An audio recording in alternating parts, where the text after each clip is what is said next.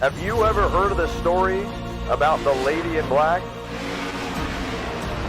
She resides in Darlington, South Carolina, and feeds on some of the most daring drivers east of the Mississippi.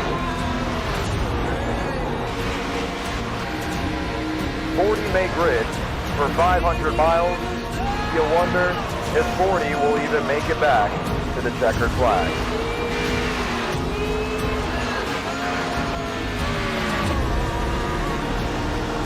This is and will always be a track too tough to tame. Welcome to the Southern 500. Welcome to the 28th e-ticket event.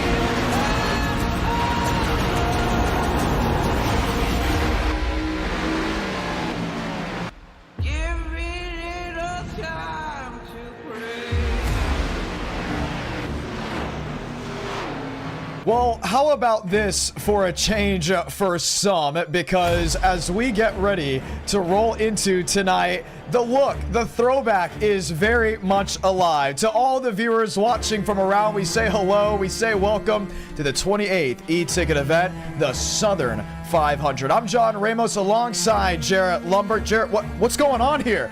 Is this normal? We're monochrome. I can't believe it. What's going on here? We have gone back in time like the drivers will tonight with their throwback schemes. Black and white, we have shown it off on X, Instagram, Discord, and so many platforms because tonight is a celebration of what was and what will be. Meeting in the middle from the lady in black, the 28th e-ticket event, and all these e-ticket events we've had before. So exciting. Jarrett, we have throwbacks to End Our Night in America. We have throwbacks to just what we've seen from NASCAR in the 90s, early 2000s. And the best part about it, we have 500 miles to talk about every story. We have drivers running throwbacks to family members that have raced in person. There is so much to dive into tonight. But first, let's get into Countdown to Green with how crazy tonight's going to be. High downforce out the door because it's low downforce, high horsepower, tire wear, strategy, everything's going to be on the board here at Darlington Raceway. Yeah, I mean, we've seen this before with this car track combo, the Gen 6 at Darlington, how slick it is, how these drivers are having to wheel it around the track, and it is really a test of every driver out there, just because you see how many times drivers will lead, 100, 200, sometimes in these races, 300 laps. And then at the end, what do they get for it? An 11th place finish because of a mistake on pit road. We've seen that before. Oh, yeah. Mistakes coming into the pits are going to be huge because this is a track that has a lot of long green flag runs. Tradition is so important, not just from the in-person side of racing, but even to the sim side. The racing we have seen at Darlington unmatched. This is the second time Darlington has had an e-ticket event, second time with this car track combo. And for all the diehards, you know about the NR Cup Series. It's the same car track combo. You mentioned drivers and what has happened in past of leading laps and missing pit road from the Cup Series to the e-tickets. Wyatt Tinsley has been the big one in that number 11. Mistakes on entry, mistakes on exit. What big name is going to make a mistake tonight after dominating, if we even see domination?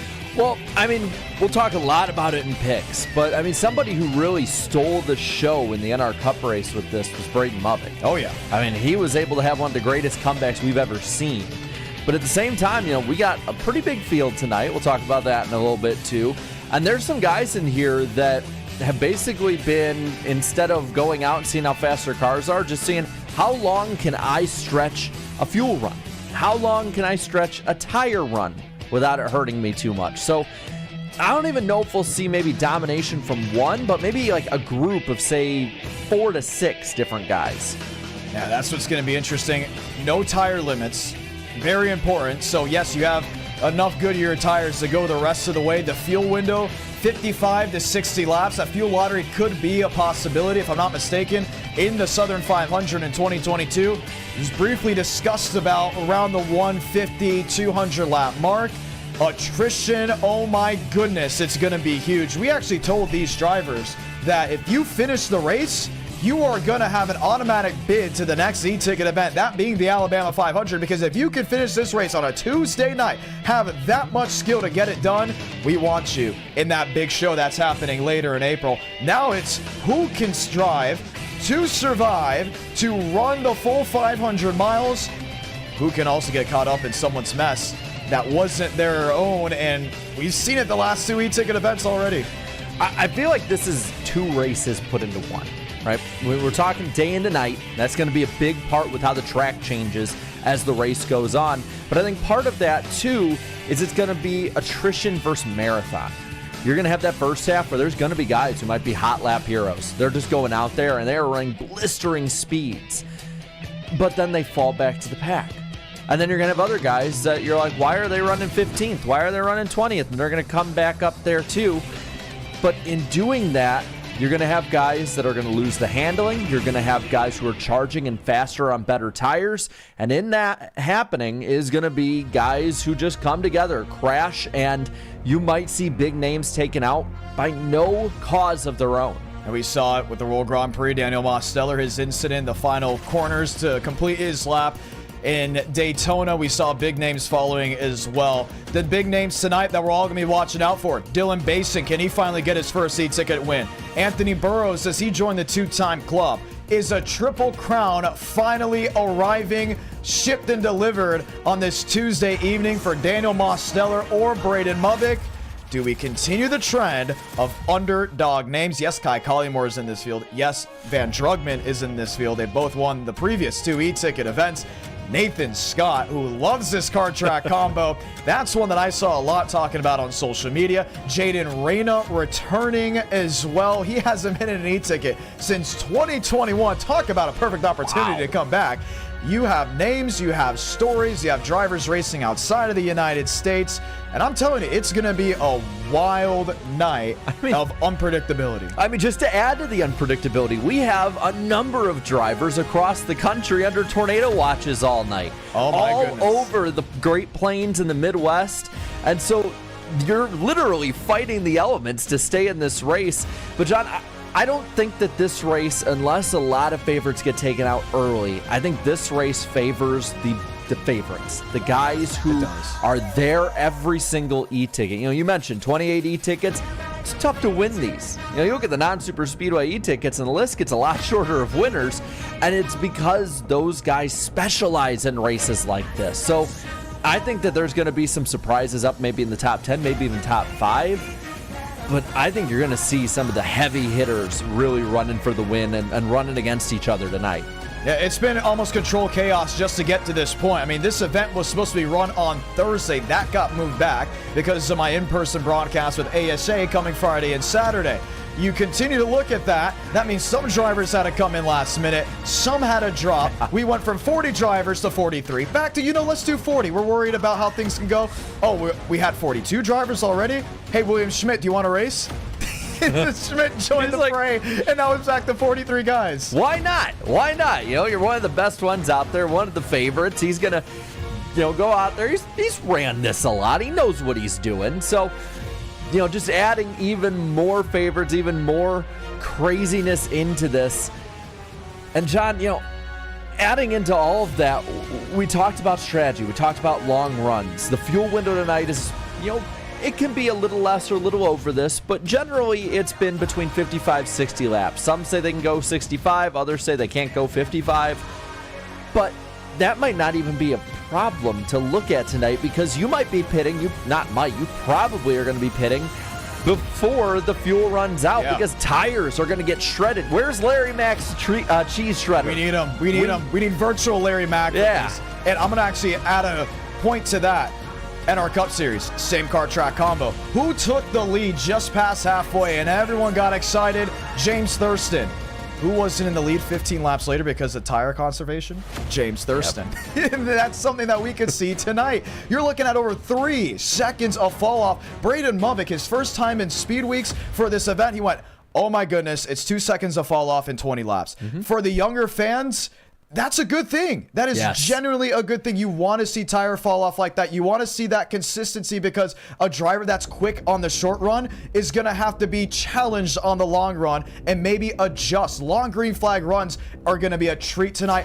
I'm excited to see that. I mean, you even heard some when they're racing hard against each other. This is not just 2 seconds of fall off, in 20 laps, but it can be 3, 4, 5 seconds of fall off tonight. And you might see somebody who just goes 20 laps into a run and pits halfway through, cuts the run in half, and tries to just use the fresher tires to catch up, because over the span of 10 laps, they're making up 20 seconds. Yeah. You're going to see that all night long. Tuesday night, excitement. Let's bring it to you. Best part of Countdown to Green. Welcome to the picks. Join us down in the chat below. We want to see what you think, because when we watch back on Countdown to Green. We want to know who gets it right. Jarrett, who is your underdog pick heading into the 28th e-ticket event? Here we go. This is the fun part. Well, this guy, had been one of the guys who talked to me about what this track was doing and what other people were doing. And this guy is focusing on long runs. Goes lap down early, who cares? It's a long race to make all that up. There's a lot of hot lap heroes out there who are running their stuff crazy, gone immediately. This guy isn't. Cody Workman. Wow. Somebody who's put up some pretty good times, somebody who's been consistent with the times, someone who's in the top 20 in practice already just off of pure speed, let alone the long run. So I think he could be a solid top 10 contender tonight. Cody Workman's going to be a lot of fun to see. He's been trying to race e-tickets for so long, finally getting that back-to-back feel. And guess who's been probably putting down the most laps? Cody Workman, at least in Speed Week. So that's going to be fun to see. You can argue this right here on if he's considered an underdog. Here's a driver that hasn't raced an e-ticket in a while. Now, there's a couple of them in this field. You may be already thinking, there's no way you consider him an underdog, right? He hasn't won an NR Night in America since maybe 23, 22, but has, if I'm not mistaken, hasn't won on a non-super speedway since 2021. NR Night in America started with a $90 microphone that broke Christmas Day, okay? And we were screaming. And by we, I mean me, because Jarrett was up in Illinois at the time, and I was down in Florida. Jaden Reyna. Yes, I consider him an underdog tonight. He has flown so under the radar in the media. He has flown extremely under the radar from driver standpoints. He has been in testing, but one thing I saw of him, consistency and learning on the fly. I think he's going to be a lot of fun to watch. I don't see how he can't be an underdog at this point. He's missed so many. He hasn't won a non-super speedway in so long. I mean, you'd said it. We were living in different states at the time the last time he won a race somewhat like this. So definitely somebody who's an underdog tonight, but can get it done. As for our Fast Four, I like this guy because he is just slowly but surely, I think, been climbing up the ranks in e-tickets. Been getting better and better. And I like the car he's into. It's colorful. This whole race outside of the pre-race will be very colorful. And I think that Carlos Truther will be a really fun one to watch in that 2008 Kyle Busch scheme. Man. Yeah, and that's another thing. He usually runs the 54, right? Yep. Having to move to the 18 because there was no 54 throwbacks. I said, hey, if you want to throw it back to Ty Gibbs, you can. And he was like, no, let's go for a little bit better look of a throwback. Big throwback. Old Kyle Busch look. Carlos Truther, if I'm not mistaken, his first non-super speedway e-ticket, I think he got the pole, USA 500. If not, he was extremely close and up front. This is where things start to change for myself. Let's talk about attrition. Let's talk about what if. And the what ifs, they're in racing. It's how it is. What if there's that big one? What if Anthony Burrows, Dylan Basin, Braden Movick, Daniel Mostella get caught up in this huge freak accident? Who shows up? I still think a veteran. And that's where Max Steinmeier comes into question, because as long as Mac keeps the nose clean, you never hear about Max Steinmeier causing what? An incident. He's always in position. The problem is sometimes it's the wrong place at the wrong time. If tonight it's the right place for Max Steinmeier, PBR is going to get crowned a title. Well, and he's always one of those guys you see in that 8th to 12th range, keeps it on the lead lap. But in a race like this, that's what you need. You need to stay on the lead lap. Because if you're on the lead lap here, you're almost ensured a top 10 after 500 miles. But when it comes to the Fast Four, my number 3 pick here, I'm really excited for how he can do. He's very, I've seen him pretty good in practice at times. He's pretty good at e-tickets, steps up in the big stage. I like Wilkerson tonight in that 43 machine. Really? I think he can get a good run tonight. It's going to be interesting. I think it falls in the same situation. Can Wilkerson be here for the attrition side? We've seen Wilkerson win multiple races outside of the super speedways at NR night. I think back to Kansas. I think to how he used to run at Darlington. Kind of missed my step personally, I think, on that 43 because that is a really solid pick.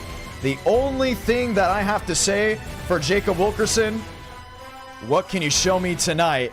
And honestly, that's where Daniel Mosteller comes in. What have you shown me recently? Wins, wins, wins, wins. Tonight is about one thing. Being a veteran. I don't think a rookie goes to victory lane tonight. I don't think a rookie's in the top 5 tonight. I think it's going to be a battle of if you won an e-ticket before, and if you haven't, you're going to be extremely close. You can't talk about an attrition race without someone that always finds a way to victory lane. That's where most is P3 for me. John, great minds think alike. Might be a little ahead of you, though, because he's my number 2 pick tonight. That Demos, he has to be. He is one of the best ones out there. He's, what have you done for me lately? What have you done for me in the medium and the intermediate? What have you done for me long term? He's done it all. He's up there, needs some good redemption after what happened at Le Mans, and I think that he can get it done tonight. Gonna be fun to see, and that throwback is to his great-grandfather. Let's get into it more later tonight to hear all the history on that. Number 2. He was my number 2 multiple times for multiple reasons. Here's a driver that wins a lot. But guess how many wins this driver has this year in NR Night in America? 0. What? Okay, so it's an underdog, right? Wrong. Braden Movick, my number 2. I look back at National Fairgrounds Speedway, ARCA. Right place, right time, something didn't go his way, fell through the hands. I look back to the World Grand Prix, his incident down in Daytona Beach. I look back to Daytona with the Florida 500. Wrong place, wrong time, couldn't get it done. Here's a driver that has the speed. He's executed twice. He has done really well when it comes down to fuel strategy, tire conservation. But I think he is going to get beat by something that he just cannot control. I think that's the lady in black. Keep an eye on that 42. Well, I mean, we've seen these troubles before. Remember Daytona 10 laps ago? He's in that main small pack. He makes just a mental error, knocks himself out of the race. That could happen, but I've seen him make mental errors here and then come back around and get the win. We've had one of the greatest comebacks ever we saw with him getting the win. And he might not have to do it tonight because he is my pick to win. Braden Movick, I think, is bringing it home. He's going to get that first egg. No more goose egg this year for the 42. He wants to sit head of the table. Honestly, when I looked at Mosteller and Movick, they said, World Grand Prix, if one of us get it for the 3rd time here, great. But we're looking at Darlington, we're looking at Alabama, and we're looking at Indiana. They believe in one of those 3 next e-ticket events, someone's going to get their 3rd crown. It could very much be tonight. I know someone that says that won't be happening. Yes, I know someone that has won an e-ticket that wants to join the likes of TCB, that wants to join the likes of Movick, Mosteller, and even that, a Daniel Buttafuoco. Give me tonight Anthony Burrows. He won with this car track combo back in 2022. How did he do it? Right place, right time strategy, everything we talked about tonight in Countdown to Green. Burrows, instead of driving a throwback Tony Stewart 20 from 1999, it's an Austin Cindric 2. And I think he's got something to prove and become number 2 for a 2nd e-ticket title. He's a very solid pick. I think he's going to be up there just with the rest of my Fast 4. The rest of yours that aren't mine. I think he's going to be up there really fast tonight. I mean, best of the best coming to play. And they're coming indeed. We're going to take just a moment. We're going to step away, and when we come back, we're going to qualify for all 43 drivers. Welcome to the 28th e-ticket event. Welcome to the Southern 500. They call it Darlington Raceway, where the excitement of man versus machine comes to life for an e-ticket event.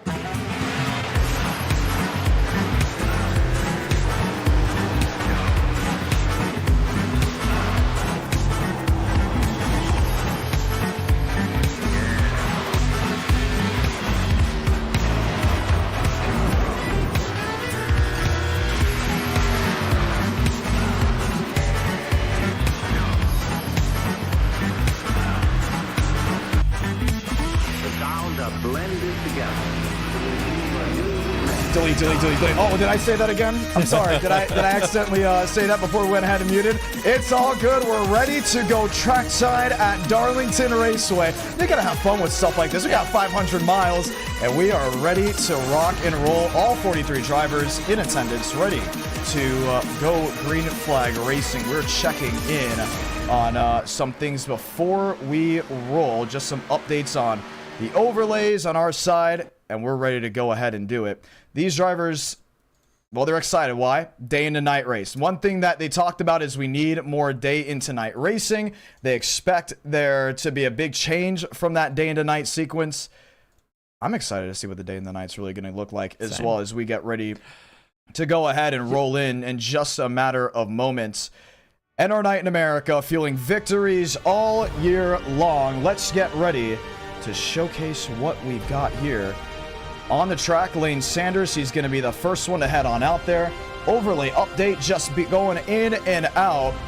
Daytime into nighttime, the tire change is going to be big. Let's talk about Braden Movick, actually, because he said he's going to be really curious about how that night's going to come in. He believes passing is going to be a bigger, I guess, advantage under the lights.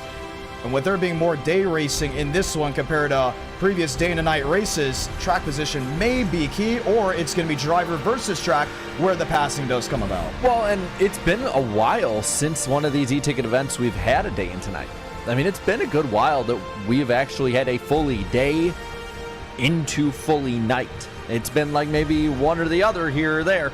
So I'm interested to see how these drivers handle that, because the track is going to change. It's going to change for sure. This track changes, I would argue, almost more than any other.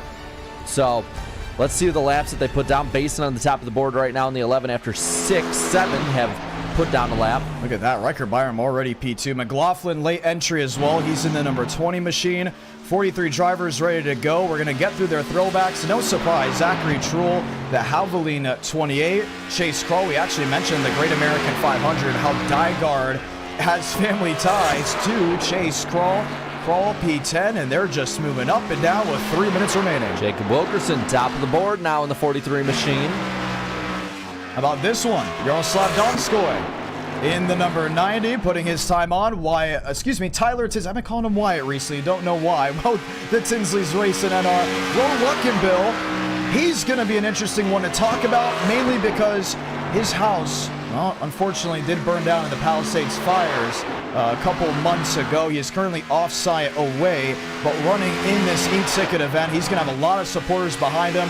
Currently 26 on the speed charts with still time left remaining. I believe he jumped up to 12. He did in the Jamie McMurray throwback. And there's that Jimmy Johnson throwback to, depends on what year you want to go, 2010 or 2011 with that 48 machine. Ran that scheme for 2 years. Drugman, top of the board after a pretty good run for the most part of Le Mans. Drugman doing what he can. He's going for number 2, and he's a driver that races in person. Something to keep in mind of what he can bring from the in-person side back to the sim side. He's planned to run at Nashville Fairgrounds Speedway actually this Saturday. Trevor Huff to the top of the board. You see how loose these cars are getting in and out of the corner. It's a handful. Wilkerson now back to the top of the board. It's just sort of musical chairs for the top spot with less than 2 minutes to go in qual. Inside, outside, others shifting, changing. Let's watch someone else. Kai Collymore on pit road. Dylan Basin, sit back, relax. He's P6. I think this is going to change. Oh, he got throttled down really good there. Let's see what it goes out to. 28.644. Is it 6 to first? It is. And Dylan Basin and Toyota is leading us to green provisionally with just over a minute remaining. Well, you see, he is in the throttle a lot, and that is something that you're going to need for a fast lap here. Debo second on the board. Hey, now Carlos Struther up to that top 10 position as they run. Scott in 11th right behind him. I think Mose is going to power down. Where's some guys we're still looking for? There's Jeff Perchatsky. Mentioned him. Connor Horn. I don't think he's going to be done. I think he's going to be a late move into the top 5. E10 as of this moment. That's just an outlap. Oh, right up next to the wall. Keeps that momentum going. Diamond's the corner. He keeps control. This might be a special lap. Cody Workman up to the 9th spot now. We talked about him in pre-race as well. Good speed for somebody who's going more for the long run. All right, let's see Horton coming into the line.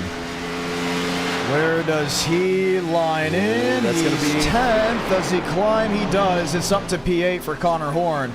Dean Brummett 7th. Anthony Burrows to the pole. Yeah.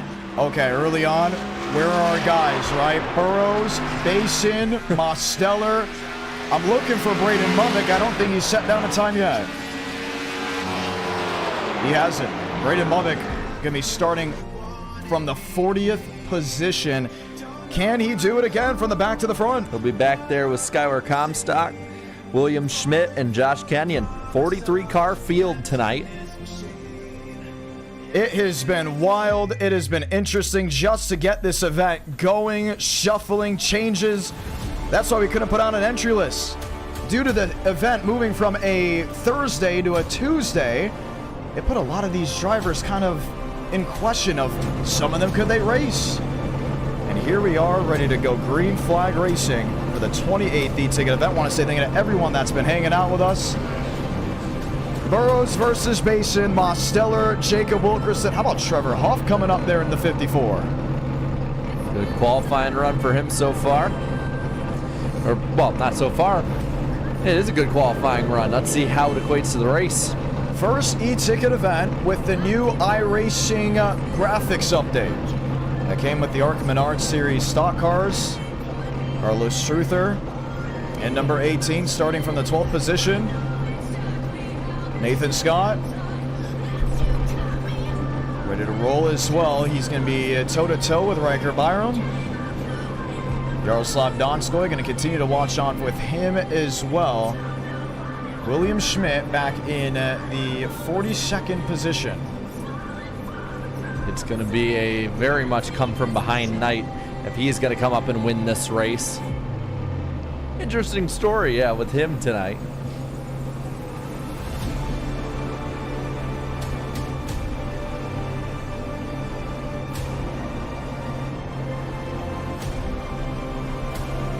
How about that storyline you talked about earlier, John? Jaden Reyna up to the 11th spot to start tonight, right next to Truther. So he's already put himself in a pretty good position early on to maybe avoid some of the problems through the field. And that's something we've seen at Darlington is early on, a lot of these guys, trying to get their feet under them, and they end up having a 1-2 car wreck right at the start that kind of like gets everyone back to life. Like, oh, back to earth. Let's go calm it down a little bit. So that's something that I think a lot of these guys are going to be looking at through the field. Going to be fun to see. 500 miles ready to go. Let's go ahead and see your starting lineup for tonight's e-ticket event, the Southern 500. Row number 1, it's the big boys. Burrows, Basin, Mosteller, Wilkerson, row 2. Huff and Trugman in row 3. Can't look away from Dean Brummett. That's our underdog, and he's got the whole family watching. But Connor Horn coming in from area,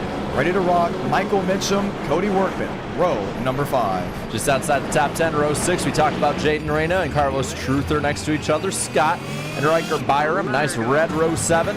Then Rodriguez and McConaughey in row 8. McLaughlin really close to the cut line on getting on in here. He starts from row 9 next to Jackson Carr. Kai Collymore, the winner of the Florida 500, in row 10 next to Frank DeAngelis, the man that was maybe not too happy they won that race. No, he wasn't, but Kai Collymore advocated for Frank DeAngelis to come back. Only reason Frank is racing. Luckenbill has joined us in the 1 and 1 versus 2. Row 11, Gavin Austin to the right wing. Don Skoy and Max Steinmeier will be hanging out with us at row number 12. Zachary Truel and Zachary Trevino. How about the Sacks hanging out in row 13?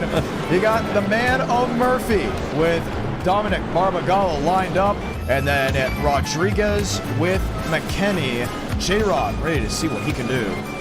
Getting to the lower half of the field, Chase Kral and Prochatsky side by side in the 88 and 48, row 16. Row 17 is Daniel Murphy, as well as Leclerc in row 17. Row 18, Shaver and Reel, and then a David Reagan throwback for Tinsley in row 19, next to a Dale Jarrett throwback. That's not the UPS one.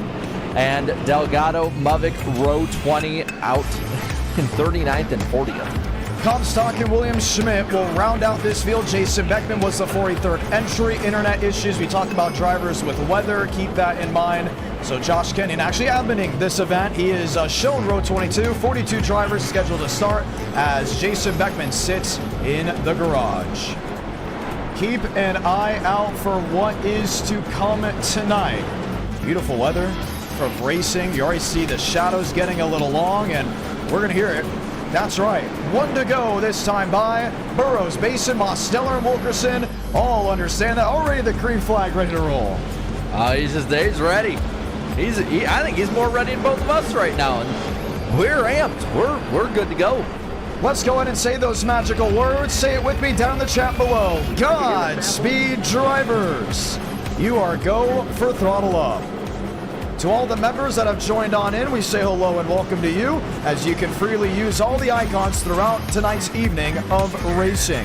How about JJ the 88 fan dropping down a $5 super chat? Eric W with 5 gifted memberships, and Chase Crawl dropping down the hot pass. Crawl running in the Die Guard 88 tonight. You know, John, I've been to Darlington before. I was there once back in, I believe, 2023. Got to be on a car, which was really awesome. But one of the things about Darlington that always, you know, it never translates to TV well, is just the feeling of the place. It's both a giant, larger-than-life facility, but at the same time, it's one of the smaller tracks out there. Races like a super speedway, the first super speedway, and it's ready just like these drivers. Time to buckle up and hold on, because when you go racing in South Carolina, things get wild in a hurry. The lady in black welcomes you to the Southern 500. Let's light the fuse from Darlington Raceway.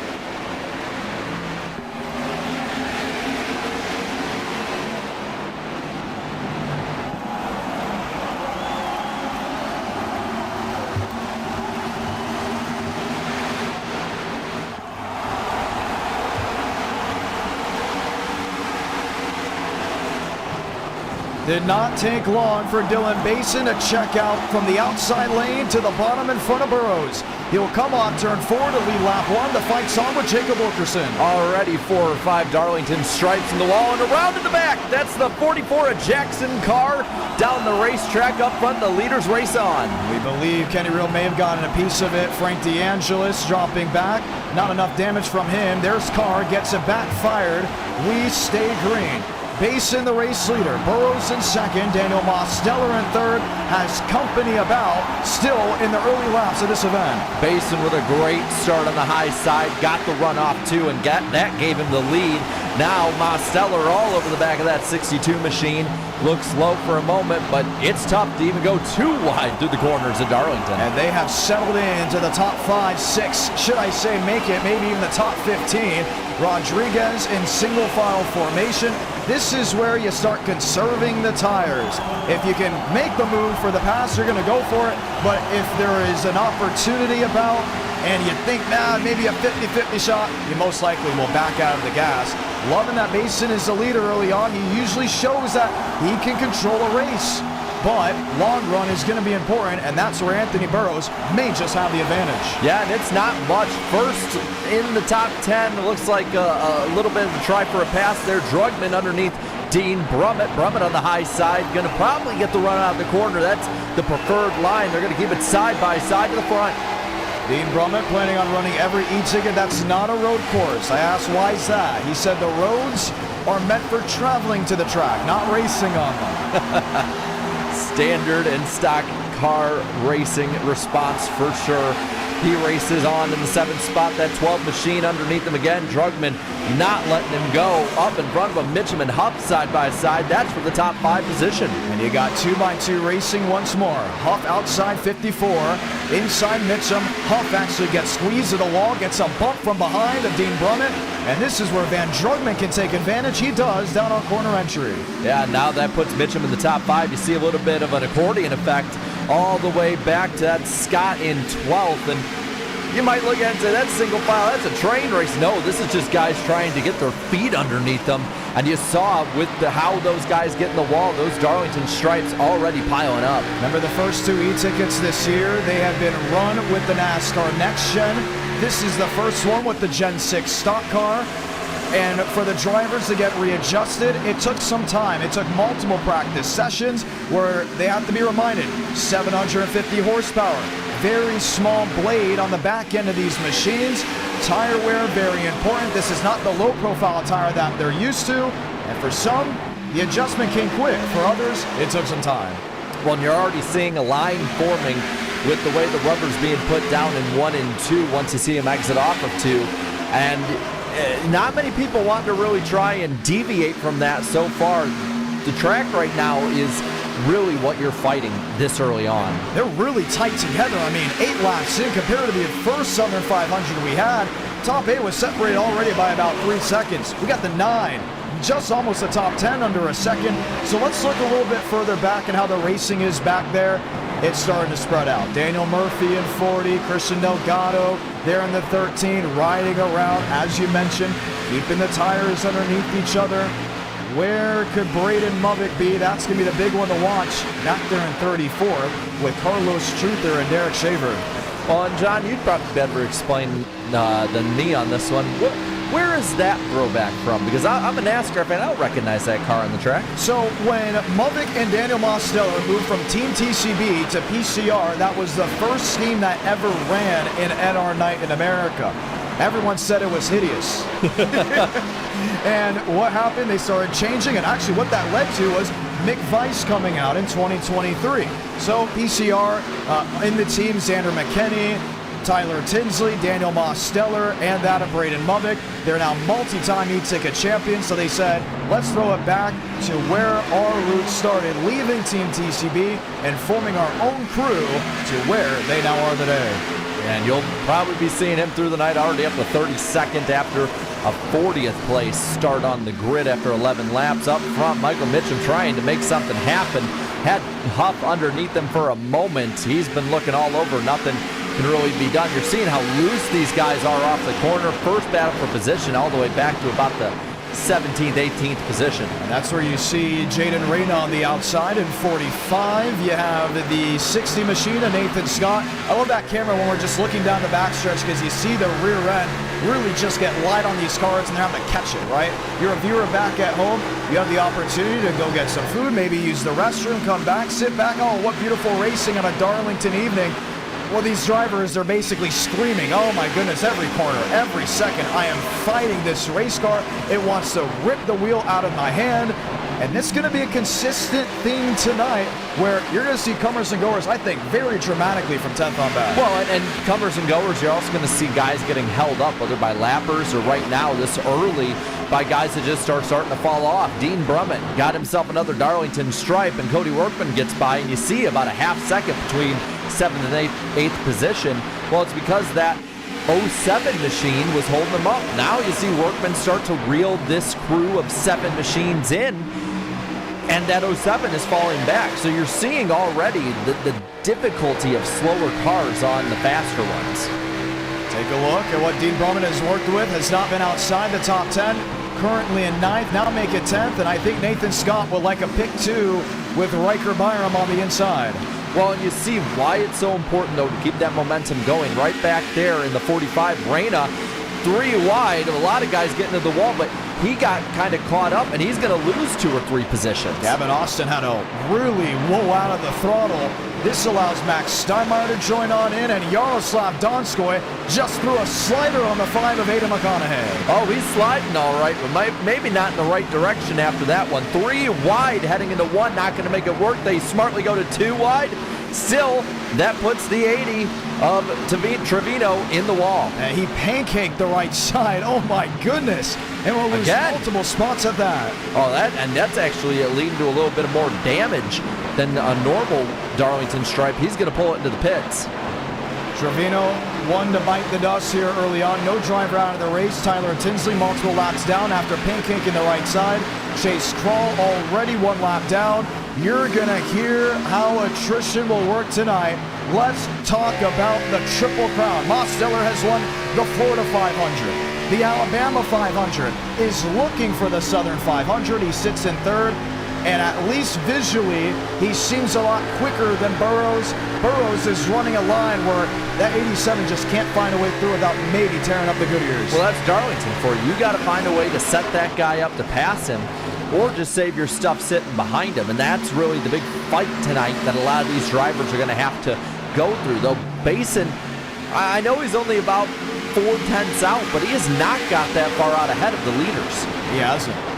He has led all the laps tonight, but not with great moves. 17, nearly 18 laps in to this race. You're watching the Southern 500 live on the Idk Player YouTube channel. For the ones that just joined on in, we say hello and welcome. We're working lap 18 of 367. Well, we're 18 laps in, and Dylan Bason's best lap early on was a 20.079. His last lap by 30.525. So he has had a second and a half fall off in 18 laps, and we said it earlier, fuel can go 55 to 60 laps. You're going to have to pit before then, more than likely, though. You're going to see it right here, 29.079. That's what you said. When he gets to the line, a 35, and it's going to be a consistent drop-off throughout this night for the drivers. This is as the race leader. He does have that clean air. Let's talk about the Gen 6 because nostalgia has really set in for a lot of viewers back at home. This car was not perfect, nor was the COT, nor was the Gen 4, nor were the cars before that. And when I spoke to older race fans, including working on the short track scene, they said yes, every generation someone said, this is what's wrong with the car, and it's the worst thing that has ever happened. What was one of the big issues with this? Aero. Aero was so... Caution's out. Caution 20 laps in. Connor Murphy in 41. Throw back to Jimmy Johnson. Back in 2017, a lot of damage to the right side of his car. Looking like a 2017 Jimmy Johnson car. Check out the left side of his car. Which version of Jimmy Johnson? Pre-Pocono or post-Pocono? Majority of the season. Okay. Pocono. Let's go ahead and take a peek to see what may have occurred with 41. Toe-to-toe with Kai Collymore. Oh, loose on the outside. Then he got the other Jimmy Johnson car. Jeff Perchatsky double hit, and who was already sideways in front of him? That was Ro Luckenbill. Tires set in right away. The first 20 laps flew on by. And as quickly as we saw that, drivers struggling with the handling of their race car. Well, and we're going to see this probably early on. We're probably going to see a lot of shorter runs, and it's going to kind of weed out those guys who can't really keep the pace or even just keep the handle on their cars. So Luckenbill was stopped, and this was the contact between him and Dominic Barbagallo. So we had two separate incidents that caused that caution. Multiple machines scattering to the inside, so the caution waves for the first time in this race. No shock, everyone is coming to pit road. Reminds me of the old days at Rockingham. Be a 5-6 lap run, everyone, four tires. Get what you can. Previously mentioning the Gen 6, the pros and the cons, aero was the big one. Dirty air was another big thing, but what was the pros? You had so much fall off with this car. At Darlington, absolutely improved this racing. I'm thinking back to every Southern 500 maybe from 2016, and there were some dominating moments, but there were some really good moments that I would even say very nostalgic for. Well, and it wasn't even just one setup, one package when it came to this car. It was with the 750 package. It was with the 550 package. I mean, the 550 package, we had that finish between Martin Truex Jr. and Chase Elliott at the end, I believe in 2020 Southern 500.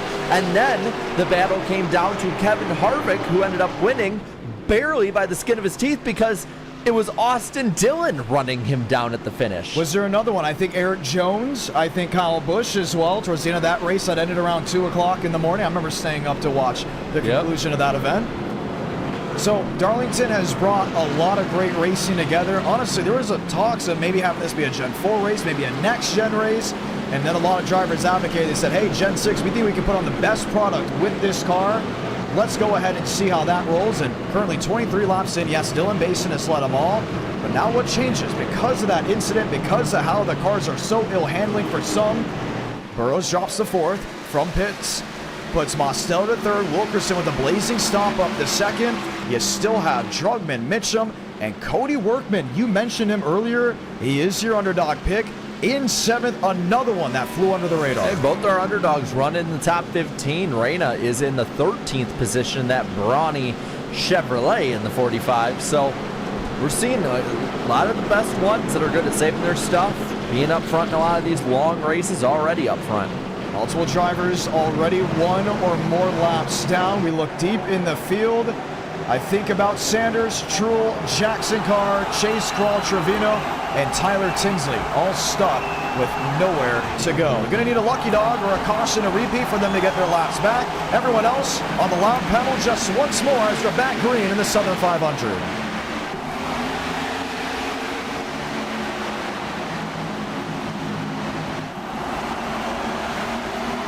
Wilkerson, top shelf, is able to hold on to 2nd. Dylan Basin can get away as Mosteller is under the gun. That's from Mitchum and Anthony Burrows. Top line is the place to be. Exiting the corner gets Wilkerson the 2nd spot. First battle on track between Burrows and Mitchum. Mitchum getting the edge for now. 62 car, though, gets the run off. And here's Drugman entering this battle. Trying to see what he can do. Can Drugman be a repeat e-ticket winner? We've seen it before by Daniel Mosteller, and we've seen it before by Anthony Burrows. They single file it out up front, top about 20 or so. Racing just as easy as possible, just trying to take care of each other themselves. First battle, Dean Brummett looking underneath Cody Workman, nothing yet. Oh no, wasn't able to get it off that end of the speedway. Nathan Scott, P10, Riker Byram just behind him. Riker Byram has held his own pretty well, and he mentioned, we need more car track combos where I need to fight the racetrack. I think back to the last time Riker Byram had a shot at winning an NR Night in America. Car tomorrow, Talladega. You may be saying that's a super speedway. Not with the COT, and he was fighting tooth and nail to try to get that win. Fighting his way through over half the field, only 26 laps in, 19th position. Braden Mubbock already up in the top 20. He's not waiting much longer. Who's in front of him? How about Connor Horn in 94? Ty Leclerc in 6. Leclerc just his 2nd e-ticket start. And here is the big mover in that pink 42. Let's see, he's almost looking like he wants to set up Horn for a pass. He goes in right behind him, stays right behind on his bumper. No dirty air is going to stop that 42 machine. Running some pretty decent laps already in this race. Actually, laps that are on par with our leader. Really that's in putting traffic. That's in traffic. He's putting those laps down. Oh, yeah. Nathan McLaughlin in 20, a late entry. Join up inside the top 20, Jerry Rodriguez. There's William Schmidt in 79. How about the last 30 minutes before the stream went live? He's racing with Yaroslav Donskoy, and if I'm not mistaken, the sun may be rising soon over there for the driver, the number 90. He's racing in Russia and has been a consistent contender in NR Night in America. Very solid driver in every e-ticket event he's been in. Just takes care of himself and the other drivers around him. And you're seeing a lot of these little small packs kind of just falling into place. First battle, that's going to be Dean Brummett working his way up to the 8th spot. Coming to lap 30 of 367. Sun starting to set. Shadows starting to stretch. Jacob Wilkerson, I wouldn't say he's the odds-on favorite tonight leading in, but he is cutting into that lead of Dylan Basin. Basin has led every lap, but has yet to open up a gap of over a second. And this is more the Darlington I think we're used to, but the first run, everybody stayed all together almost in a tight pack, and now you're starting to see a few Carlings here, a few there, and just slowly but surely that field is stretching more and more out. Top 5, 6, 7 though, still keeping a pretty good pace, all things considered. Like Mitchum, Trevor Huff, Anthony Burrows is starting to drop back, and he's got company behind him, Dean Brummett. We saw Brummett drop back because the tire pendulum swung the opposite way that he wanted, and Cody Workman is there as well. Not a lot of movers in or out, and I look back to Riker Byram. I think he's trying to chop to the inside of Nathan Scott. Look who's joining in a little bit closer. Jacob Wilkerson to Dylan Basin. That 43 machine is looking like that 43 machine 50 years ago did at Darlington. And that is fast. He is right back there, 2/10, maybe a quarter second behind Basin. Follows him into the corner. Good entrance. Loses a bit through the middle. Then gains a little bit back on exit. Big 3, big 4, fast 4 at that. Lined up nose to tail. Under a second of each other. You got Michael Mitchum back there in the 5th position. He's another one that's looking for a second e-ticket title in that number 38. I'm not saying Basin is under any pressure here. He could just be in tire save mode as well. But with Wilkerson breathing down the neck, naturally you're going to start looking up in the mirror. Well, Wilkerson's chomping at the bit to get as low as possible. You watch him through this corner, and he has his car probably a good half bumper lower than that 11, digging in and through the middle of the corner, and it gets him a great launch off. Now 1-5, 1-3, 1-2. He is basically being held up by Basin at this point. So you caught him. Now how do you learn how to pass him? Because Dylan Basin, we have seen a tough driver to go out and pass. If he goes toe-to-toe, it will bring Mosteller, Drugman, and even Mike Mitchum into the zone of possibly battling for the race lead. So he didn't do the same line this time, probably because he has that 11 right in his way. But he is getting the better exit off the corners, and that's what's keeping him really close to the 11. PBR hasn't won an e-ticket event in quite some time. I think back to maybe that of Michael Gregory. That's all the way back in 2022. Zach Todriff, former driver, now team owner, always watches the e-tickets, watches his drivers to see how they're doing. Can Jacob Wilkerson bring the Petty 43 to victory lane at Darlington in a throwback special? I said he'd be in my fast 4 in my top 3 in pre-race, and he's proven it right so far. He's looking each way, John. He's looking on the high side. Oh, loose for Daniel Mosteller. Drugman underneath him. Drugman much better than I think any of us thought he'd be so far in this race. Indeed. He said he's more of a road course ringer, and he races short tracks regularly at Nashville Fairgrounds Speedway. But man, oh man, he's at least showing in the daytime that he's got something to work with. Let's watch back on that replay and see exactly what he was able to do to find a way around Mosteller. Dime in the corner, right side stuck. I think Moses didn't carry any momentum off turn 2, and Drugman was ready to pounce. He got loose. That 87 got loose fast. 5 now. All on top of each other. 6/10 between 1st and 5th at Darlington standards. That's putting them under a blanket. Indeed. Working lap 38 of 367. Toyota, Chevrolet, Ford, and another bow tie in the Fast 4. You got some underdogs racing.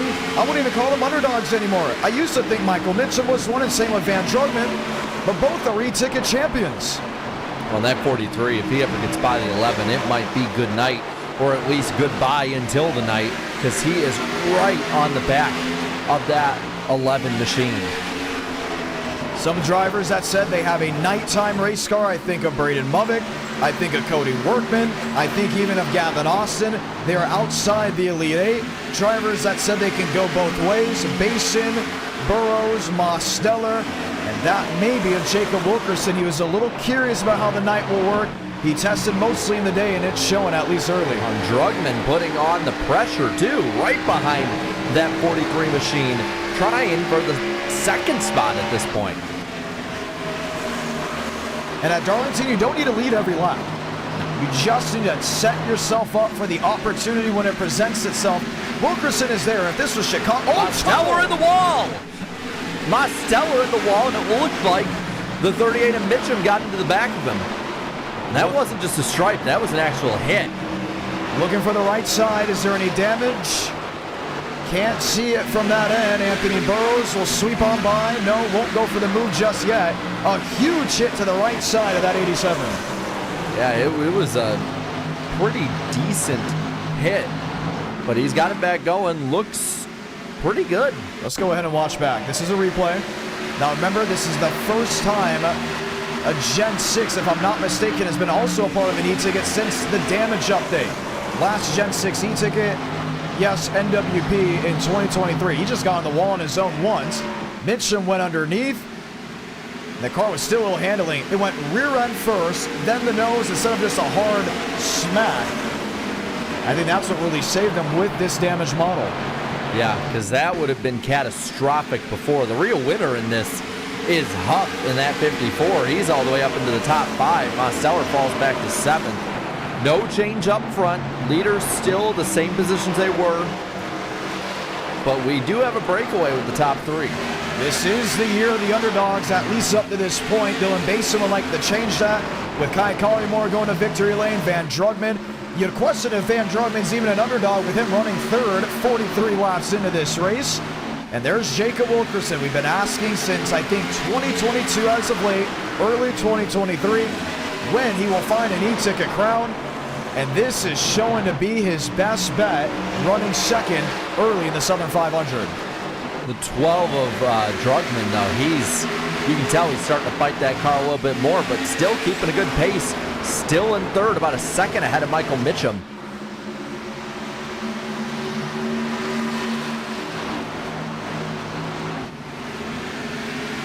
Top 3, nose to tail, pulling away from the group. Here's a move, Anthony Burrows to the inside of 54.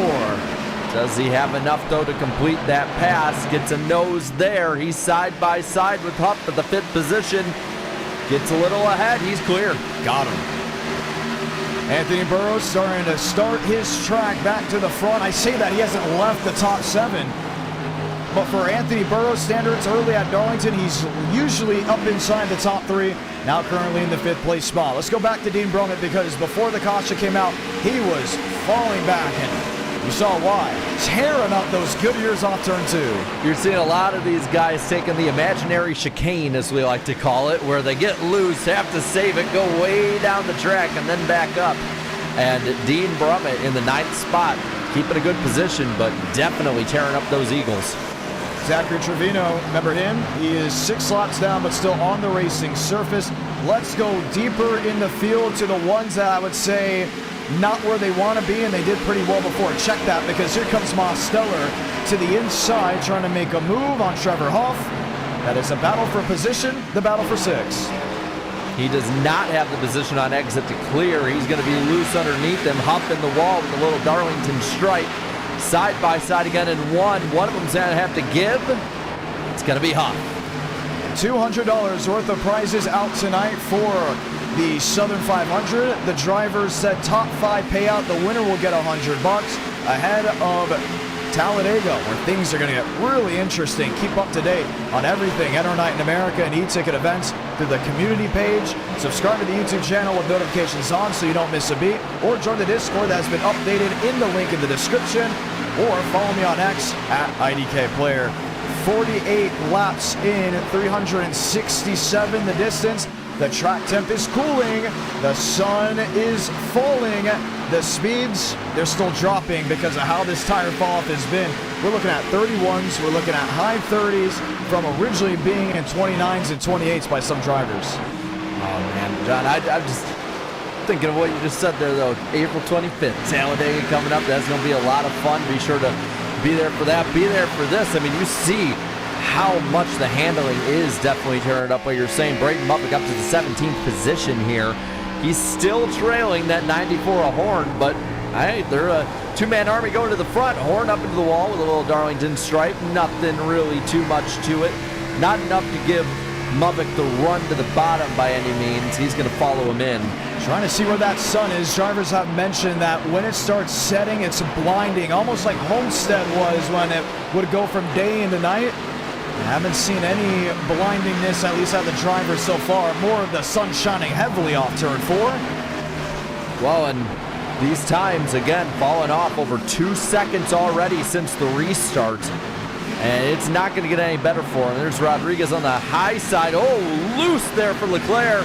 Everyone has to scatter. And there goes Horn to the bottom. Found his way around, I believe, Aidan McConaughey in 5. But right now, Jaden Ryan is a little frustrated here. He knows he's quicker than Yahir, and I believe Yahir's been holding him up the last couple of laps. And this is where Rodriguez may get out of the way. I mean, he has just lost full control of the rear of that 16. Yeah, that was, again, that's not the imaginary chicane. That's the imaginary road trip down to the bottom he went so far.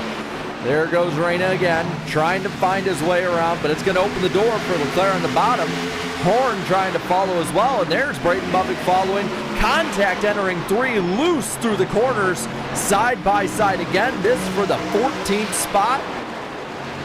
That's got to be so frustrating if you're Jaden Reina. Here you were, you're going for position, you lost touch with the drivers out in front of you, and just when you had an opportunity to pounce, Leclerc says, thank you very much, and he's going to go for it to the inside of the 16. Nearly makes contact, loses momentum, enough of a gap though that he'll be able to keep Reina behind him. Horn looking again for that 14th spot. This happening 3 seconds behind just 11th place Riker Byram. And it's bringing a crowd. This is what happens at Darlington. You get held up, and then a crowd forms behind you. It looks like up front, though, Leclerc is going to be able to clear Rodriguez, and he's going to try and set sail. Yahir Rodriguez, a throwback to Daniel Suarez in his championship of the NASCAR Xfinity Series back in 2016. Has gone past by Leclerc and will also get company now with Connor Horn. Very similar to the winning paint scheme of the 2015 Southern 500, Carl Edwards. Which was the first throwback race. And it was not a throwback, but now it is a throwback to that race. That 16, though, loose, and that 94 is going to follow with them. Braden Bubick now up to the top 15 after starting almost dead last. He is moving, and I don't think Horn's going to be wanting to wait for Yahir Rodriguez. Look at that gap between the 6 and the 16. Already a second between them after about 2 laps. And the 2 drivers behind right now, Yahir Rodriguez, very aggressive. And you just see how Horn bites in, pulls alongside him, trying to bluff Yahir into making a mistake, does so. And Bubick nearly pulls it 3 wide. 3 wide it is now for Reina, who continues to lose positions because of Yahir Rodriguez. That 16, though, it's gone. The tires, at least, gone in this run. He's going to need some fresh Goodyear Eagles pretty soon. He's fallen, I think, in the span of 5 laps from the 12th spot to what? I'd say 20th? Almost outside the top 20 now. Single filed out. What's going on up front? Well, Wilkerson has lost touch with Dylan Basin. A second, give or take the difference. Van Drugman is looking for back-to-back. Michael Mitchum is also looking for a second. So is Anthony Burrows. 3rd, 4th, and 5th, trying to be repeat e-ticket winners. And Johnny C. behind, Danny Mosteller in 6th, going past Lane Sanders, a lap car. Lap cars are going to be a huge factor the longer into these runs and the longer the night we go. You're already seeing the corners in 3 and 4 completely in the shade, out of the sun. There's Nathan Scott quietly back up inside the top 10. He's going to be a lone wolf tonight. If the car is going to handle well under the lights like he predicts, it's going to be very interesting if things can fall his way.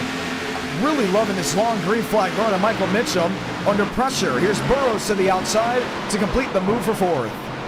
And now he's going to try and set sail on that number 12 of Drugman. All this 2 seconds behind Dylan Basin, the leader. Basin so far has had the car to beat. Currently 33 on the lead lap as he's just starting to pick him up and putting him down. Ask the viewers, will we see a 3rd e-ticket winner? 70% said yes. If you're enjoying the broadcast and can't wait for the next e-ticket event, feel free to drop a like and subscribe. You know, for the Florida 500, as you saw Van Drugman very loose off exit, losing 2 spots. Said 500 likes, I'd wear a suit to a NASCAR race. Any other ideas? Maybe for tonight, maybe for Talladega? 400 likes, you wear a suit for the e-ticket event for pre-race? Well, it is sitting over there in the room. Would you wear a suit as well? I'd have to probably get refitted. I've lost a little weight since the last time I wore a suit, but yeah, I can do it. I mean, hey, you're asking me, do you want to look good on stream in front of hundreds, thousands of people? Heck yeah, I do. I'd say 400, Talladega. We will do it, no doubt about it. So many excited for the Alabama 500 to return. Has become a staple of this community. Van Drugman, I think the tires are starting to go away. E-ticket winner, yes. Oval specialist, at least on a track like this, not so much compared to Daniel Mosteller, who will quickly swoop around. And Nathan Scott starting to reel it. I want to chime in about Nathan Scott. For the long-term viewers of this YouTube channel, they know him for multiple reasons. NASCAR Heat 3, NASCAR Heat 4, NASCAR Heat 5, GTA tournaments, Project Cars 2 tournaments. He has won everything on this channel but an e-ticket event. He's a veteran now. He's won multiple races in NR Night in America. And one thing he used to advocate for back in 2019, 2020, I cannot believe I still remember this, tire wear in video games. He used to say, that's it, I'm done, I'm about to go to iRacing, where there's tire wear, there's fall off, there's multi-groove racing. Well, here we are just about, I don't know, 5, maybe 6 years later. He's getting ready to prove something that younger him was yearning for every single day, sitting 7th with hundreds watching back at home. Nathan Scott trying to do what he can and live up to what he said. Yeah, and you're seeing 6 Drugman getting his welcome to Darlington moment of, falling back. You see that battle between Huff and Brummett heated up for a moment. Now it's kind of simmered down. Look at that 07 car. I mean, you're seeing how loose these guys are getting.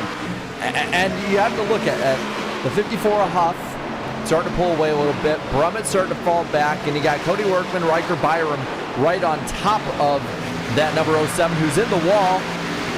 Kind of almost, fish slapping it a little bit. That is going to get Workman to the 9th spot. Byram looking to get in the top 10.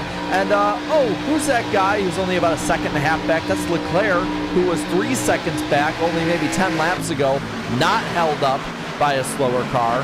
And right behind him, Braden Mubin is flying up the board. Another short track guy. A lot know Ty Leclerc for being a short track specialist, most notably really known for being involved in how Joseph Armstrong got renamed to Hackstrong. Never forget that race. It was the Clash of the Coliseum. I've never seen the live chat put so many boos out.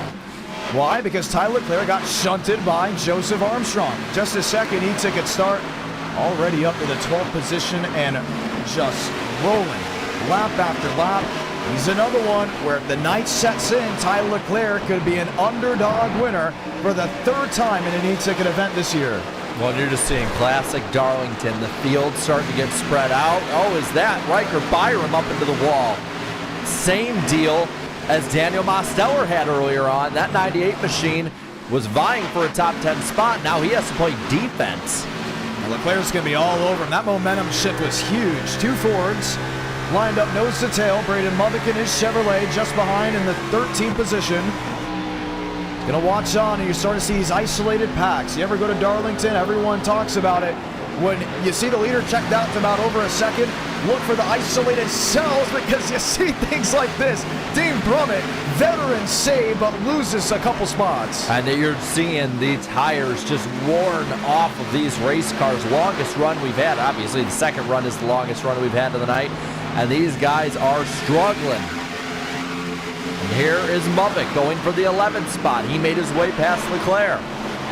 He is just picking them off one at a time, one spot after the next. He didn't start 43rd. He started 40th up to 12th and looking for 11th. I honestly think if he gets up there, he's going to compete with Dylan Basin. He's going to compete with Anthony Burrows, Jacob Wilkerson. We all know Burrows right now is thinking, I got it right where I want it. Really mirroring the speed that he had when he won the Into the AM Southern 500 back in 2022. And look at this. Put sticks on the board. Braden Mubin contesting Riker Byram. Took the spot on entry. About even, dead center through the corner. With 367 to go, he was 40th. With 300 to go, he's 11th, 12th, back and forth. He's going to be a factor by the end of the night. Gets around Riker Byram. Golden hour from South Carolina. The lady in black, very much alive.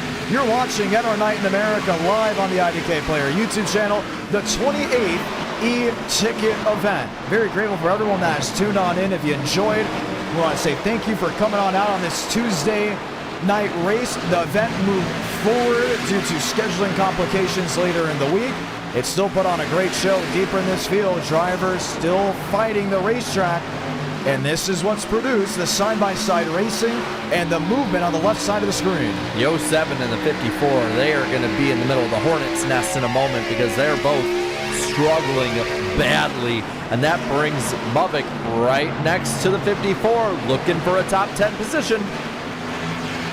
Can he make it work? He kept his nose. That's all he needs entering one. He just needs to keep his nose there. Braden Mubin, welcome to the top 10. Swipes up top, able to lock it in. Dean Brummett into 9th. Here's, I'm going to say a fight for position. That's Kai Collymore with Cody Workman. Kai going to lap down. Ooh, not giving a lot of room to Workman on the inside of turn 3. And both will pay with losing time. Swipes the nose of Workman once more. You got to wonder if maybe they got together at some point, because that is a lap down car in, I believe, 33rd position, racing the 8th place machine out there. And that's going to bring Brummett right up to him. Muffick right behind. I wouldn't be surprised if Cody Workman is queuing up saying, hey, throw me a bone, something. You see smoke ahead. A couple single car spins will not bring the caution out in tonight's event. We do have an admin on the track overlooking things. Look at how much, or just listen to how much Workman is out of the throttle. We believe it's possibly for Yaroslav Donskoy for going around. Look at the damage on the right side of his 90. That's a decent amount of damage. Let's see. Up front, Dylan Basin has lost 3 seconds of pace since the start of this run. Wilkerson, as he chimed into that, 3 seconds back. And Michael Mitchell there in 3rd. Still not consistent. So as Basin has been able to pull away 2nd, 3rd, and 4th, they're kind of just running that same tempo. The real question is going to be when Basin comes to pit road. We haven't just seen drivers make mistakes, we've seen Toyotas make mistakes on entry, and it's almost like Basin is in for Wyatt Tinsley, where Tinsley dominated the beginning half of the Into the AM Southern 500. Basin is doing so now. That 11 machine is just bad fast at Darlington. Doesn't matter when it is, if it's an NR Cup race, if it's an e-ticket event, if it's a NASCAR Cup Series race with Denny Hamlin, that 11 machine will be up there racing for the win. He is now 3.2 seconds ahead of this battle. You know, you have like little packs, and then you just have him on his island. Lined up. We see a couple of guys loose. That's, I believe, Murphy again in 41. Daniel Murphy gets toe-to-toe. Van Drugman has lost some time to at least the leaders, but is in 7th, and Braden Muffick is now up to the 9th position, finding his way around Dean Brummett. He's looking for 2 things: a mistake out of Basin, a mistake out of Burrows, and I said 2, let's add a 3rd one, a caution, to maybe rock him back up. He might get that caution from Dean Brummett, whose car has completely lost him. I mean, he is just sinking like a rock off the corner. It gets so loose, he has to save it all the way down to the inside wall off of 4 last time by. I mean, he's going to fall into the clutches of Horn. Might lose a top 10 spot for the first time tonight. Ryan Horn, whatever he can do to stay consistent. Wow, started as low as 42nd. But with the changing of the tides, maybe under pressure from Ty Leclerc, 1 in the wall. That's the number 99 machine, Jerry Rodriguez. And you're just seeing how much everyone going low. Looks like there might have been somebody in the wall. That's Chase Crawl. Crawl in 88. Crawl in the wall. His father, his family, owners of Dyingard Racing. His father, Charlie, actually talked to me about how at Nashville Fairgrounds Speedway, he remembers pushing Darrell Waltrip's Dyingard 88, which is a replica currently on the Speedway, ran by Chase, through tech inspection in Nashville Fairgrounds Speedway. Chase, though, he is struggling, hits the wall again, 3 laps off the pace. We're following Riker Byram in the 14th spot now. And you're just seeing how far back so many of these guys are falling. Yaroslav Donskoy DNFing. Leaving 40 drivers left racing with 290 laps to go. Apparently him and Xander McKinney got into it. Not enough to bring out the caution. And this is what everyone's been wondering. Daniel Mosteller, what is this car? Why is he driving that? Where's the red Coke car? And is there any type of resemblance? Whoa, gets loose off turn 4 and catches the outside retaining wall. Just moments earlier, Mosteller sent me an old pamphlet from back in the day that showed this scheme a little bit more in view. That scheme is based off of his great-grandfather, who raced at Hickory Motor Speedway and at different junctions throughout the 20th century. And we're continuing to look at some things because they just sent it in now.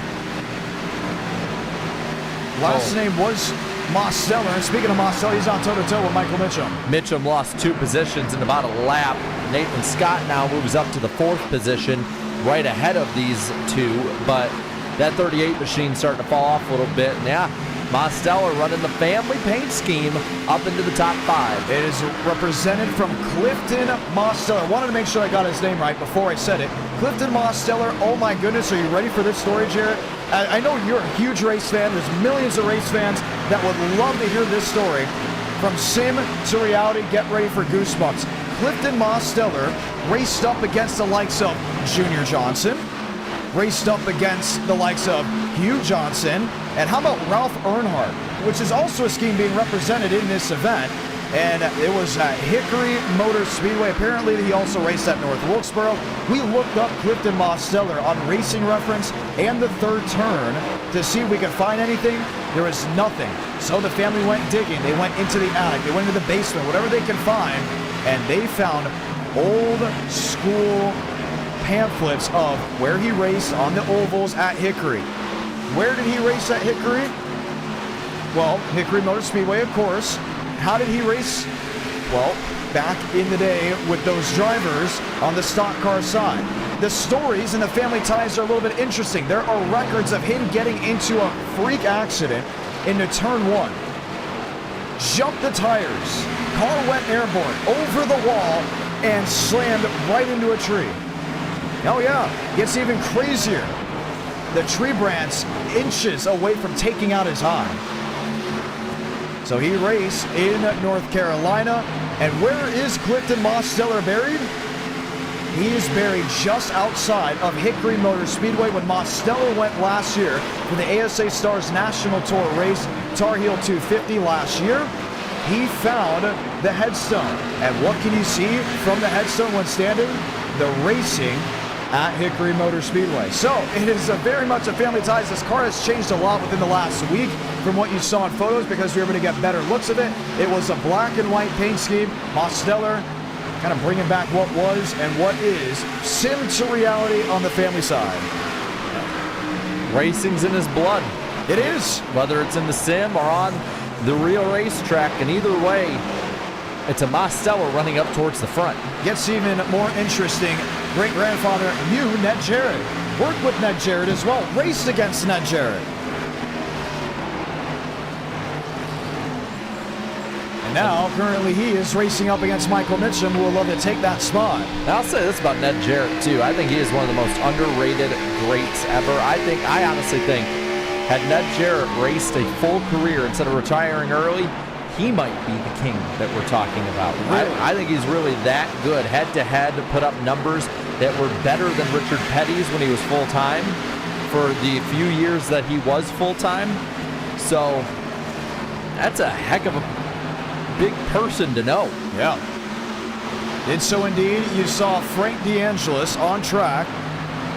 And I said, what's that scheme, Frank? And he said that is based off of a family friend that raced in the ARCA Menard Series. So we're going to speak with him if we do get another caution in this race. Once again, no stages in e-ticket events. We're going to speak with Frank and ask what that scheme is based off of. Here's Lane Sanders getting loose in 3 wide. Lap machines roll just in front of Carlos Truther. Well, it looks like the battle for 7th is heating up. Cody Workman has it. Braden Mubbock wants it. And they're going through lap traffic as well.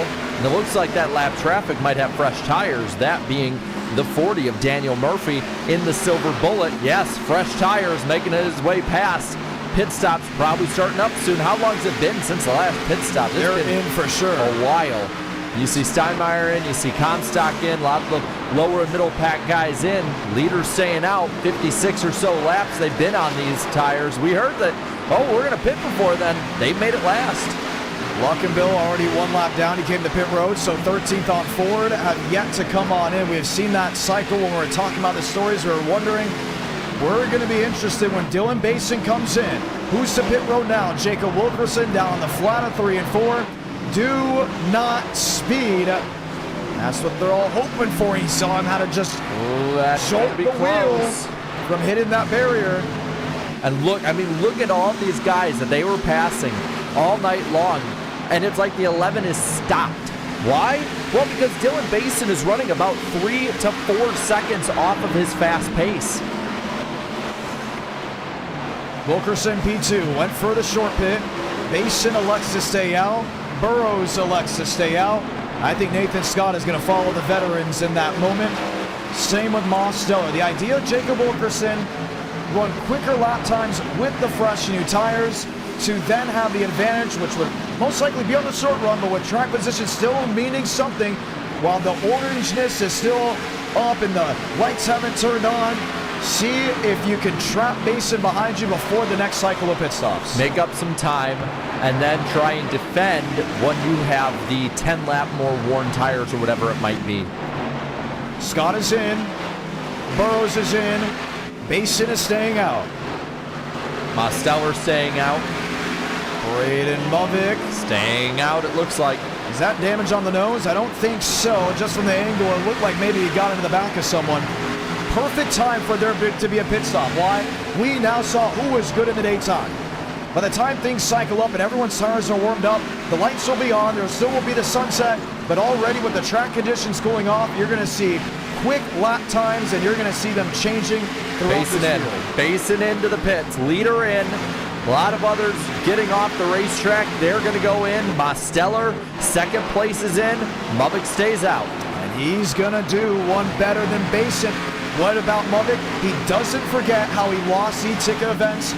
How about the California 500? Who did just one lap more than everyone else? And we went, what, over 328 miles green? Steven Wilson. And who won that race? Steven Wilson. Braden Movick knows that if you're going to go to victory lane in a long haul like this, you got to be smart. Basin right sides up. Mosteller in. We'll get the right sides now. Where does that Basin machine in 11 come out compared to Jacob Wilkerson? Here's Wilkerson's 43, who shoots top of the provisional board. Yeah, he's got the lead now. Movick in, so everybody is in. This is how they're going to be cycling it back out. Here's Movick in the pit road, a very early... Oh my goodness, so I'm going to stop before I say anything. Strategy, why he did not go ahead and qualify. He briefly mentioned this around 2 in the morning. I think I want to pit stall that's very early in the pit here at Darlington. How about that one? I would not be surprised if he gave up qualifying just to have that opportunity. Well, because in the long runs, you can attack your way in.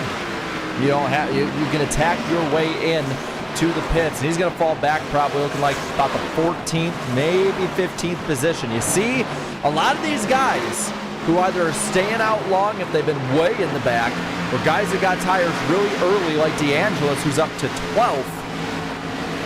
Major differences, but you're going to see these guys fall back to the rest of the guys in the pack. Movick almost 19 seconds back in 18th spot. You can hear the speed difference. You can visually see the speed difference of drivers that are now on the fresh tires. Basin, 3-lap fresher tires than Mitchum and Jacob Wilkerson. At some point during the runs, they will even out. But with how ill-handling the cars become towards the end of a run, Basin still believes he has an advantage. He's already closing in on Michael Mitchum. Well, we're seeing it now, John. This whole track is not in the sun anymore. It's going to be changing and changing quick. And you're already seeing Movick went from 19th to 16th in a lap. See, I believe is at the 48 of Pachatsky that's slow on the top. Let's watch Movick because statistically he is going to be considered one of the front runners and now a percentage at winning this race. If it stays green, the lap times are pretty quick. Man, deeper in the field, Dean Brummett again already being challenged. Tyler Clare in the 6. And these are the shuffling you're going to have. This is the shuffling of guys that pit early, guys who pit late, and you're starting to see that difference already playing out. I mean, up front, you know, you were seeing guys like right now, Braden Movick is running the best laps of the race, whereas Wilkerson and Dylan Basin, they're about 4 to 6 tenths off of their fast lap already. Dylan Basin finding his way around Michael Mitchum. 2 seconds and change to Jacob Wilkerson. Some drivers in the long game. We saw this in the World Grand Prix. Can you set your car up? Can you set yourself up for the checkered flag? We had 2 hours left, and we're talking about Van Drugman, and how he could possibly go out there and make it work, even though he's 30 seconds behind. In this case, if you're 11, 10 seconds behind, same idea. How can you set yourself up for that final stint so you can be in position to win? Dylan Basin, look at this lap for lap. Boom, knocking it off. 3 tenths, 4 tenths, reeling in Jacob Wilkerson, who short pitted the 11. Well, and we're only getting to lap 100. So you're already seeing some of the attrition when it comes to the drivers. You're seeing some of the fatigue when it comes to these drivers. And we're not even a third of the way through this race. We do have a battle for the 4th position brewing up. Battle forecast saying Burrows, Nathan Scott. And Scott having a fabulous night so far tonight. 5th spot already. Looking for more, look slow, peak slow, just saying, hey, I'm there. Now the inside part of the racetrack becoming a little bit more utilized. They have put down a lot of rubber. You're starting to see that rubber line actually form up. Down into 3 and 4, not too many inches off the outside wall just yet. That could be changing when the nighttime fully sets in, and that outside lane can be really utilized on corner entry. 3 of Kenny Reel smartly gets out of the way for the leaders. Conahan 6, slams down the wall. Daniel Mosteller in 7th, Van Drugman back at 8th.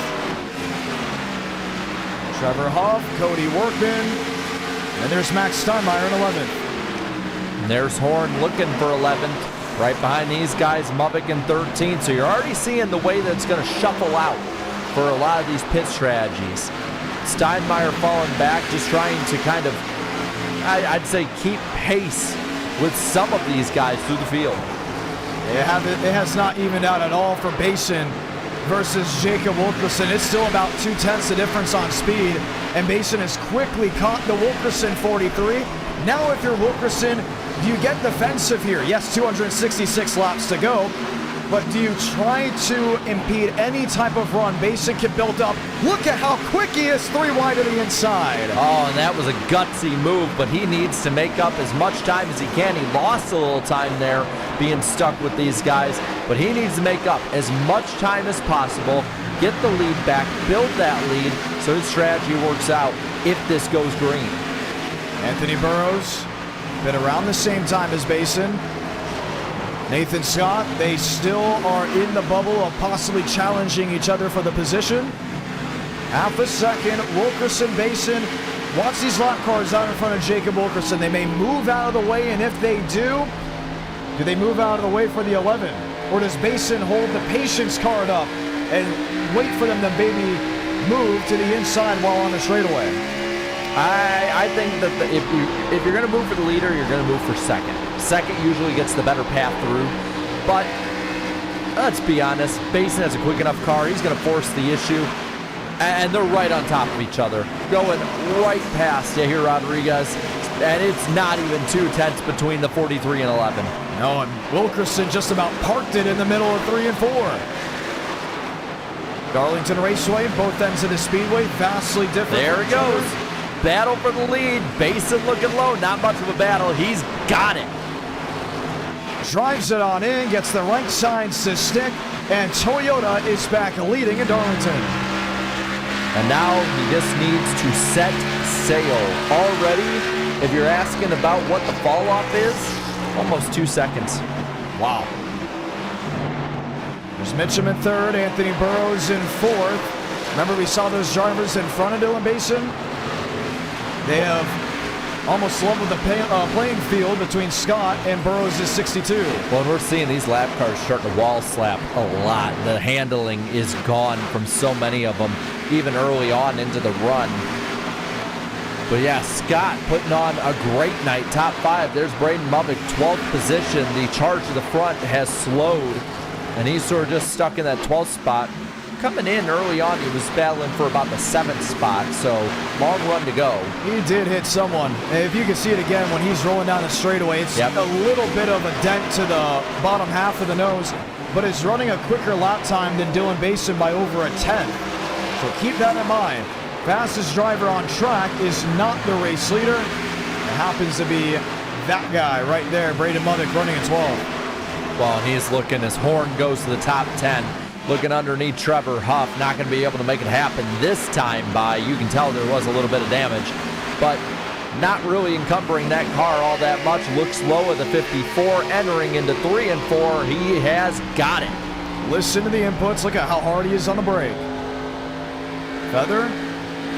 It's back onto the gas. That's the driver that is running the quickest time. And here's the driver that went for the undercut. Listen to the inputs of Jacob Wilkerson.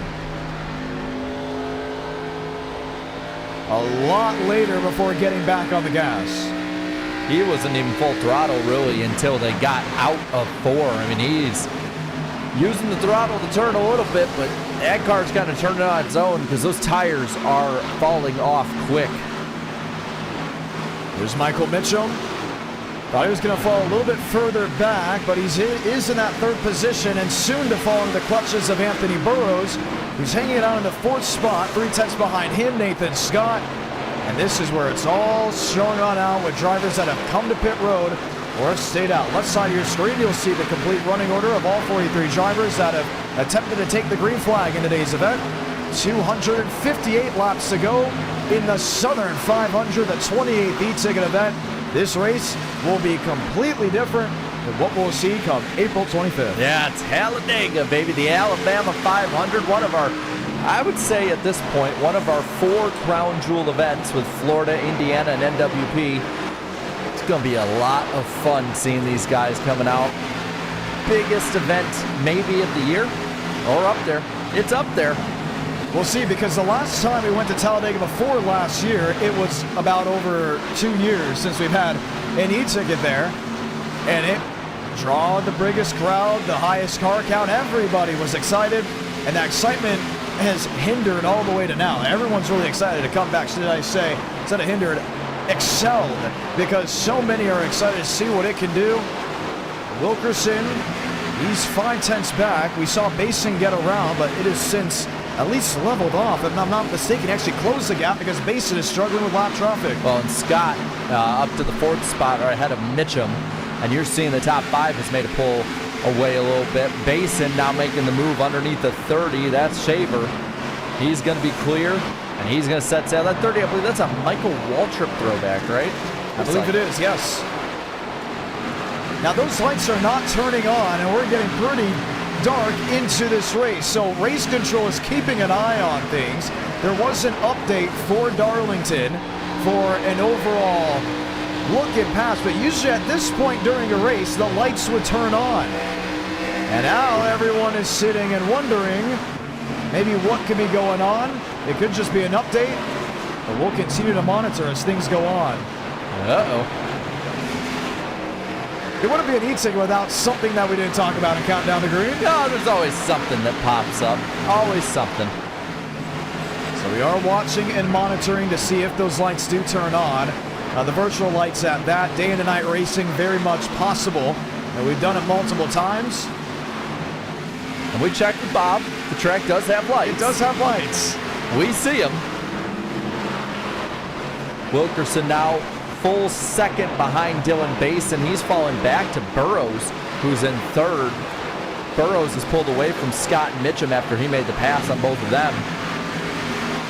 Marceller off on an island. He has no one 5 seconds ahead of him and 6 seconds behind him. And then it's Drugman, Workman, Horn, and Movick that are now the bottom half of the top 10.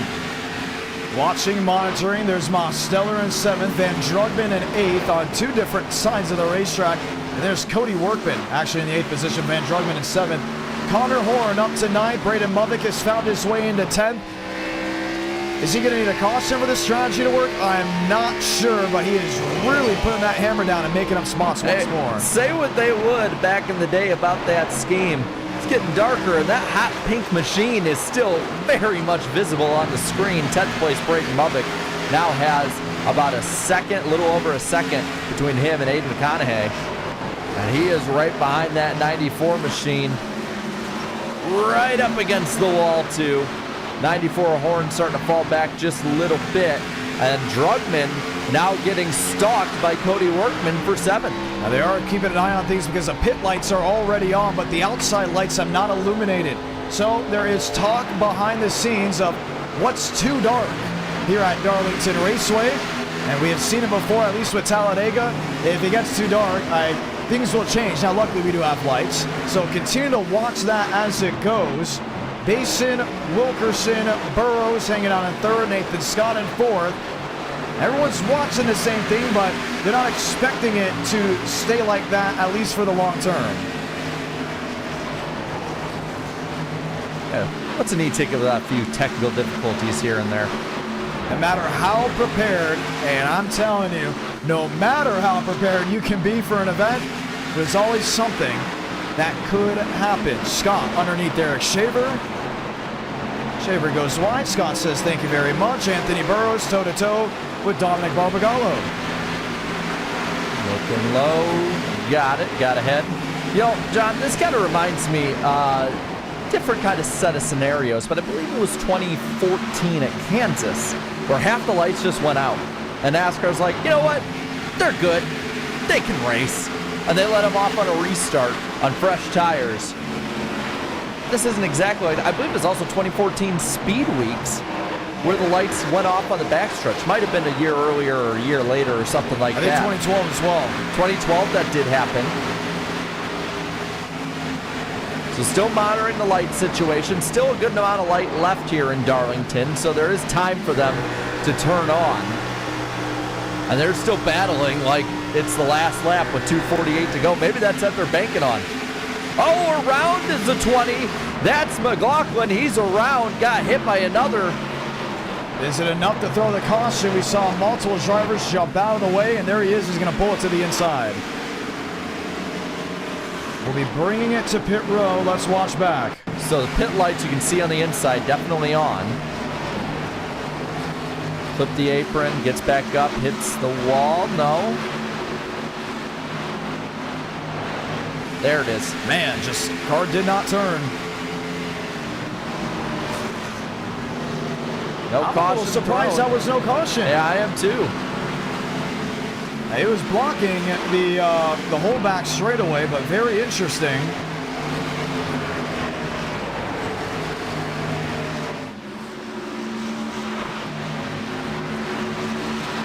And that is going to continue racing on. No caution.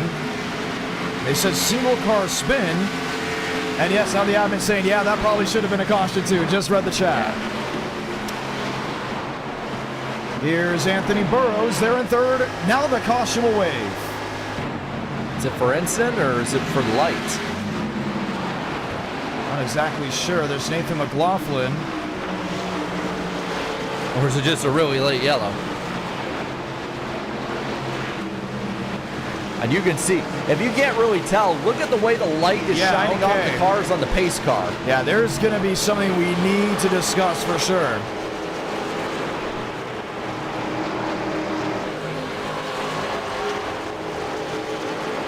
And they're saying it is for Dominic Barbagallo in 17, not for Nathan McLaughlin's spin. Go ahead and check back, and what happened with Barbagallo on the racing surface. 122 laps into this race. Yeah, it's into the outside wall, and well, you didn't get the caution from McLaughlin, but yes, Barbagallo now sideways in the racing groove, enough to bring the caution out, and pit road is going to be wide open. And the leaders are in. Second caution of the night, leaders coming in like it was the 22nd caution of the night. Need tires, tires, tires. So for the ones that are wondering, okay, but the inside lights are working, and at some point the outside lights will come on, right? Well, in iRacing, it's coded for them to come on at the exact same time. And that's when we got a little interested about what the situation is. So we'll continue to talk with drivers. This isn't the first time we've raced with low visibility. What could we do? Do we have to make a new session? At that point, what do you do about guys' laps down? Stuff like that too.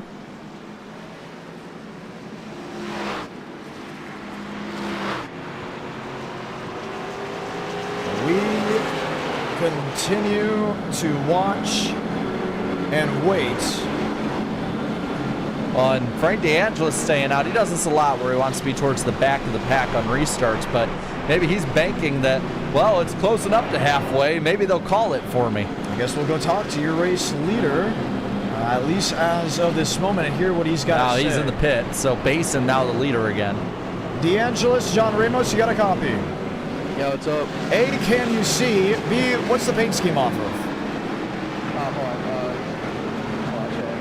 Black flag cleared quick. Can I get a black flag cleared? Thank you. So really interesting story. One of my friends, Tommy, I believe it's his great uncle. His name is Joe Fersonen. He raced in the Grand National Series in the 70s, and this was the car he ran. He ran a Superbird, so it's hard to paint onto a Gen 6, but Barb did the best we could on it. We hear Basin saving.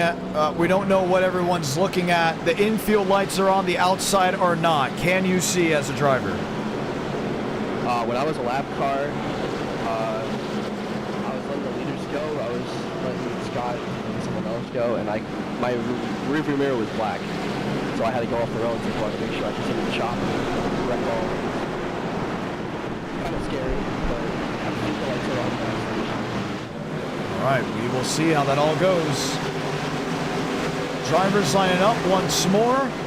You heard from Frank DeAngelis. Just a second caution in the Southern 500. The green flag ready to come back out with 242 laps to go.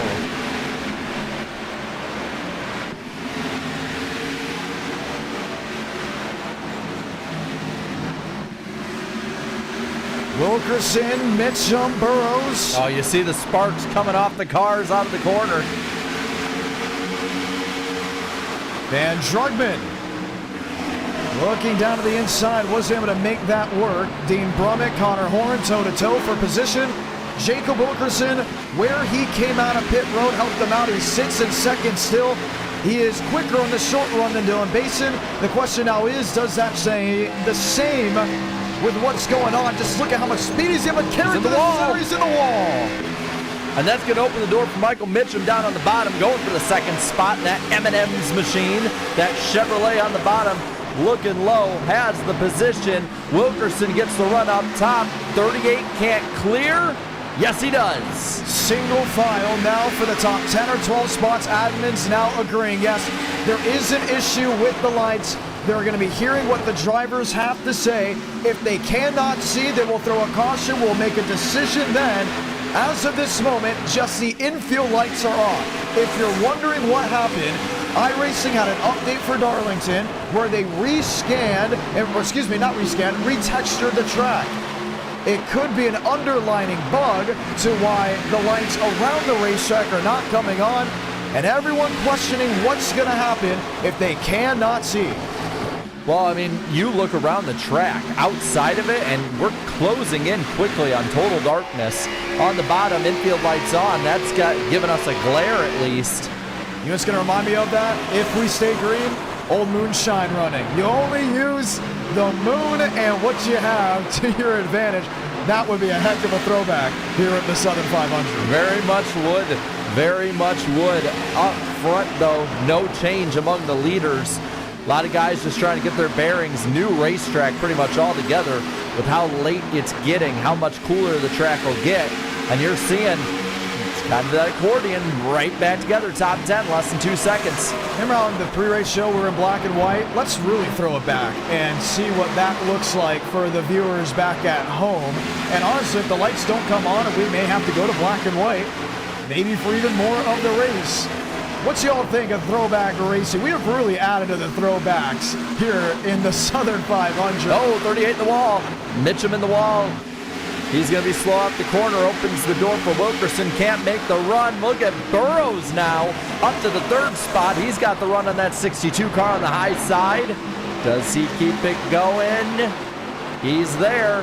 Has the spot. Scott follows. Wilkerson left out to dry. He's going to go in a few laps from second to fifth. Man. Tight racing, and it's tighter now than it was because the track has cooled on off. The speeds have picked up. Nathan Scott, I'm telling you right now, everyone out west is rooting for that 60. Barrels to the back bumper of the 62. Yeah, he's there. Lappers ahead, too. That'll be interesting. seeing how guys can navigate around them. A few battles attempted towards the middle and back of the pack, nothing materializing. Scott right on the back bumper of Burrows, 62-60, third and fourth. Sparks everywhere, from bottoming out, from hitting the wall, you name it, we have it.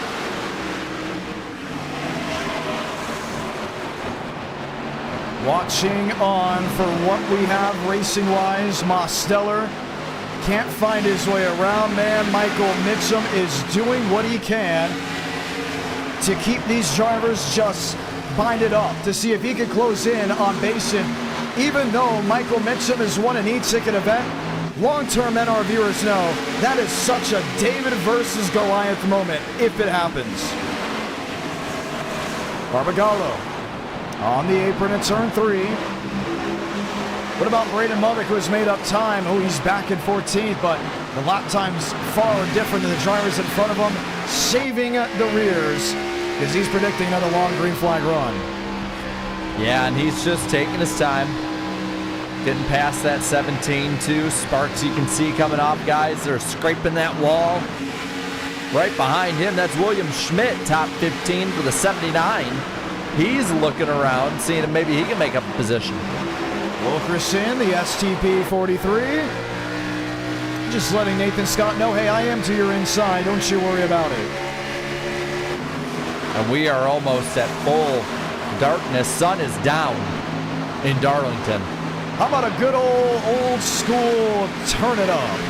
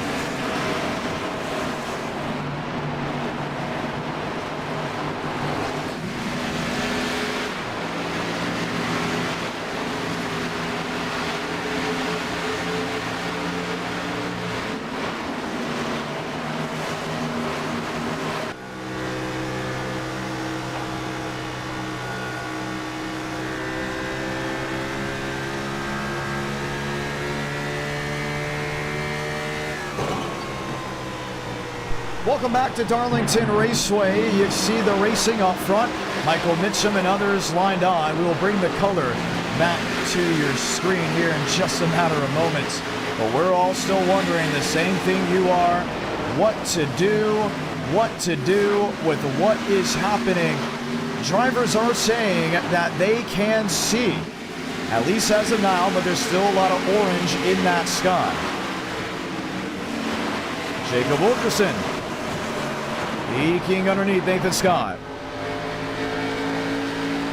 And you can see the top of the grandstands, how the light is completely different from the bottom.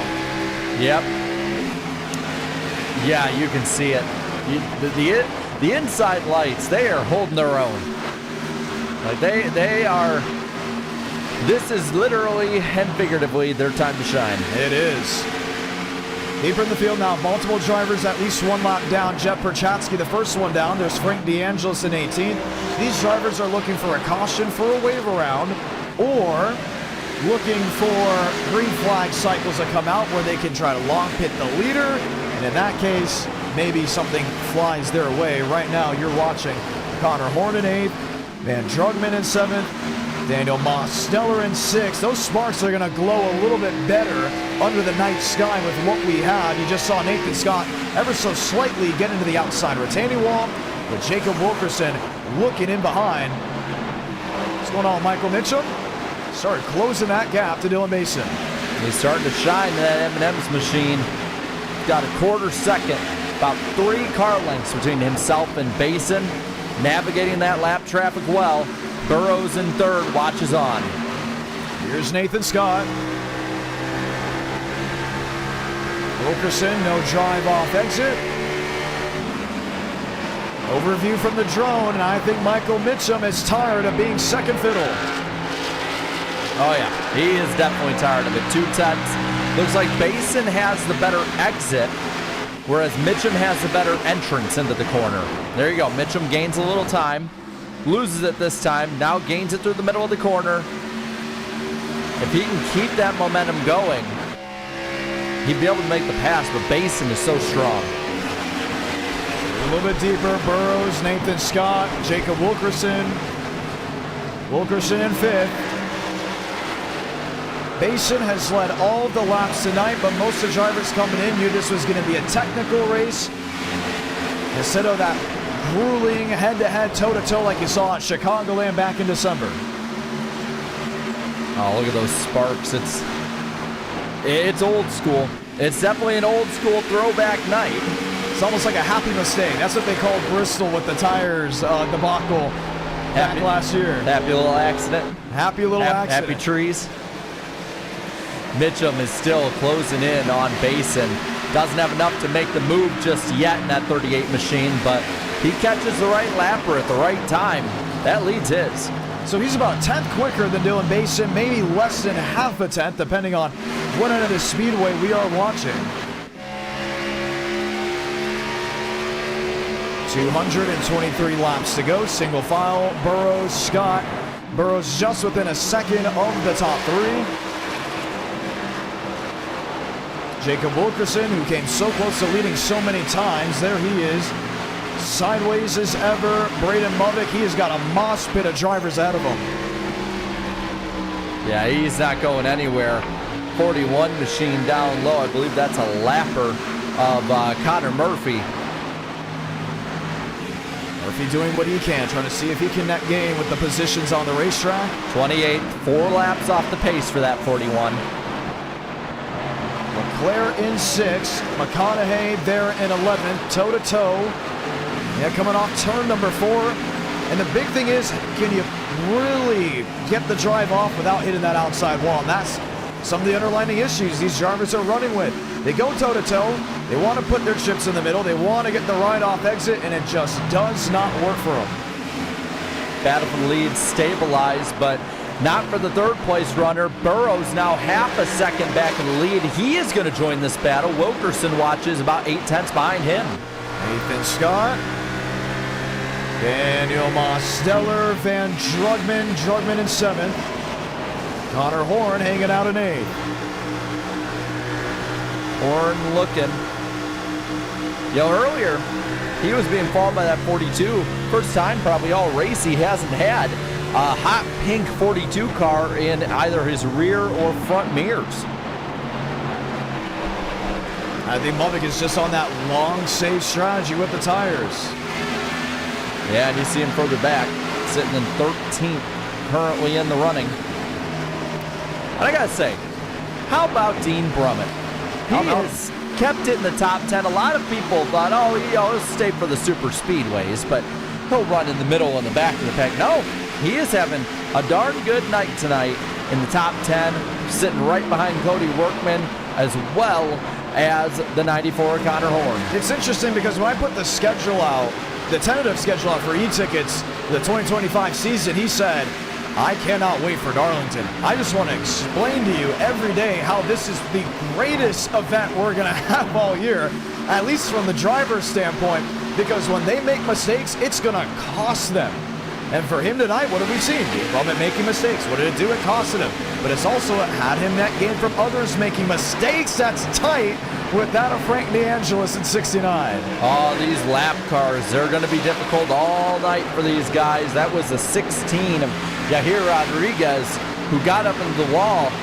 Big scare for the 81, as well as the 07 up front. Mitchum starting to fall back a little bit into the clutches of Burrows for the 2nd spot. Anthony Burrows finally on the scene. We thought just maybe it could be Basin versus Burrows for the race win, but sitting in the middle, the youngster, the youngest e-ticket winner, Michael Mitchum.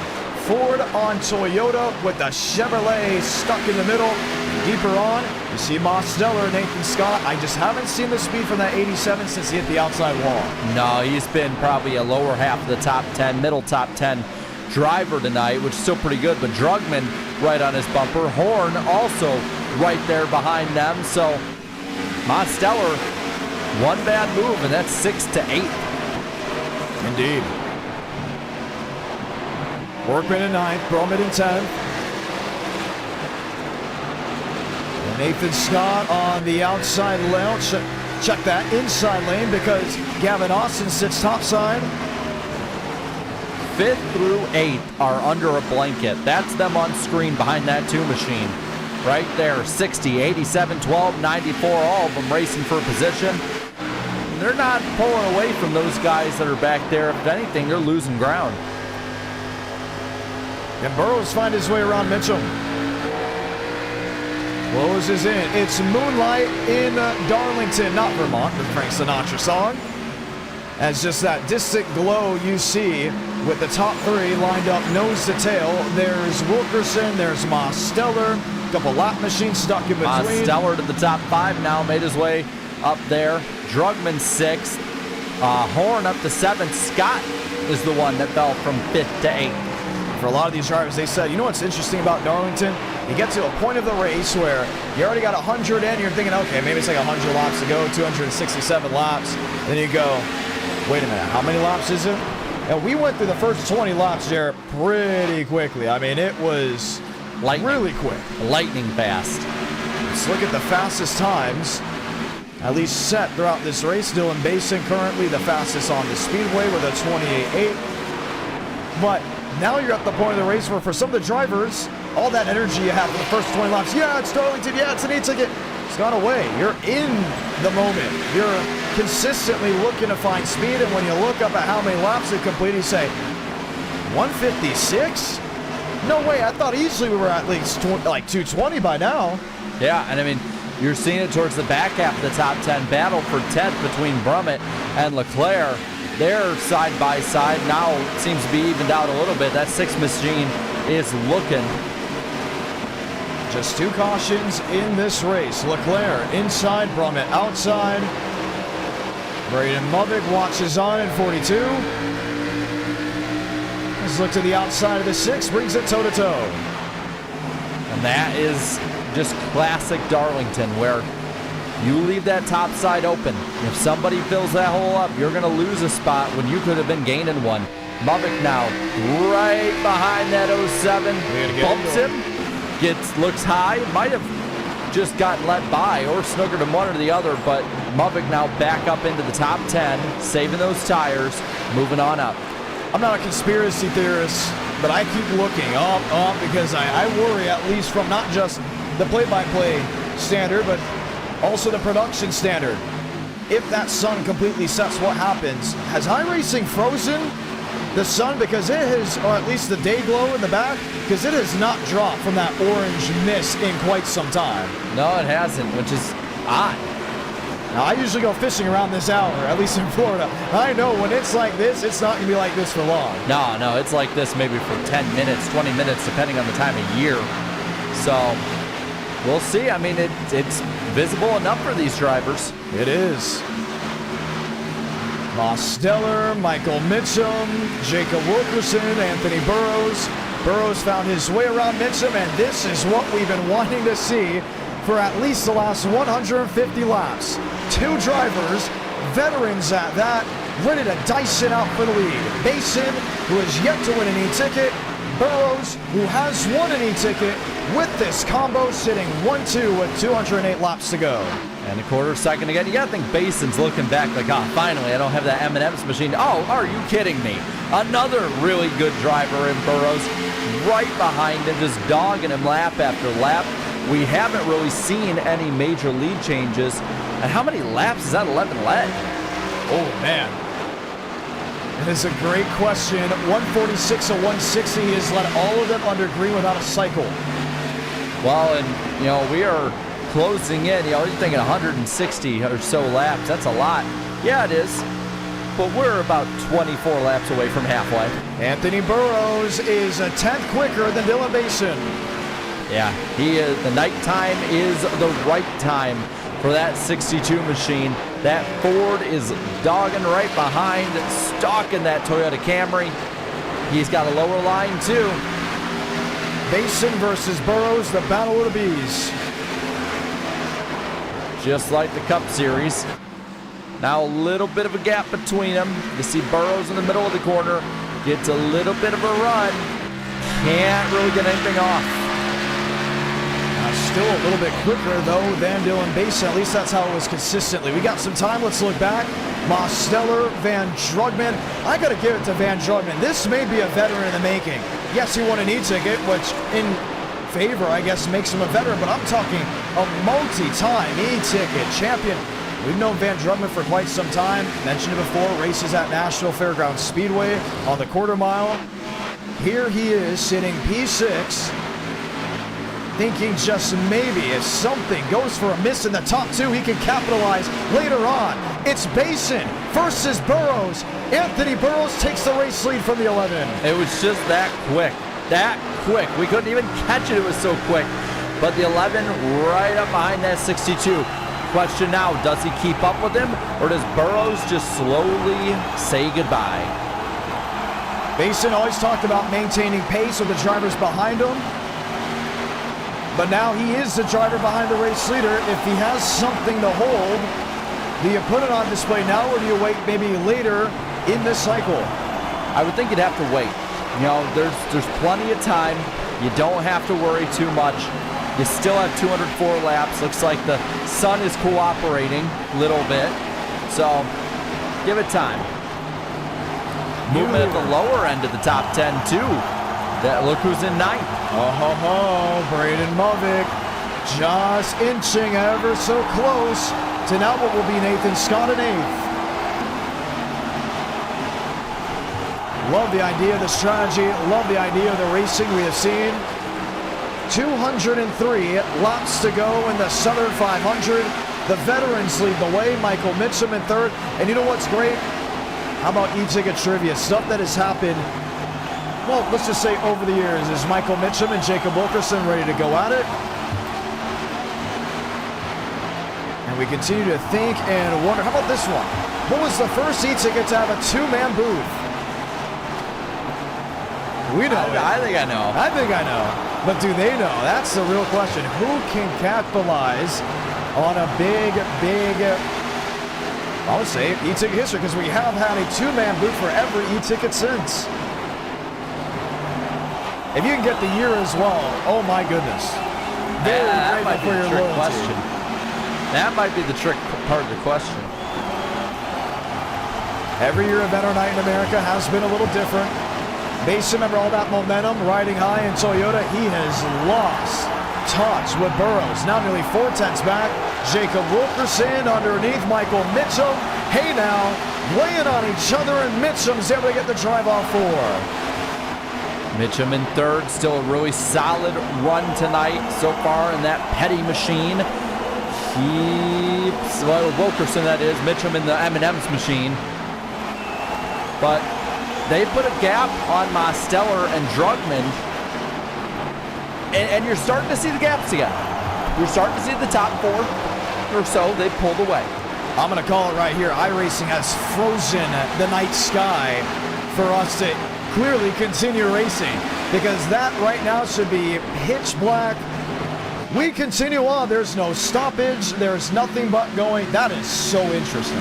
Hey, you know what? Good on him. Maybe it's a fail-safe in case the lights don't work. There's Drugman. In the sixth position, Nathan Scott, Braden Movick toe-to-toe. Movick to the inside, Scott on the outside, Connor Horn in seventh. Horn, another one just coming on in, one of the area Cup Series drivers. Solid run for him tonight. Maybe it's just me, but I feel like the lighting has almost gotten a little better. You see in the grandstands, it's gotten a little higher up. You can see in this angle, you know, not the lights shining down on us by any means, but Scott looks low. Looks like he's going to let Movick by. He is. Inside, Christian Delgado in 13th. You saw him. This is about the best outside of pit strategies and runs that the 42 has been all night. Now right behind Horn again, because those two are they're like magnets. You know, they get them far apart, and they're going to come right back together. 7/10 back for Dylan Basin. You saw Wilkerson already get around Michael Mitchum. Deeper in the field, let's see what's going on. 17 drivers left on the lead lap. How about not? Ty Leclerc is in, and we start the cycle once more. Pit road, it's wide open. As for that trivia, I don't know if anyone's gotten it right yet. No. Should we wait a bit to tell them? I think we're going to wait a bit. All right. They don't get another trivia question until someone gets this one right.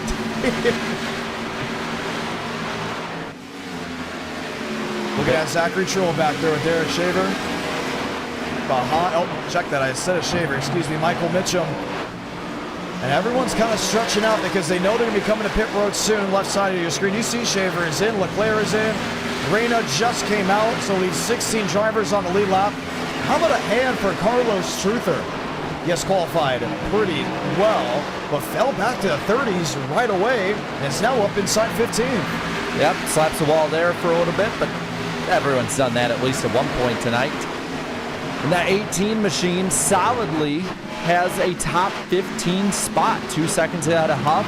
Sees William Schmidt ahead of him as the next position. About a second up there. There he is in that Toyota, passing the Jimmy Johnson throwback. Mason 1 second back.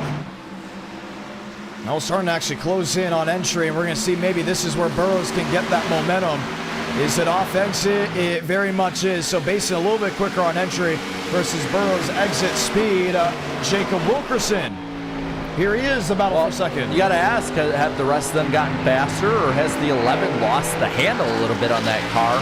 You can hear he's not getting back in the throttle as easy as he was earlier. He's falling back now to Wilkerson. The battle for second and third between the two of them. He's trying to inch closer to the center of the corner.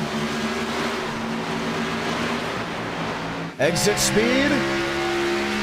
I would say the handling is definitely off from that 11. These two have dotted each other's eyes already once tonight. They will do it once more for second and third. Wilkerson under Basin, and Basin nearly lost it off turn 4. He doesn't have the full positioning, but that was the best he's gotten on this run to passing the 11. He's there. He's getting held up. Oh, a little bit loose. Wilkerson looks low. Side by side out of the corner. They make contact. Both hang on. Basin holds on to second. Wilkerson in third. Now we'll have a mirror full Michael Mitchum. And Mitchum looking low. And that's a 28 of Zachary Trull on the high side. He's a lap car. Not really any factor in all this. Just trying to make his way past all of these guys. But he's going to be a bit of a pick when it comes to that 43 of Wilkerson, making it by the 11. So a 1-7 difference. There's Burrows, your race leader. He quickly got around Basin, and Basin's car has completely changed from the day to the night. Loose, loose, loose. That 28 lapper of Trull going to make it by, and now it's right back out into the fire for the 11. 190 laps remaining for Burrows to make it into the two-time club unless something changes. How about it? Eric W. gets it. December 30th, 2022, the day actually of the Orange Bowl. I remember that. Called his first ever e-ticket event with myself, the first two-man booth, the Ford 400. Eric W., long-term supporter, able to nab that one. Gosh, that was like what? Got to be in the teens for e-tickets all time. Yes, we were definitely in the teens. You know what? Just thinking, I might have been here for half of these things now. I know. And it's been fun every step of the way. Basin now has been passed by Wilkerson. 2 seconds the lead for Burrows. And now he slots in third, but don't look now. 4/10 back is Mitchum. And then you got Mosteller and Drugman have caught up to him. Top 6 are all together. How about this one? Mummick to the outside, Connor Horn.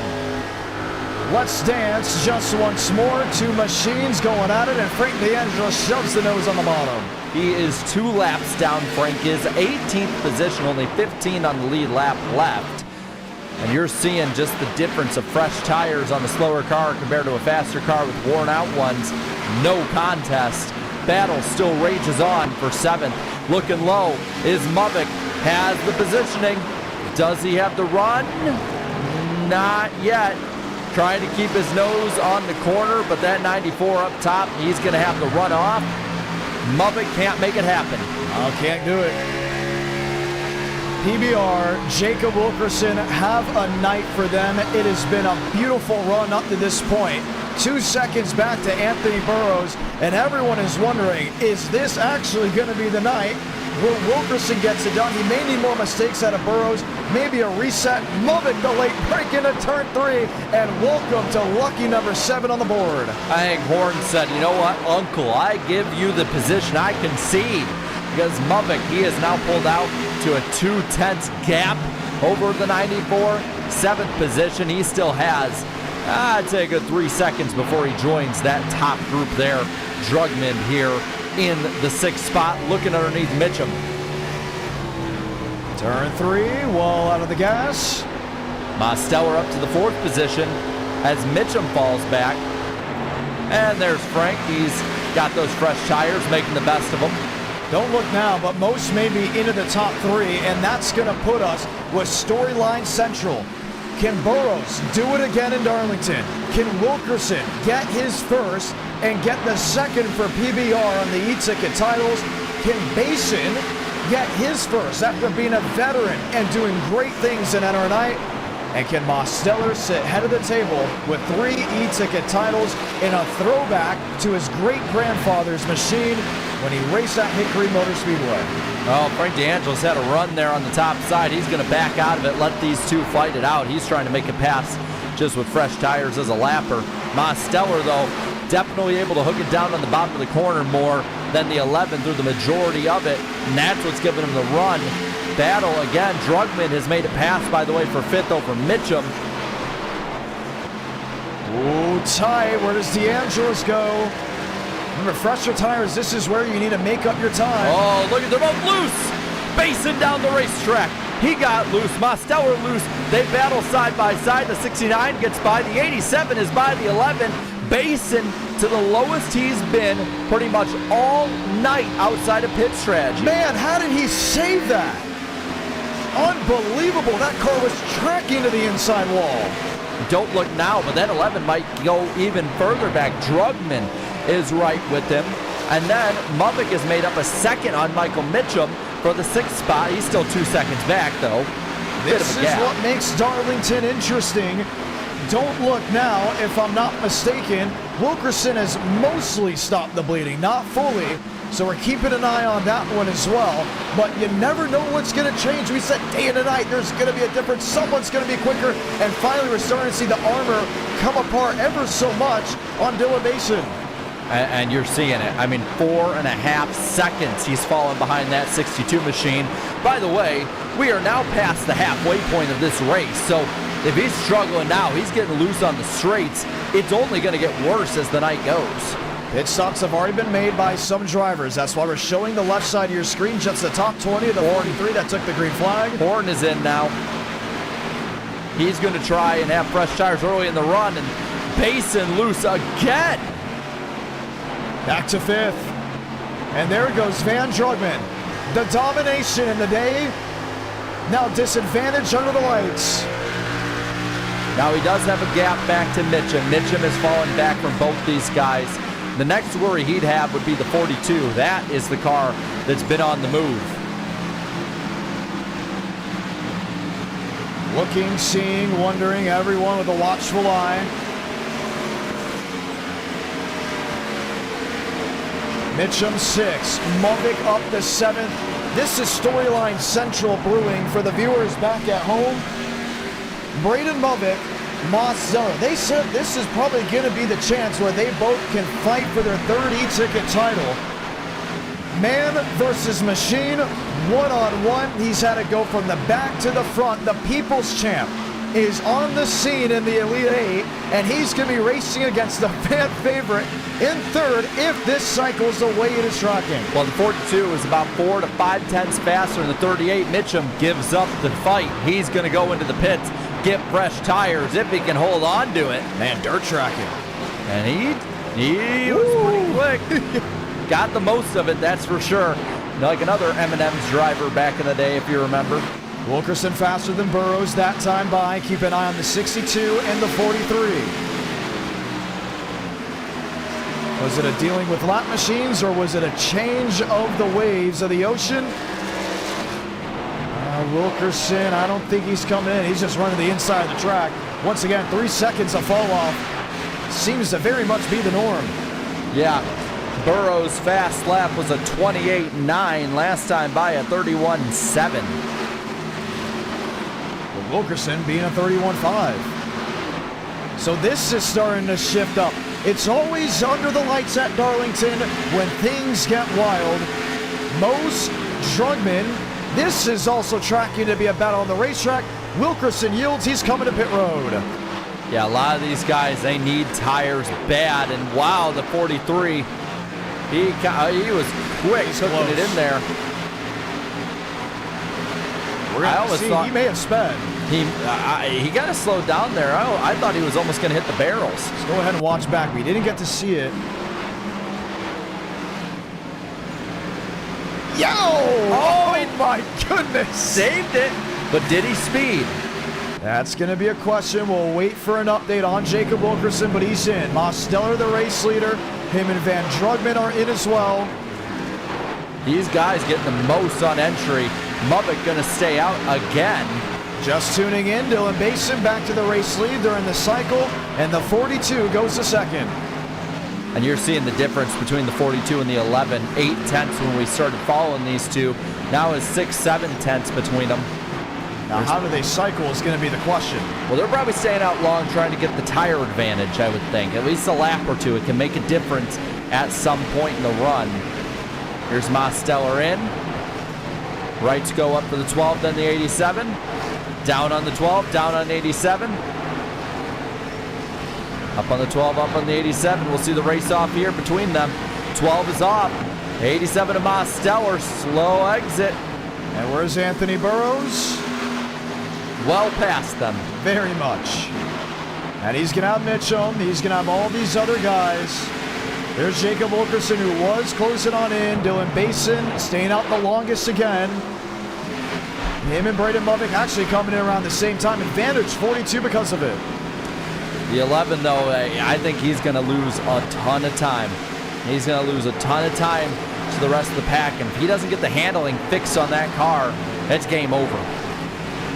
Here's Muvick in. Or out, I should say. He's out. He's going to fall in behind Drugman. Does Scott catch him? Nope. So he's going to cycle out 8th as we run. Horn, who pitted earlier, is going to be ahead of Burrows for now. He would be the leader as of this moment because he cut the run in half.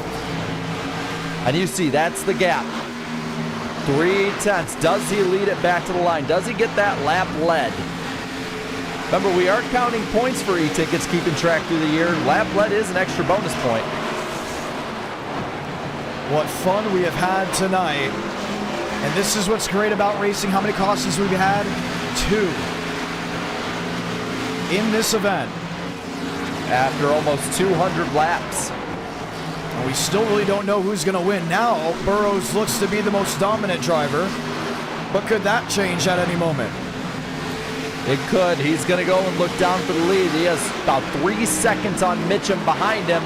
Anthony Burrows back to the lead over Horn. But Horn with a really good strategy move, I think. If he's able to maintain that, I mean, you look at the gap back. Like Basin, 9th place, 15 seconds off the pace. You look at Workman, 13th, 19 seconds off. Well, it's true. They're cycling in a 10th. Yeah, I mean, so that there were some strategy plays. You get the right caution or you're able to maintain long enough, that could pay off. I just don't know about Basin's strategy. When you lose that much time, I think your hand is forced to pit early, no? Yes, I would say so. I just... Oh, wow. Man, Kenny Real, yeah. Well into the wall. Haven't talked about him all night. Yeah. Good reason at this point. He about plastered the wall down. The ones are still wondering, yes, 36 drivers still racing here at Darlington, but 16 are left on the lead lap. Horn has dropped back. Michael Mitchum is now in 3rd. We're going to see exactly when they both all pit. Mitchum is on older tires than Anthony Burrows, so we don't expect him to close the gap. Fresher tires, Jacob Wilkerson. compared to Anthony Burrows. So we'll continue to monitor that and see how that all goes down. And I mean, well, actually, I wouldn't say fresher tires. Excuse me, they pit at the same time. Fresher tires, Daniel Mosteller. Now, what is the lap difference between him? Burrows running a 29.365 with Mosteller running a 29.294. Who's the fastest? Let's look down. Dylan Mason? Nah, yeah, Basin and Muppet, about 3 1,000ths between them. We can see actually the fastest times left side of our screen. Well, they were at one point on that lap by. Now, looking on that side of the screen, would it be Wilkerson? It looks like Wilkerson. So yes, Wilkerson right now fastest lap of this race. But what did they mention before? What's going to happen when the hot lap heroes start to fade? Well, we'll see at least on the last lap by. We'll see who's the fastest too. 29.341 for Mosteller. Caution 29 on the speedway. With 200 laps into this race. And it's going to change things up quickly. And we only got 15 on the lead lap. We got D'Angelo, Shaver, Reyna, and Real that might be able to take a wave around if they need a lap down to get back on the lead lap, but that's a big change. And it has gotten darker. Yeah, it has. So originally I thought they were going to hold it because it wasn't moving for quite some time. But yes, it has gotten darker, but the drivers can't see, so they said, keep it this way. We don't need a new session. The lights very much bright. And they're the pit race car. Immediately. Pit. And we're going to see what the caution was for. No update just yet. I'm just amazed by the light of that pace car.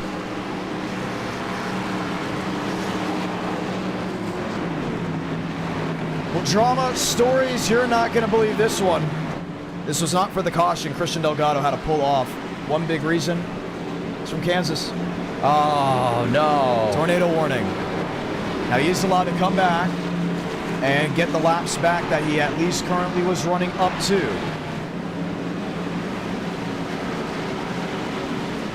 Third caution of the race, and there apparently was a wreck in front of Anthony Burrows that sparked it, your race leader. Oh boy, what a call if that is the case by the admins up there in the booth. Let's see it. Yes, and I think that's Jeff Perchatsky at 48.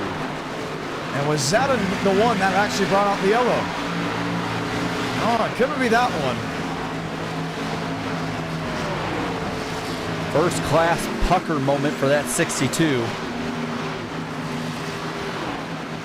Lights are still on. Oh, that's not a crash. Oh, that's what the caution was for. Yair Rodriguez. Uh-oh. Third caution of the night. They're saying that is on me. Apparently drivers were yelling that there was a wreck. And the admins got caught with the bluff. Uh-oh, they've done that before. Yikes, safety yellow unknowingly. And it's going to change things. Just the third caution of this race. And that's the thing. That's the game they play. They've been playing that game forever. I think back to our first seat ticket. What happened? Well, I mean, we had a long green run to start that race. I remember about 120 laps of a 267-lap race, give or take. Heard that Dean Brummett did junk his race car due to an incident hard to the outside wall. iRacing not allowing him to fix it. He is out. I think back to the first e-ticket you were calling with. Braden Lubbock spun on purpose. I'm going to say it as blunt as possible because I caught it. I think you caught it. Yeah. No one else caught it. And we found out very quickly that he did it. He spun on purpose. But he sold it so well that the admin that we had said, oh, that's a caution. That's in the race agreement. What did it do? Gave him an opportunity to win the race. So sometimes you kind of get caught doing it. Not a lot of cars on the lead lap. Some of these guys coming down pit road once again. Yeah, there's more that are on the backstretch coming on up. But Trevor Huff, the leader in the 54. Did he take two tires or stay out? That was definitely a two-tire stop, and it's going to shake up this deck big time. There's the rest filling in the back. Lap traffic deeper in the field, 163 laps to go here from Darlington. Burrows easily away with the lead. Huff holding up the 94 horn. Look at the high side, just blast past. Like he... Oh, he's around. Crash in the back. Horn in the inside wall. 2 around in the back more. Sideways off turn 4. Or excuse me, turn 2. No caution. That one wasn't a yellow. And it shuffled the entire running of this race. Not that bad of a call, single car spin. We thought it was a whole lot worse. I'm going to call it on that. But look who takes advantage. Michael Mitchum, new race leader at turn 2. And look behind the 62 Mosteller, Wilkerson, Scott. That's Bray Mummick in the 6th spot. Who needed a caution as well.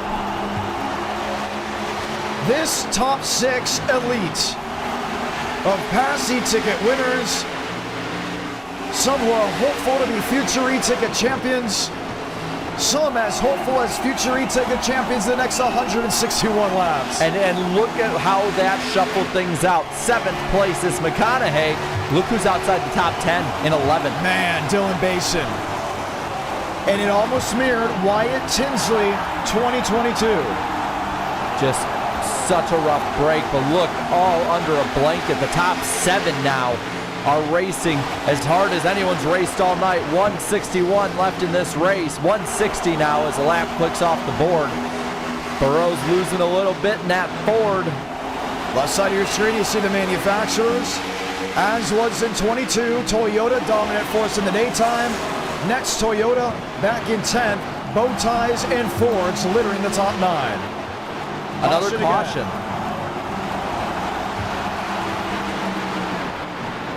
And this will be the 4th one, and you see it there, Jerry Rodriguez.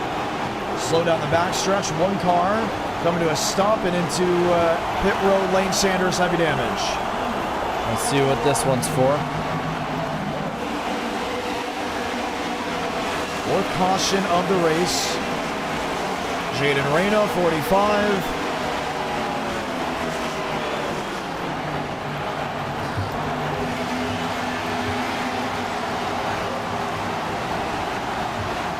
Oh, wow.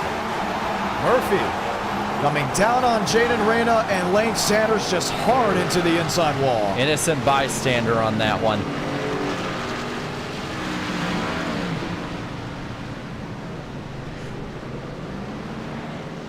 Jeff Perchatsky also got a piece of it. Heavy damage to the right front of his car. Some of these drivers were a lap down. We're about 2 hours into this race so far. So you might, wow. Not a good look. That was ugly. How did Perchatsky get into it? That's the question that we're going to try to figure out. Oh, no, he was just a part of it. You see the car in the shadows. And here come the leaders with 4 or 5 cars littered all over the front. There's... Watch Perchatsky, 48. To the incident, I think the idea was to go low to avoid it. He went right into him. I think he might have hit the brakes and slid right into it. That's what it looked like. Caution is out, 4th time in this race. The first half of the event had 2 yellows, if I'm not mistaken. Already 2 cautions, now with 158 laps to go. Burrows, did he cycle out the race leader? And yes, this is going to put multiple drivers back on the lead lap because of the wave around. You know, that helps. That helps the 94 Connor Horn, who had that little wreck on the backstretch. Yes. No caution called because it was out of the way and he was off and away quickly. That's going to help him get back in the fight. Currently 18th position on the racetrack. There's Frank D'Angelo, 17th. Jackson Carr, 19th. And Basin still in the pits in 14th. At least that's what we're reading. Well, he's coming back down. Is that damage to the right front, or is that just a shadow? I believe, I want to say it's a shadow, at least from what we're visualizing. I think he's going to come in quickly, get some fresh rubber. Trying to, no, just enough fuel. Fuel lottery. I think we may be under a fuel lottery. That's the only reason why he would have come in like that. Yeah, I mean, because we've had runs so far tonight that have been around 100 laps. Yeah, we're under a fuel lottery for sure. Some of these drivers have not been able to go the full 55. because of tire wear. Basin is going to try to stretch that, but can he catch up to this group before the restart? I'd watch this high side. It might be a really good run. Mitchum has had good runs up top before, and look who's behind him, Scott. Darlington bringing the magic, the lady in black, going after the ones that have not been able to tame. Burrows was not going to let it happen again. He knew if he was beside him on the high side, like he is with Mosteller, he'd clear him, and he pretty much has cleared him. Look who's top 5, Braden Mubbock behind these guys. Battle for second, Mitchum, Mosteller right beside each other. What to do in the moment. Mubbock needs to find his way around Scott. Inside look, not able to get it off exit. High side, see, that's the thing. You have that positioning on the high side, you're good to go. You can make the pass. Mosteller's going to go from battling for second to falling in line in 4th. Mitchum, Scott, second, 3rd. Burrows able to get away for now. For now is the key words there. And what is he trying to put, at least distance-wise, on that 38? And does he know who's in 5th? Does he know who's in 6th? Jacob Wilkerson has not been one to look away from. No, and really the top 8 or so have really been putting it to the wick right now. I mean, they are really, really quick.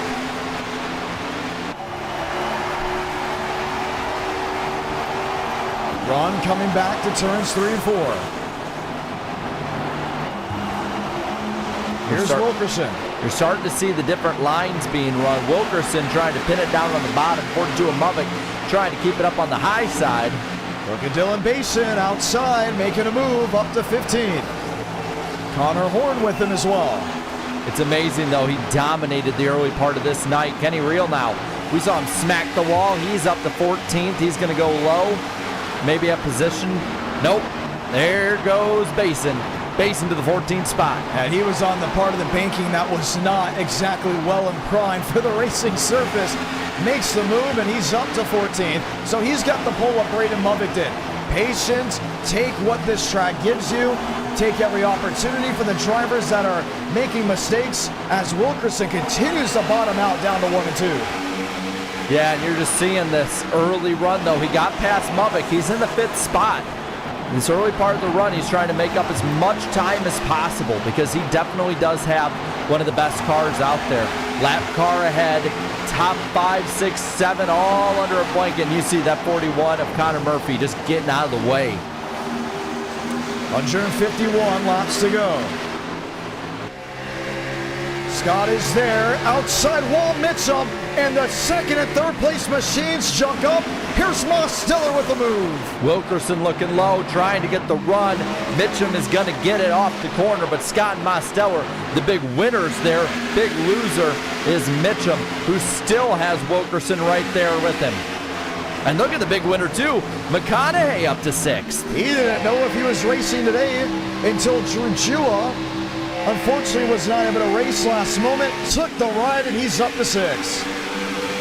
You're seeing that shuffle, that musical chairs, back and forth on the leaders. Burrows, though, half-second plus lead over this battle. And Nathan Scott, Las Vegas' finest, has found his way into the 2nd position, just over 6/10 back, able to grab into a 5. Somewhat kept the momentum through center. Almost drawn even off exit, but he is starting to close that gap. It's Ford 1-2 with a Chevrolet in 3rd. And then behind them, you're just seeing the spread out of different lines. Some of them trying again to keep it down on the bottom. Others trying to get it up on the high side. Still keeps them all together. 2nd all the way back to 8th. 1 second between them. 4/10. Nathan Scott has never led in an e-ticket event. Has won in every community that this channel has been a part of, from the days of PlayStation to now even the days of iRacing. Can he go top of the sim world? And if he can, how will he do it? Because Anthony Burrows is not going to lay over for that 60. Neither is Michael Mitchum, who takes the 3rd spot away from Mosteller. He's now trying to put his sights on that 60 machine. Scott keeping it about a half second between himself and Burrows. Wilkerson continues to bottom out, giving us a day-glow look down into 1 and 2. And he's going to have McConaughey breathing down the neck in at 43. Mulvick, Drugman, and who has decided to wake up in the top 10? Oh, I think our closer sitting in 9th of William Schmidt. William Schmidt, first time all night. He's been competitive all race. He's been sitting in the teens for much of the night. Mulvick nearly around, saves it. Drugman looking low. That might open the door for Schmidt to get them both. Man, I'm telling you, Braden Mulvick is thanking his lucky stars under this Darlington night that Van Drugman did not just slam the rear bumper, lift the tires up, and put him for a ride off turn number 2. He might lose the spot, but he could have lost a whole lot more. The handle seems to have won away a little bit on that 42, though. He's fallen back, not able to make those positions up, and they've lost touch with those front guys. So McConaughey up into the wall. He's losing momentum, losing time, in it again. Drugman going to catch him. Does he make the move? He does, looking low. Look at these battle-driven cars. Van Drugman just being so thankful. Oh, you want to make a mistake? I'll take that spot if you don't want it. Took it from Mulvick. Basin into Workman for 10th. He nearly lost it through the corner. And Drugman says thank you to McConaughey. Mulvick says I'll take that spot right back. And Schmidt's gonna pounce as well, looking low, has the spot. Workman looking to make the move too. He's got it. That 5 car dropping like a rock. Basin by. Steinmeier right with Truther behind him too. And it is on in Darlington. Drivers looking to net gain with 144 to go. You're riding on board with Dylan Basin, who is peeking to the inside of that 81. McConaughey slaps the wall once, twice, make it 3 times as he will fight Max Steinmeier, and Basin is currently sitting 10th. For the ones that have just tuned in, you may be saying, wow, not a good day for Dylan Basin. How about again? 152 laps left. You missed the day show because the nighttime has been different. Burrows now grabbing 52 at 225, and Nathan Scott is reeling them in. Scott's there, but Mitchum's staying right with Scott too. Those two have been, I'd say, about 2/10 between each other for last couple laps, but they're slowly reeling in that 62 machine. You got to wonder, is Burrows just sort of taking it easy? Is he saving his tires, saving his stuff, or are these guys just getting that much better? Could be a mixture of both. Car went way low in the back. That was Kenny Reel in the 3 car. Handling been really evil for that GM Goodwrench Chevrolet. Keeping it in the 18th spot. He's doing whatever he can to finish this race. He's saying, let's finish this race so I can go to Talladega. Yeah, that's probably exactly what he's thinking. You're seeing these cars bottoming out, sparking all over the racetrack. 3/10. That's the gap you see between the leaders. All the way back in the 8th, Schmidt just kind of wall slap, kept it going, no problem. Wilkerson trying to pounce on Mosteller for the 4th spot, and you're seeing another change. Scott running it higher, getting the run, at least trying to get the run off the corner, while Mitchum kind of pins it on the bottom. P3. Top 3 under half a second, top 5 under a full second. The Burrows domination, the Basin domination.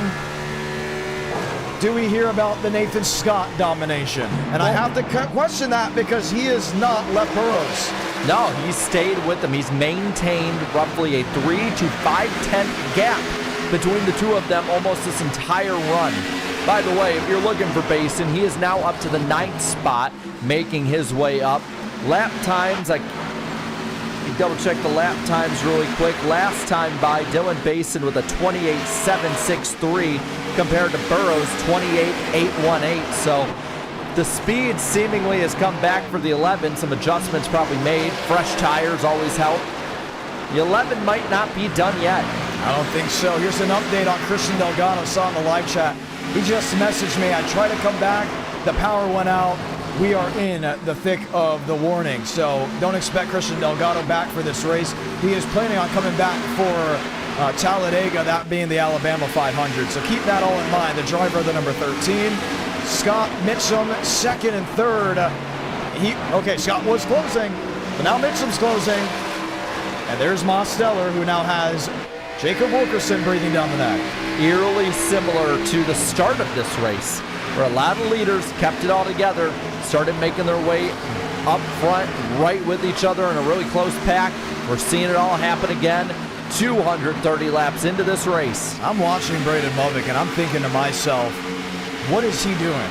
Because lap time wise, he was on par with Burrows, he's on par with Scott, he's on par with Mitchum. Drops back, expecting this race to be a long green flag run. You can see the marbles ripping off the right side of these Goodyears. And now he's in a consistent range where he's just trying to have speed for the end. Well, John, I'm looking at the lap times last time by. Michael Mitchum, 0.2 faster than the leader. Scott, 1/10 faster. Mosteller, Wilkerson, Drugman, Mulvick, all faster than our leader. Do you think Anthony Burrows is saving his stuff right now? He definitely is. He opened it up to about 6/10, now 8/10, and he knows that as long as there's daylight in between, you can give that back. What you want in return is the long run speed. We've already seen before, once you get to about lap 40, lap 35, lap 45, these drivers are just screaming for tires. They're yelling at their crew chief, when can I come in? Look at most to the inside of Mitchum. Yep. Just even down the point backstretch. Mitchum made a mistake and it opened the door for Mosteller. Mosteller, though, can't close it out. Lap car wasn't in the way just enough. Mitchum has it, though. Mitchum still keeps the third spot. But look at Wilkerson. He's right with Mosteller. Behind Wilkerson is Drugman. Now Mosteller, down low, slider, gets there. Contact a little between the 43 and the 38. Really close racing from about 3rd to 7th. And 7th is watching this in the perfect view. That's Mulvick who has caught Drugman. Drugman has caught Michael Mitchum. And now Jacob Wilkerson is ready to duel for that spot, Chevy on Chevy.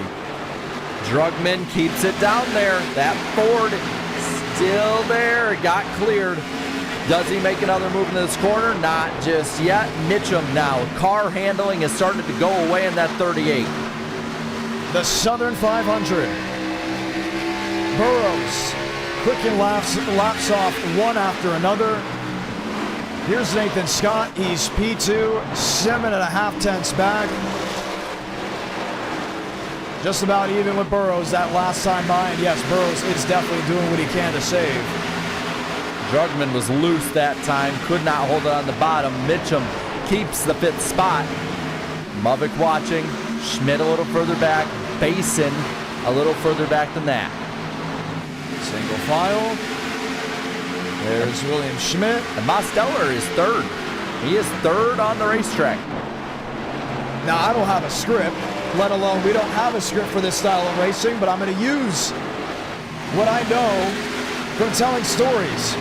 Why is that 3, or should I say, why is that driver in 3rd, number 87, and number 42, continuing to get closer and closer? What have we not seen that's going to shock us?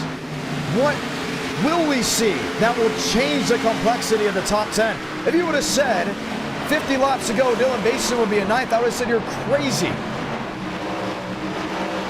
Can that 42 and 87 dogfight for a win? And if they can, what will happen? Well, John, Burrows has turned on the afterburners. He is 1/10 faster than the next closest car. He was saving. Tires are still good to go.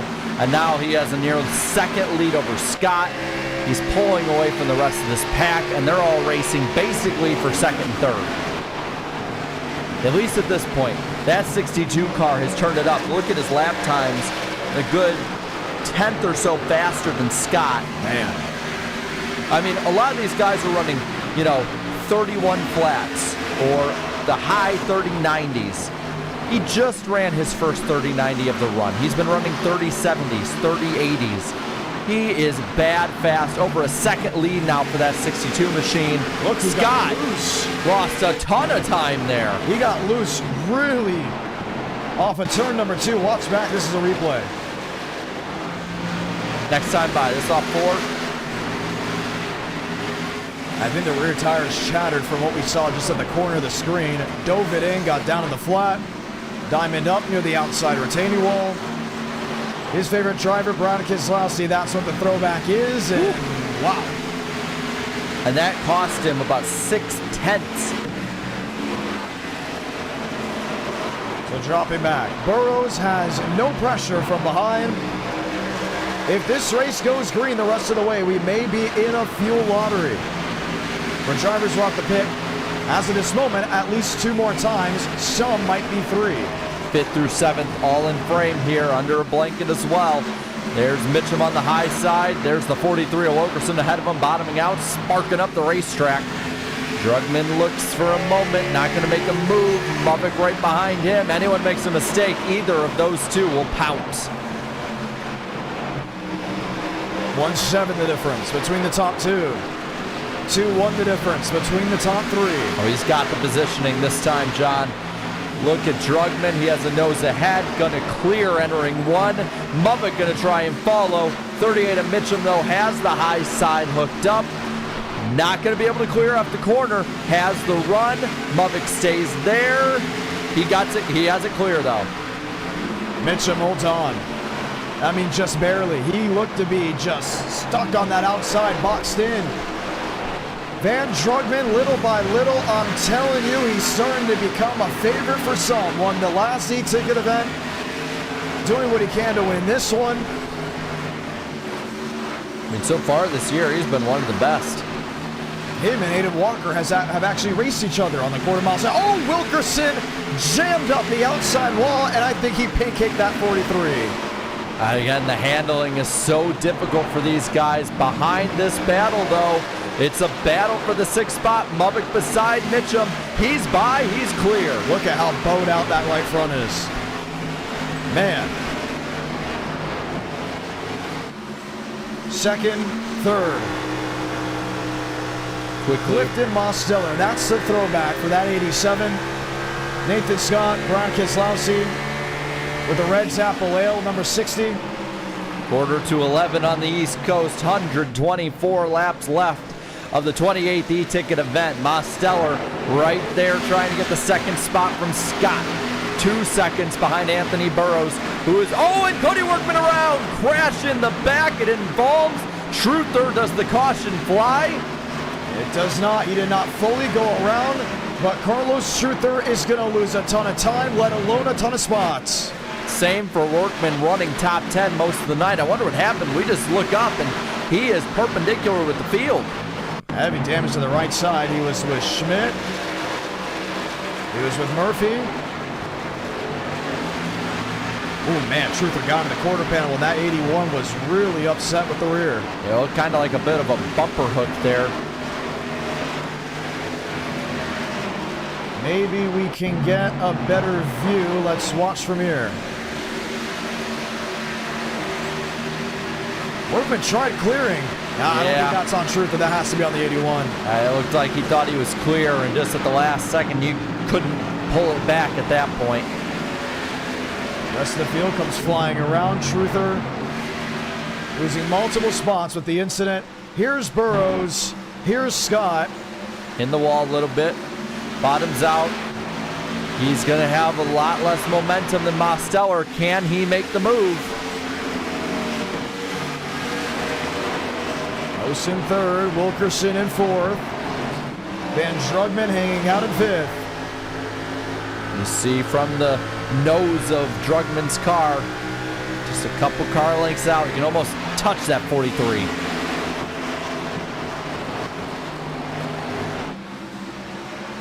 $120 laps remaining. Scott not able to close in, and we're coming to the area where green flag pit stops may be coming about. Dylan Basin is up to the 8th position.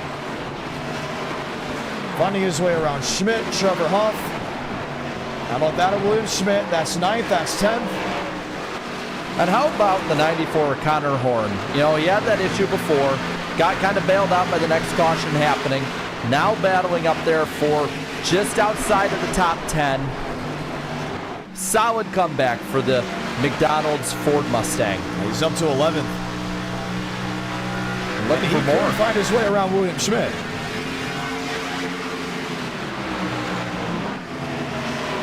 Oh, Huff deep on the bottom. Comstock. Fresher tires. 3 laps down. Already came in one of the early entries for drivers to pit road. fight for second and third. They're lined up nose to tail, most in the wall, and here comes Jacob Wilkerson on the inside. Oh, and he's loose again, slaps the wall, into the 43, almost goes around, Drugman by, Mubik by, everyone going by, Mosteller in the wall. And for the first time tonight, he'll be behind his rival slash teammate to see who will get the first three-time Crown Jewel title. Brennan Mubik up to 5th, Most back to 6th, and Drugman another net gain from the disadvantage of others. He's just playing it smart. It's the way you play Darlington. You have to be smart. You have to just let others make mistakes. You're seeing it through the pack. Plenty of guys making mistakes, and Mosteller, Mitchum, those two were second and third, look to be running down Burrows. Now they're back to 7th and 6th. Murphy up in front of Scott.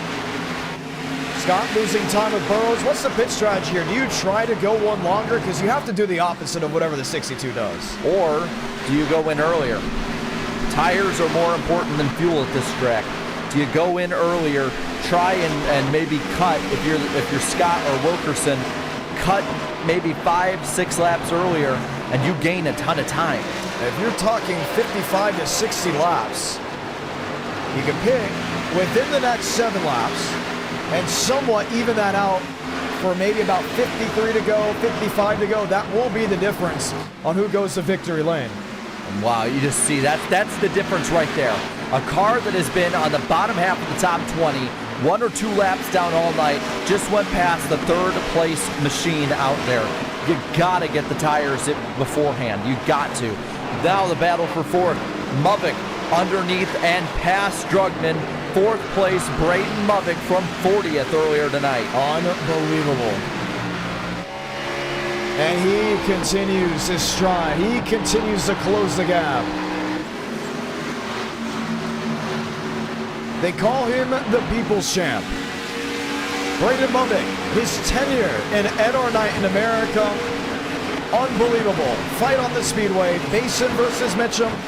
Mubik went from e-ticket winner to ban, to back, to ban for 6 months, to coming back, staying back, winning another e-ticket, and being in contention for the most NR Night in America wins with this community.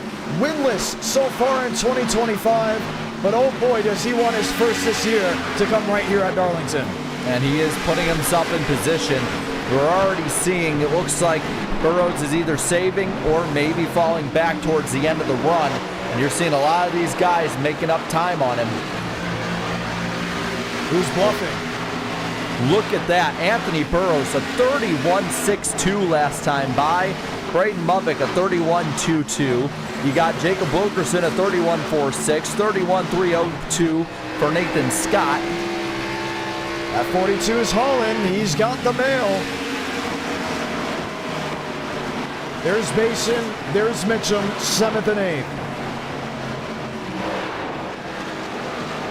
Car just went away in the middle of the race for Basin. Plenty of time still to go, but putting him in a precarious situation if he wants to go for the win. Sticks on the board, 111 to go. Looking at lap times. Burrows hauling the hay once more, 31.182 compared to Scott's 31.259.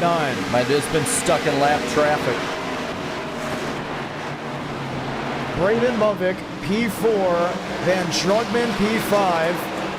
Who's on pit road? Derek Shaver. You can give him maybe about 4 or 5 more laps because those boys are coming to pit road soon. Well, you can tell DeAngelis has been, because he's passing the leaders as he's a lap down.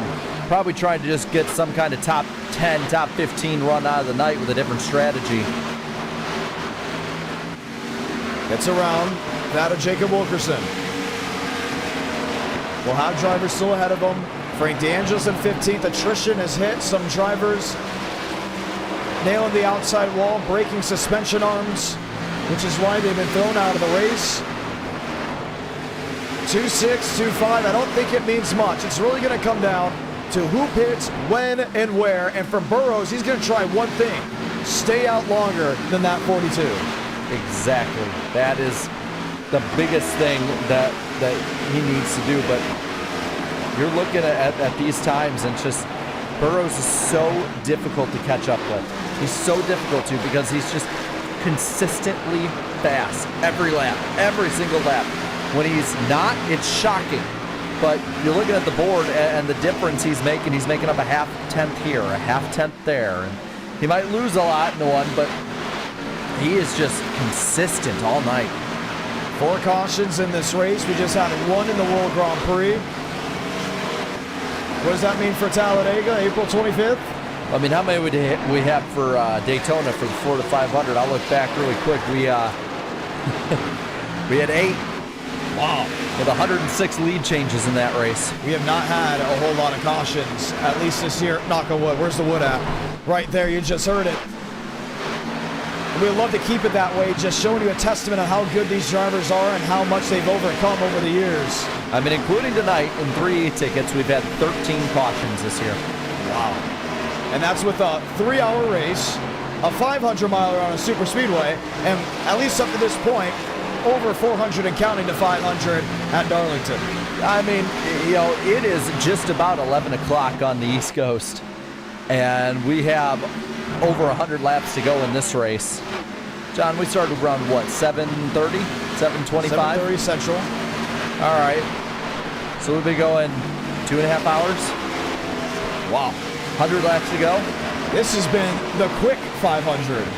I don't know about that. Oh, it's seeming kind of quick now. I don't know about that. 100 or so to go. I mean, 3.5 to 4 hour race. That's testing it for these guys. That's about the longest. It's about the longest race I think a lot of these guys have had for an e-ticket in a long, long time. I say that quick. When it's been 2 hours, that's it. Well, you know what that's actually a testament of? All the long drives we have had. Up and down the Midwest, down the South. You're an honorary Midwesterner at this point with all the drives you've made. Scott closing the gap again. And this time 2/10 quicker than Burrows, who's been struggling with lap traffic. But the second he gets up into clean air, he lays down the hammer. He's trying to keep it within distance of other drivers. Jackson Carr, remember, he went for a spin earlier in this race. He is next in the gun sight, so that's 62. 104 laps to go. 14th on back. They come to pit road. Carlos Truther, William Schmidt have yet to come on in.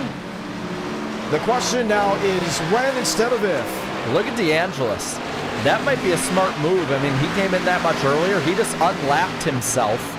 Heading into turn 1, he will. So 27.8 or so. But how much is he going to cycle out at the end of this? Man, he's going to have a huge advantage. I think it's going to be upwards at least of 15 seconds. Maybe But more? I mean, think about that. Going from running in the mid-teens all night, that if that's the right strategy. Look at Horn. He's in as well. He's in the 13th spot as he's come in. That can get you from outside the top 10 to, if you can time it right, maybe a top 10 finish. I think the idea here also is, okay, pit cycles out, drivers are on fresh tires, they're going to be racing their heart out. Can we get a caution with maybe Frank DeAngelis being the race leader? Everyone will then be forced to come to pit road for fresh tires. And when they have the restart, instead of DeAngelis being 15th, 16th, 17th, he's the race leader, first, second, or third. Which could be very, very interesting, but it's a very small sweet spot. I mean, we have to be talking about maybe 10 laps. There's Drugman. Have a night. Been saying it all race. Braden Mubbick. No lights on here at Darlington Raceway on the outside of the track. Storylines coming and going. And here we are, still a drivers yet to possibly show their full potential. We come around this time as 100 laps to go in this race. Lap 268 we're on now. 100 laps left. Burrows the leader, 2.5 over Scott, 2.9 over Wilkerson, 3.2 Mubbick, 3.9 Drugman. Those are the 5 that are currently in it right now to win it. But look back in 6th. Basin trying to claw his way back up the running order, stalking right behind Mosteller. I think what the idea is for the drivers that are racing, you pit now or you pit soon, you haul the mail. Haul the mail more than you would than any other stint. Get back to the halfway point. maybe with 50 to go, 46 to go of your stint, and then haul the mail again. Some drivers are going to be saving for the end. Others are going to be giving it 110%. With 99 laps to go for at least the top 8, the strategy is on the board. I would say even for Michael Mitchum. Yeah, but he's definitely fallen off a lot on this run. But you're seeing the handling is so difficult. And they, you know, these guys can pit fuel-wise twice and make it, right? We had said that the range was 55 to 60 laps, well within the window to pit twice. When you do it, I think is so critical. Because we've seen it earlier tonight. We've seen multiple times where somebody will jump ahead of the leader. It's in that top 4 or 5. And those guys being that close, they still can. Oh, and Basin fell off the face of the earth away from Mosteller. He was right behind him a second ago. Now he's a second and a half back. Did he get in the wall? Right behind him, that's Gavin Austin in 2. Yeah, he did. Look at the damage. Just ever so slightly, I think he got up into that outside wall. If this race was run completely in the daytime, he probably leads all but 2 laps. Definitely a daytime driver. And we've seen it at our night in America. When we race under the lights, that is where his disadvantage is. Well, and that is the difficulty of this race. This race is a test on every single driver because of things like that. For the drivers that have pit, if they pit right now, they would just have a 1 stop left. Strategy on the board. If these drivers continue to wait to maybe about 90 laps to go, you're going to have some pitting early and some pitting late for that final stint. Definitely. I mean, you're going to have that strategy play. Nobody taking that jump just yet because you can cut the runs. If you cut it in half, you can cut the run in small chunks. So if you pit this time, if you cut it in half from here, you pit with about what, 47, 48 to go? Oh, wow. Man, Basin loose, too. Multiple of the top 10 guys loose, or at least top 10 for a majority of this night. Warren got well into the outside wall there in turn 2. I was able to keep it on going back there in the 12th position. He's to the inside of Michael Mitchum. And Dylan Basin still struggling with his race car. 94 laps to go. We're at the point in the race where we're just waiting for some of these in the top 8 to pit. Max Steinmeier is in. DeAngelis is now 25 seconds behind Anthony Burrows. So he's made up a lot of time. You can see the 94 and the 81, they have pit. You can see just how much faster they are. And look at Basin in front of that 81. And he's in the wall again. Oh, man. Loose again. I mean, he is having to save it on the front stretch. Struggling, and it's not stopping.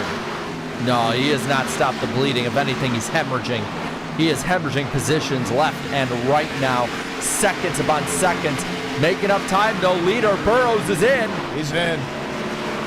Wilkerson, he's in before everyone. Wow. Oh, my goodness. 93 laps left in this race. That's huge. So if you're the rest of them now, you bite the bullet and stay out as long as possible, so when you pit again, you have fresher tires to make it up.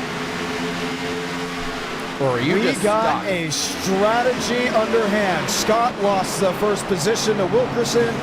He will now come to pit road with Van Drugman. Wilkerson and Mubbock will stay out an extra lap. Oh my goodness, it's going to be yet another e-ticket with strategy on the line. Pitting this close to when Burrows does, that's going to be the challenge. Because Burrows is going to have that advantage that first lap. And the advantage you get on the second one, it's not going to be that big.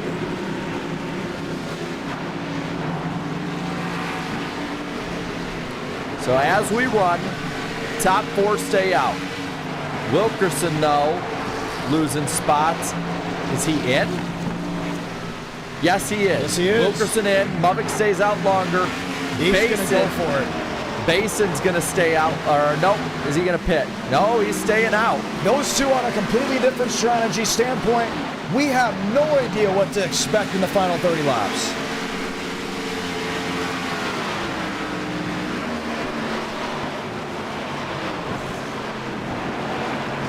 So with 93 to go, that's when Burrows pit.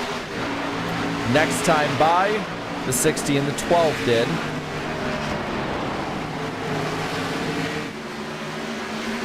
And Wilkerson with 91 to go. We sit and wait. Basin is in. Mubbock is yet to come in. DeAngelis will cycle through the race leader, but provisional lead will be between Burrows and we believe maybe Jacob Wilkerson. Mubbock comes to pit road. That'll be roughly, once he passes the line, 88 laps left. So about a 5-lap difference of tires. And here's Frank DeAngelis. If you're just tuning on in, sit back because things are going to change quickly. We haven't seen racing like this in oh so long. DeAngelis, you already hear the difference on speed. He's running 31.2s. Connor Horn, a 38. Cody Workman, a 34. Burrows, a 29. Oh, and you're going to see the speed difference. I mean, it's night and day difference. Even without lights, I can see that. Now remember, Burrows did pit before the other drivers. They will have fresher tires, but with so many drivers dropping out due to slamming the wall, mechanical or just overall fatigue, you don't have a lot of cars left on the racetrack compared to the 43 we had earlier. Some guys are still out there. You know why they're thinking, okay, I can't win the race. I get an automatic bid to the Alabama 500. I'm going to finish. Could they be in the way of Burrows? Could they also be in the way of others? They could. I mean, that lap traffic is going to be that huge X factor if they're racing close to the win. If it's close for the win, you don't want to be stuck getting hit by a lapper, having somebody lose their car underneath you or on top of you. But you're seeing, I mean, look at how much faster Burrows is than Workman made it past. Now he goes past Gavin Austin, easily gets past him. And look at the interval, 4.9, 4.8, 4.7, 4.6. I mean, I can almost say it every second he's making up a 10. We're looking at how this goes. DeAngelis is hoping for a caution that will trap some of these drivers at least a lap down. 3.7 now for Burrows, 9.7 for Scott, 6-second gap. That's a huge net gain, but once again, that was a quality of pitting early. That's what happens when you short pit. But 6 seconds, John, I don't know how in one lap you could have made that up, even 2 laps. 29.1 for Nathan Scott, 21.185 for Anthony Burrows. So they're almost relatively running the same amount of lap times. Connor Horn has yet to lead in this race. He's going to get that opportunity now. Ducks to the inside of Frank DeAngelis. A Ford switch up for the lead. And he might get it for a lap because there's a Ford coming behind these guys and he is screaming fast. Anthony Burrows does not want Horn to lead that lap. Won't matter. Horn will get it on the deck chart. Not for long, though. By the time they get to 3 and 4 again, maybe by the time they get to 2, yes, the 62 will have the lead. So DeAngelis back to third. Cody Workman in fourth. 5-7 the difference from Scott to Burrows. Can one lap mean that big of a difference? Maybe he got caught in traffic, but everybody lost that much time. Mason, look at the speed. Just zooms right around. Remember, Bason's 2 laps down. 2 laps down. Oh my goodness, I believe he pit. Oh, excuse me, I believe he sped. Wow, game over. From bad to worse for the 11. He will go around the outside of Anthony Burrows. Maybe not. I think Burrows doesn't realize he's 2 laps down. All it takes is one guy getting a little mad at you, and it could be rough. I wouldn't hold up someone that led the most laps in this race and sped on pit road. Wyatt Tinsley, Dylan Basin. He might be toying with him, just having fun. All right, he's gonna look low. He's gonna go by. 2 Toyotas, 2 e-tickets, same car track combo. Both led the most laps. Both had incidents on pit road. It's eerily similar. And who won that race? The first one? Anthony Burrows. There's Connor Horn. He's in second. Frank DeAngelis continues to drop. Nathan Scott to the inside. That will be for the third position.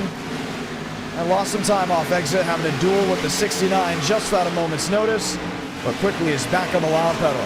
Can he make up time? That is what we're all asking each other. With 80 laps to go, are you hard on the throttle or are you saving?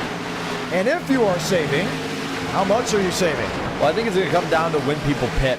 Because if Burrows pits at the halfway point, well, if you pit at the, maybe a couple laps before, or if you pit, say 10, 12 laps after, that can make a difference. But if he pits late and everybody else pits early, well, then it's going to be the fastest car on the track on the offense. So a lot of ways it could go, but Burrows right now, he did a lot of good for himself making up that time. He did. 4 seconds back and dropping. We expect them possibly well outside the top 5, top 6 when this all cycles on through. Oh, Jackson Carr got attacked. Mosteller around. 3. Into the inside wall. Michael Mitchum got a piece of it. The caution will wave with 79 laps to go. Oh my goodness. Can you believe it? And that changes everything because you can't make it to the end from here. Mosteller out. I mean, another one. A third e-ticket event. Opportunity up in smoke again. I mean, looking back, looking at his results so far this year, he finished 7th in the Florida 500, was up there at the end, got crashed out at Le Mans, ends up finishing all the way back in the 41st position in that race. And now he's going to be able to keep going, but that car is junked. Can you believe it? What a rough start so far to this season for him. He won a duel, but that's it. Wow. He's great on super speedways, but the intermediates have not been kind to him. At this point, he's just got to limp it home. Let's see what happened. It seemed like caught up to a slow car. As Jackson Carr in 44 having to lift. Does Michael Mitchum get into him? He does. He does. So that takes Mitchum out of it too. Hard hit for Mitchum. Oh, Man, Cody Workman. We got to see from his view that one. Oh, whoa. Man. Oh, they're going. He's hard on the throttle. Still hard on the throttle. Look out. Woohoo. You're clear, driver. Wow. 76 laps to go. They still have to pit at least once more. Was Basin trapped a lap down? That's going to be the question. No, I believe he is going to get at least the lucky dog, at least one lap back. Race off pit road, Anthony Burrows, Nathan Scott. Connor Horn, big payday for him because he short pitted and the caution came out. He makes up all that time versus the drivers that were originally in front of him from the last restart. And with that, sometimes you need to be good, sometimes you need to be lucky.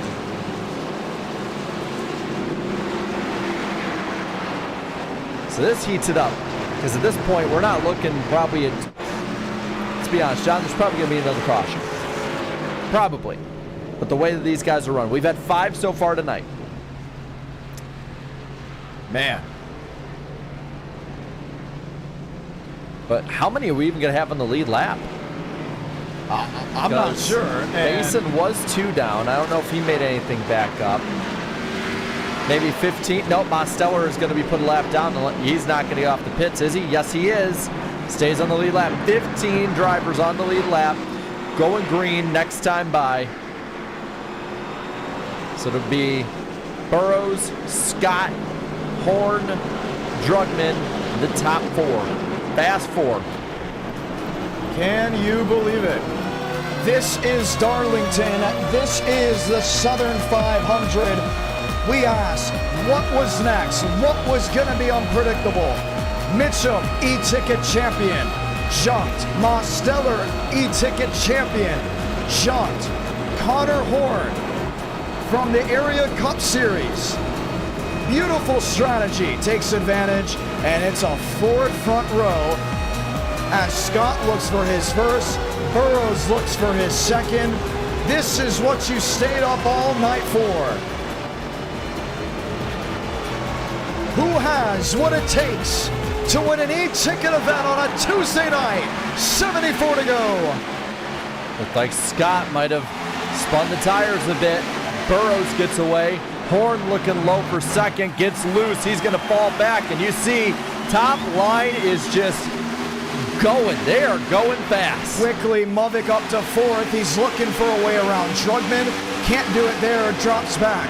Horn back in fifth. Scott sticks in second. Anthony Burrows is on the loud pedal. He looks to run away as he gets back to the line. Well, this thing, you had to have got him on that restart. If not, you got to stay with him. Hope he makes a mistake. Something that you can get him on. Looking like Scott. Going to make up a little time on exit. Nope, Burrows got there. And so good for the center. But you got to get him off exit. That's how you're going to win this race. Maybe I'm wrong, because down to a 1-2 to the center of the corner. Yeah, but watch Burrows get this run off. He's going to pull away by about a tenth or so. Scott, halfway down the straightaway, gets the run going, but it's not enough to make up a ton of time. He net lost time from entrance. He's there, though. If he's able to put the bumper to the 62, he might be able to get by and run. Movic puts the bumper to the 12 of Drugman. 3 wide, Horn to the bottom. Does anyone give? Horn does. Hold your breath. Oh, my goodness. And Scott is right there, right behind Burrows. Movic up to third. Fourth is Drugman. Horn in fifth. Driver from the west, driver from the Midwest. Nathan Scott, Las Vegas finest. Just over a tenth back to Anthony Burrows. Oh, and he's letting it out there. He is there. Looking low for a moment, doesn't do anything with it. Gonna use the high side of the corner. Lets him have a 10, gets the run. Can't make it happen on exit. 70 to go. Here he comes, slowly but surely. 100th here, 100th there. He's got to get him. The longer this run goes, the more the advantage goes to Burrows. Don't look now, who's in third? Oh my goodness, I'm gonna say it again.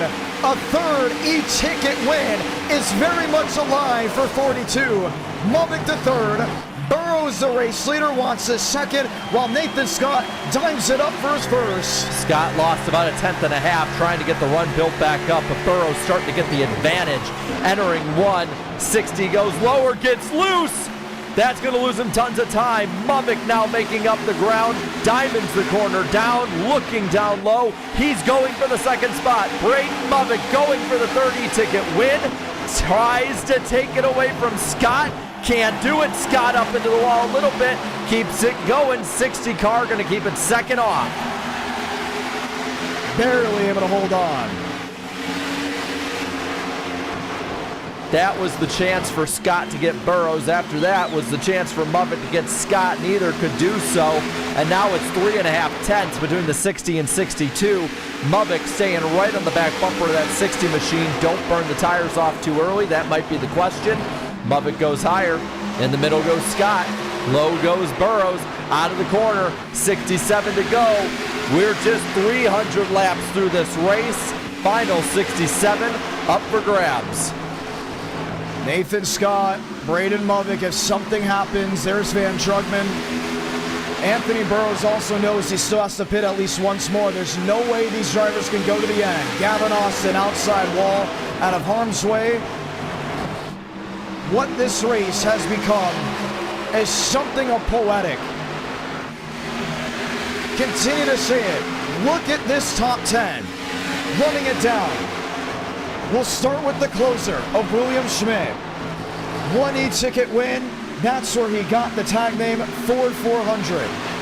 Dylan Basin, multi-time NR winner. The driver from Lakeland, Florida, a veteran of this community, just wanting to finally grab his missing crown. Max Steinmeier, an underdog, a PBR driver. He posts every time he races in NR. He does usually the 3 to 4 races. 2 of them are DNFs, and usually because of his not wrongdoing. You look at Scott. He's closed in, still 2 tenths, nothing to change there. Then there's Carlos Truther. qualifying driver. Yes, he is. But has never been this high on a non-super speedway for a win. Can he have some magic go his way? Well, and then you look all the way up to that 6th spot, Jacob Wilkerson. He's always been up front in these e-ticket events, always competes when the lights are the brightest, even when they're not on, and he is up there battling with this top 6. Horn from area, managing to get in the top 5. A little luck, little strategy, a lot of speed too. He's keeping it up there with the best of the best. Drugman, I mean, what can we say about him? I mean, look back to what he did at Le Mans, winning 12 laps of the 46, led in that race, won it right at the end.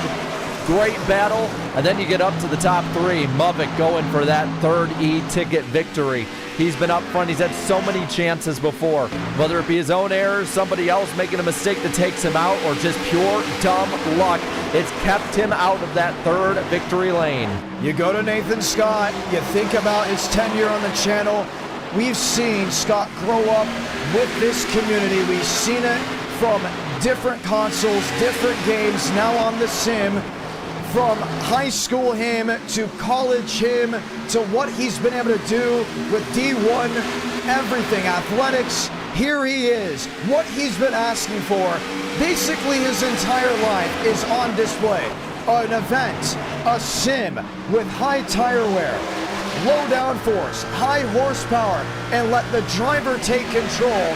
He's in the catbird seat, chasing a driver that believes he's on par with Braden Muvik, on par with Moss Stellar. The likes of Baker, Chad Thornquist, and Anthony Burrows is him currently. He won this event just over a year and a half ago, I would say even more. Back in 2022, late that of October, here he is, trying to mirror what was and now what is. 100 laps, maybe more he has led. It's coming down to the final 60. And he's starting to pull it away. Scott trying different lines. You got to do something new. You can't just follow him and fall back more. At least fall back, trying to have a bit of a fight. 4/10 the gap between them roughly. And it's not really growing anything. It's not shrinking. It's not growing. It's just sitting now at 4/10 of a second. He's put a small gap over Muvik, but he still has to play defense a bit. And there's so many that are wanting a 3rd e-ticket win to come from Talladega. They're saying that's going to be the granddaddy. Let it come there, or at least Indiana. Muvik is saying no, let it come to Darlington. Muvik has won 2 e-tickets. They both weren't on super speedways. Him and Baker have been able to get it done at Daytona. Baker then won at Charlotte. Muvik won at Michigan. The only driver to win 2 e-tickets that weren't on a super speedway, you look back to Daniel Buttafuoco, who got it done at Chicagoland and got it done at Nashville Fairgrounds Speedway. Horn. This is his moment. Horn tried to make the move there on Drugman. Didn't make it happen. Wilkerson now right on the back bumper of him, but look who's joining this fight. Carlos Truther, somebody that has not really been up front in the fray all night long in that 2008 Kyle Busch paint scheme, but he's managed at the end of this race to bring his best, 7th on the board, reeling in Wilkerson of all drivers. He's really an underdog. Yeah, he's won a couple races in NR, won a couple duels on super speedways, running really well now. We're excited to see what he can do when he comes to Talladega.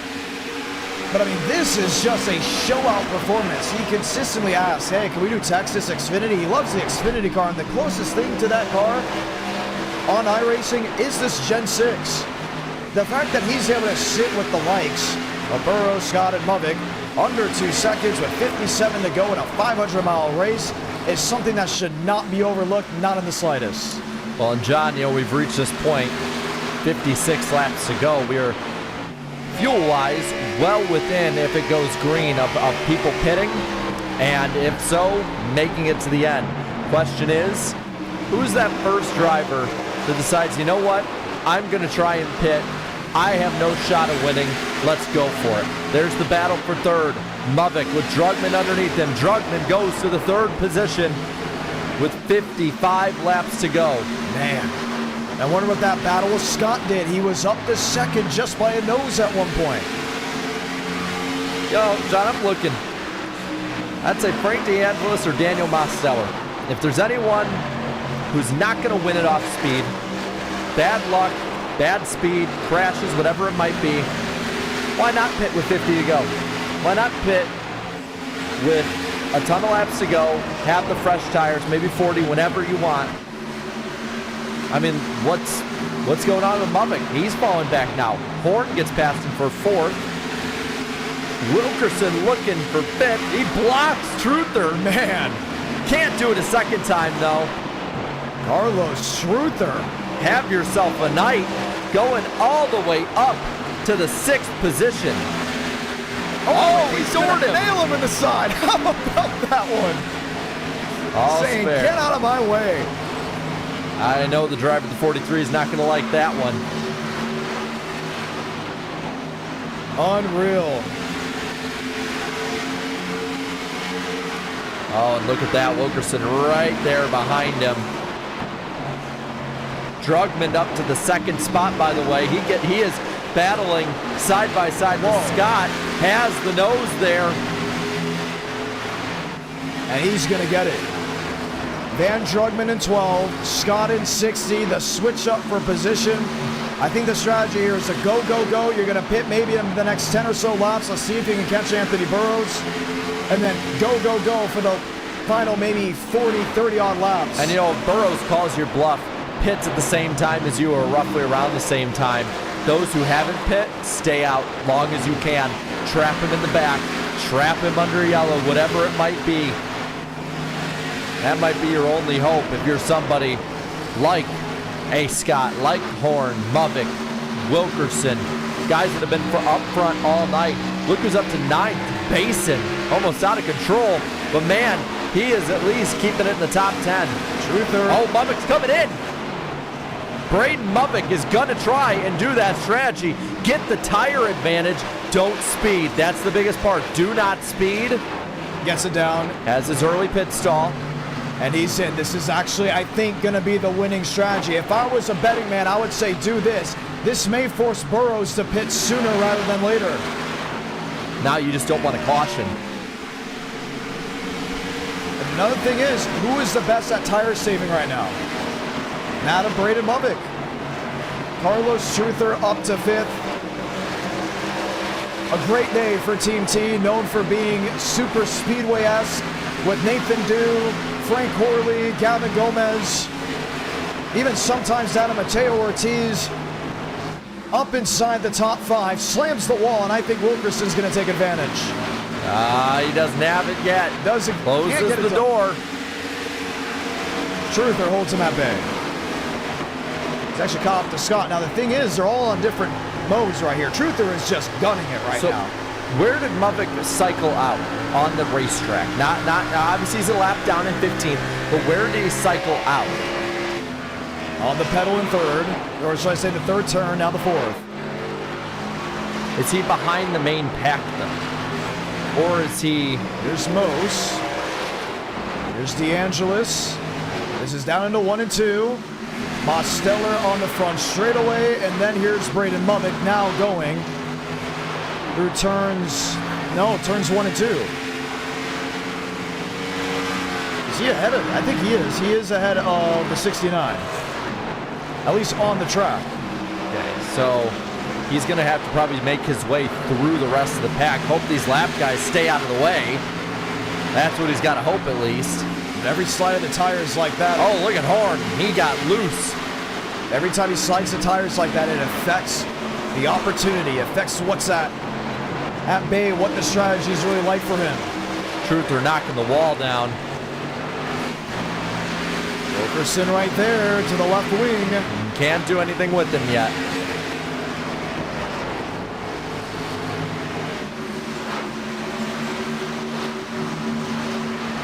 Trying what he can. Wilkerson underneath Carlos Truther.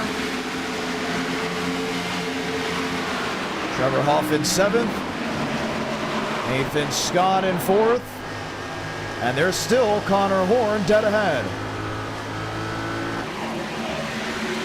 Drugman has not been able to close the gap. Burrows forced to go on pedal. 45 laps to go. Little by little he is. 1.5 seconds now is the gap. That time by was able to go ahead and make up ground down into 1 and 2. You see how loose Horn is. Oh, Truther really loose into the wall, into Basin, around this. Oh, he goes up the track. Is this going to be the caution? Are they going to throw it? He's on the track.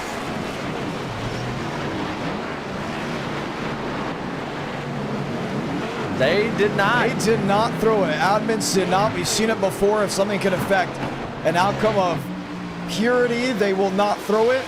And Carlos Truther is going to park that car. I'm surprised that they did not throw that. 5 cautions in this race, and we've seen it before. Idk's more relaxed this year than times before, more relaxed compared to any other league. I mean, you watch area versus what an Idk is on throwing cautions. It is night and day, and that's where you get 2 different outcomes. All right, you're seeing Shaver in. So DeAngelis go in. Basin, the innocent bystander of all that.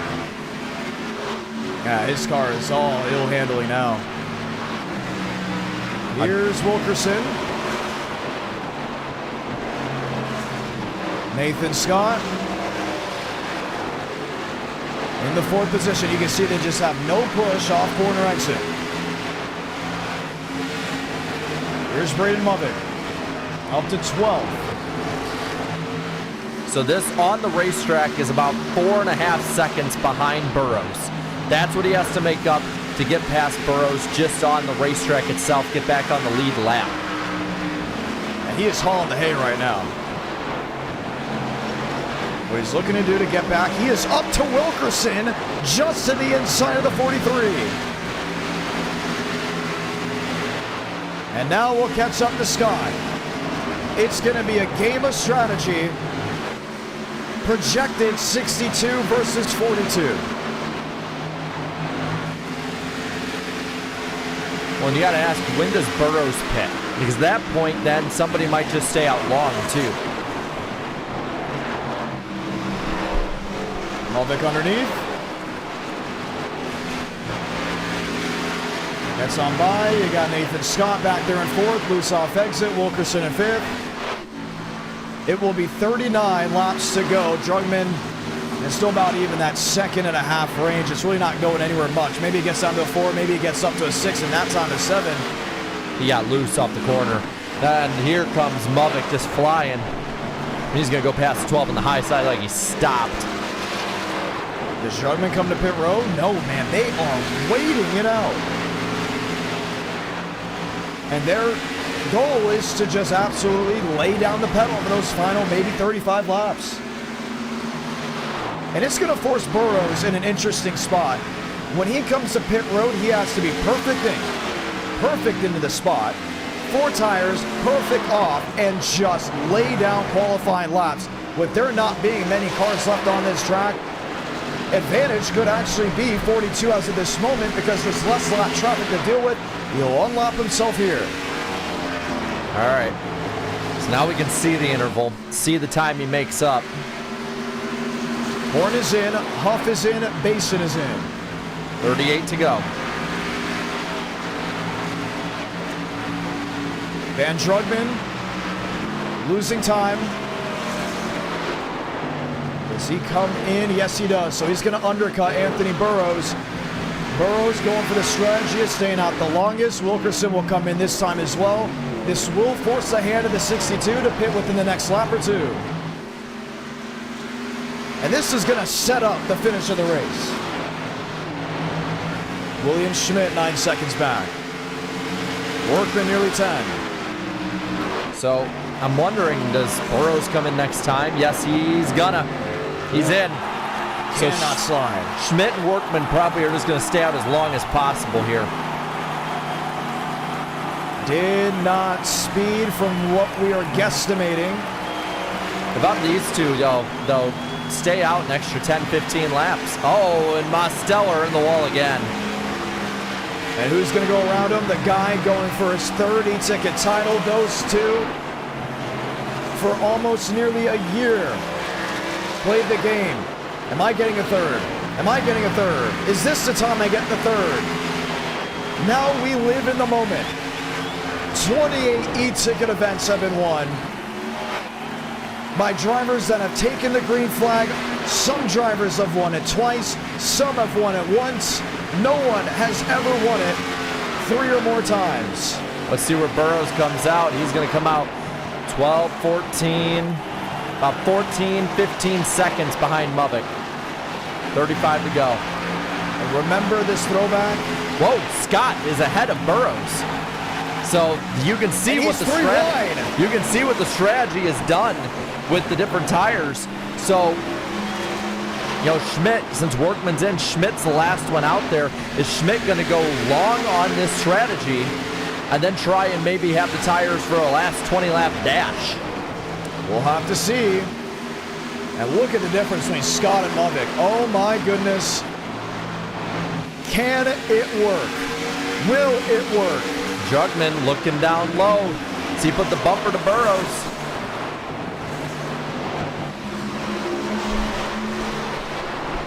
A tire lottery.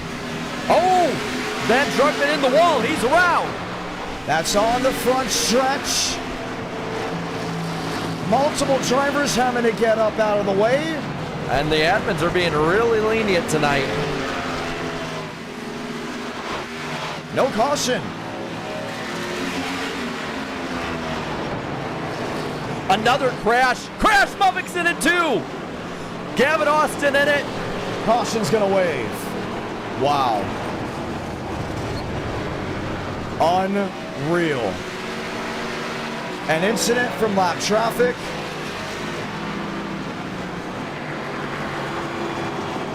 Brings the caution out. 6th time of this race.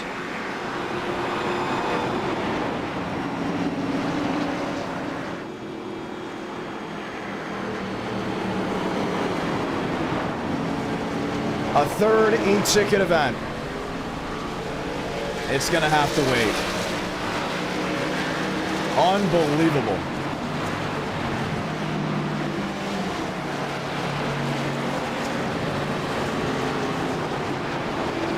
I'm just in shock. Yeah, I'm surprised by a lot of this stuff tonight.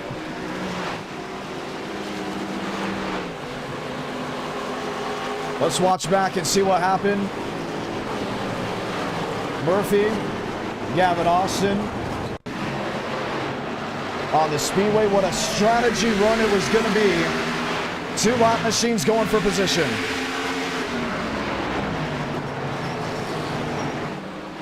And Mubik nowhere to go.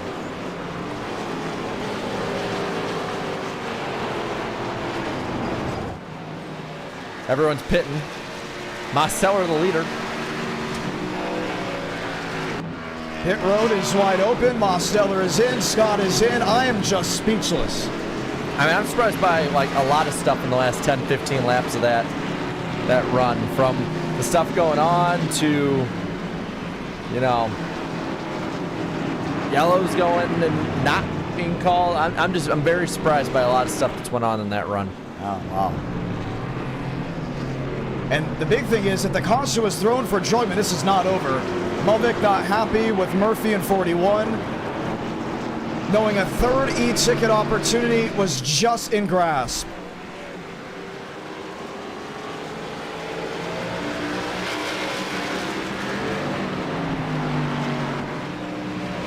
There's the damage on the 87. There's the 60. Connor Horn in 94. Anthony Burrows. It's almost, I'm going to call it out. I mean, it's our show. It's almost like the admins fell asleep, and I think that's just another, we're done. We're packing the bag. Yeah, Cannot believe that. I don't know what to say. I do not know what to say about it. Insane. I mean, it completely shuffles up the field now with less than 30 laps to go as they hit the line next, like when they go green. And there's not too many cars left. We're down to Mosteller, Scott, Horn, Burrows, Wilkerson, Max Steinmeier, Trevor Hoff, Van Jugman, DeAngelis, Shaver. Not many cars left racing at the end of this race. 11 on the lead lap. 11:38 local time. And Nathan Scott will be restarting on the outside. Mosteller on the bottom. We thought he was out of it. Well, that much damage, too. He might hold up that whole bottom line, and it'll be between Scott and Burrows at that point. He is the control car, though.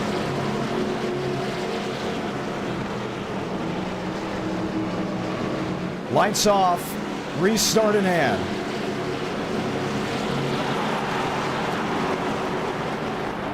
You can hear the frustration, you know the frustration out of the 42.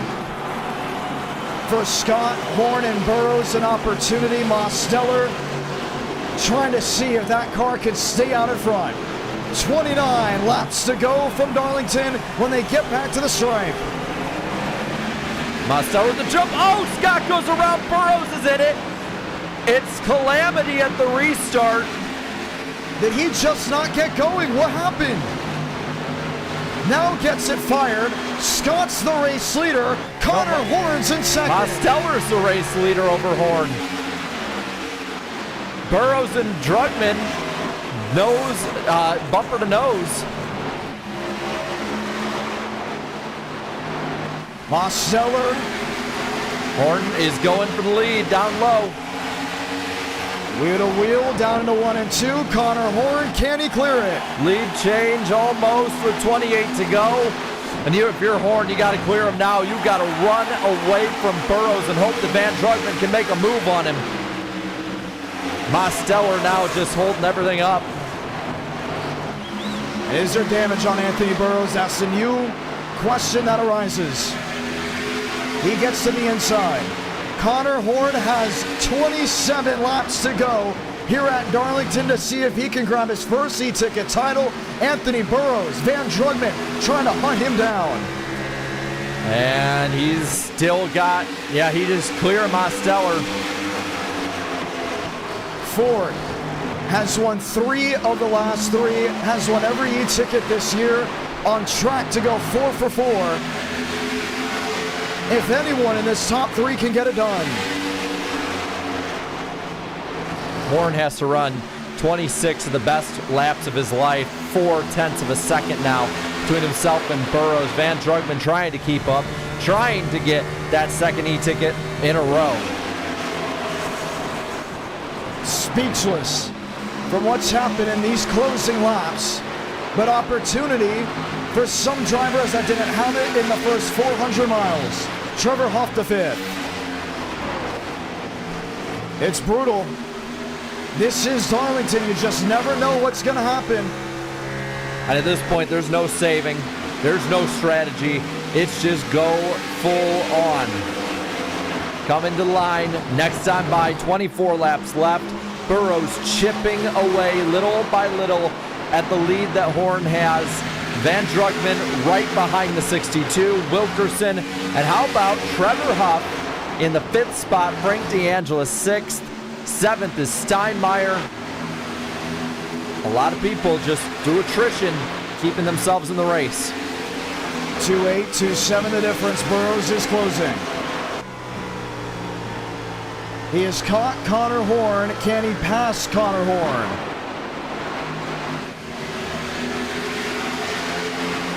Fastest one in the second half of this night. But he has to do it quick, because if he doesn't, that 12 car will pounce. And in a hurry. 23 to go. Wilkerson in 4th. Trevor Hoff just behind him. Van Drugman P3. Can he go back to back? And Hornet's losing that lead. He does not have what he had before. He's got about 2/10. Another 2/10 to Van Drugman, who's actually closing in a little bit on Burrows.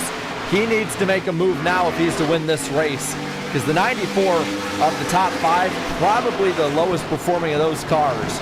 But if he has that clean air, has the lead, can play defense, he might be able to hold him off, especially if they get fighting. But if Burrows gets the lead, it's over. It's over for a lot of these guys' chances to get up there. Van Drugman has to make that move soon. 21 to go.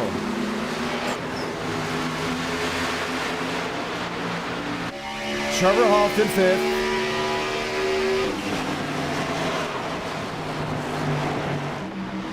Coming out of 3 and 4.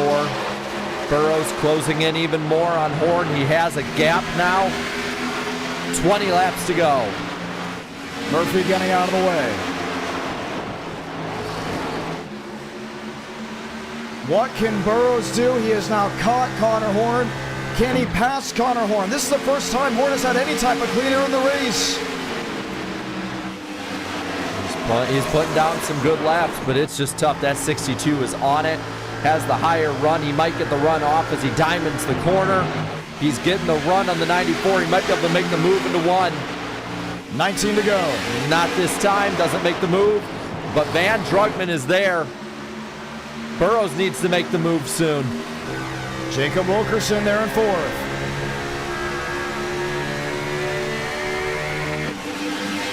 Top 3 under a blanket. 94 is running the 62's line. That 62 is strong. You can see the run he's making now. Horn a little bit lower, maybe to make the block. Waiting for it, but remember, if Burrows makes a move, it's going to open the door up for Van Drugman in 12. The timing of when he makes the move is the most important part of the move. He can't just make it willy-nilly. Less than a tenth between them. Horn goes higher. Burrows low. 17 to go. Horn gets the run off. That might be his best defense. Protect the high side. Don't let him get over the high side of you. But thing is, that 94 or any of these guys get into the wall, the guys behind him really have nowhere to go. Will be 16 to go this time by. Van Drugman is there too. And he's looking lower. He's digging it on the bottom. I'm telling you, Jacob Wilkerson is hoping these 3 fourths. Oh, he's in the wall! They do! Burrows in the wall. Drugman loses speed. Here comes Wilkerson driving it into 1. He can't make the move. He's going to get into 12. 12 in the wall. And Horn looking back, watching this all in his rear view mirror. 0.16 the difference. 1/10 of a second. He's down low. Burrows on the high side, tries to get the run. 15 to go this time by. And that gives a bit of a gap for the top 3. Drugman, how he was able to hold on to 3rd, not a clue. Jacob Wilkerson, down at the eyes, couldn't get it done. Now under fire from Huff in 54. With this little gap, if Drugman wants to try and make some kind of move, he can do it without getting past. Burrows up at the high side, going to try and get the run up the corner. Van Drugman is there, down low, trying to get second. No move for the 62. 14 coming to 13 laps to go. Off of 2. That's the gap, 2nd to 3rd. Burrows looking back on Van Drugman. Looking ahead. Right there. That McDonald's 94 is in his lap. Oh my goodness, and you just know Connor Horn is just, he's mirror driving. He knows his only claim to victory, his only path to victory is going to be keeping that 62 at bay with just 12 laps to go. His heart has to be beaten out of his mouth right now. There goes Burrows. He looks low, looks to make the move. Entering 3 and 4, down low, not clear. Horn up on the high side. They're going to be side by side. Who does the 12 go with? Leaves just enough of a hole for the 62 to get there. 12 laps left. Wilkerson has lined it up. Burrows a tenth back, just needing some type of run, some type of edge. The Lady in Black has come alive tonight. 5 drivers under 1 second. Any of these 5 could win depending on what happens. Van Drugman showing a little down low, gets back in line. Look how close they are. And we've seen it all night where one slower car will hold up the rest. That's what the 94 is doing. He has to do it for 10 and a half more laps.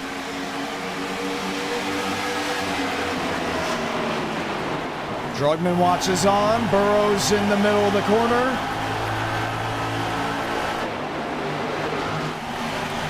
Ten to go. Oh, right there. He is right there. But for as close as he gets to 94, the 12 gets closer to him. He can't make that move without being hung out, but he's got to make a move at some point. He can't just sit and ride second. No. I think what he's trying to force is Connor Horn to at least run a little bit quicker if he knows he's that much faster than the 94. The other worry is when you make the move, if it doesn't work out, you know Drugman's just going to go nose to tail with the 94. And with 9 laps to go, this is what you have. When the 12 is just putting his nose down there, it's basically telling that 62, like, if you make that move, I'll be here. You make that mistake, I'll get past you. 9 to go, comes to 8 to go this time. Burrows, here's the look to the inside, heading to turn 3. He's got to try and make a slider. Van Drugman getting the run on the high side. What we speculated may just be happening. Drugman nose to tail with Horn. Burrows back to third. And just like that, you see how much it changes. Horn still keeps the lead. 8 laps left. Drugman right there. Now, he's made the move on Burrows, but that was from Burrows basically making that desperate move ahead of him. He goes to the high side again, tries to get the run. Coming to the line, this time will be 7 laps to go. Burrows there. Van Drugman cannot dive in the corner like he was looking to. All eyes on the top 5. And now Burrows is starting to, he's got to at least think a little bit of desperation mode. Might be top 6 at this point. Everybody is joining this fight. Horn is holding up the whole field. Van Drugman looks low again. He has a small gap in front of the 62. Looks low, gets a bit of a run. Look at that. All over that back bumper. There he goes. To the inside. This is the run for the race lead. He makes it down low. Horn gets the run up top in the wall. Horn's in the wall. He cuts off Burrows, cuts the momentum. Van Drugman, your new leader, with 6 laps to go, looking for back-to-back. Burrows has to make the move low. He has to make it now. Catching the 12, he's clear. Wilkerson low. Horn fights back, coming to the line with 5 laps left. Can you believe what you're watching? Van Drugman, he's been in the top 10 all race. Now 5 laps away from becoming a 2-time e-ticket champion. Can Burrows steal it? He's less than half a second back. About half a second. He's starting to actually fall back a little bit from that 12. Slowly but surely. And for Van Drugman, is this his second e-ticket start? His second e-ticket start. He's looking to keep that perfect record going. He only has 4 laps to go here at the line to do it. Burrows now building up the run, trying to catch up. He has a little bit of a gap now in front of Horn, Wilkerson, and Huff. Last time by, Drugman was quicker than Burrows. Burrows faster through 1 and 2. Now through the center of the corner, Drugman loose. Burrows advantage. It's going to be one of those classic e-ticket finishes. Ford on Ford, 1-2, Ford on Chevy, 3 and 4. 3 tenths, little less than 3 tenths the gap. Burrows puts the back of the car on the wall. He's going to lose time. 3 laps left in this race, entering 1 again. He's again digging down low. Drugman has been one of the best cars in the second half of this race, one of the only ones to keep pace with Burrows in the short run. That's all that's left. Oh, Horn in the wall! Sideways, saves it, let him race. It's down to 2.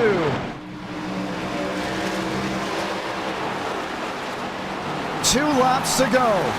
Burrows gaining. Drugman. Can he keep the rear of the car on the nose of Burrows' machine? Drugman is keeping it pretty even. You're seeing he has the better exit, at least the better middle of the corner. Burrows with the exit, but he's not making up that much time, too. 300s here or there. 3 tenths a second the gap. He's going to have to dig in deep on that final lap. Drugman's going to have to be perfect. This is it. Santa Blanca. 1 to go from Darlington. If Burrows is to get him, he has to make some kind of Herculean effort. Down to the bottom, you see how much he's digging it. Van Drugman has about an even gap as he did entering the corner. to the backstretch for the final time. This is it. The track too tough to tame comes down to the top two. Burrows 62 sends in a heave, will be too far back. Van Drugman goes back to back with e-ticket titles. He takes it from Darlington and wins the Southern 500. Ford 4 for 4 of the last 4 e-ticket events. And there's a new driver in the two-time club. Just like that, perfect record. Burrows comes home second, Wilkerson third. A fabulous finish by Frank DeAngelis, P4 at that. Huff in fifth. Oh my goodness, this post-race show is going to be one to talk about. You cannot stop Van Drugman. The driver that races short tracks in person gets it done for a second time on the sim.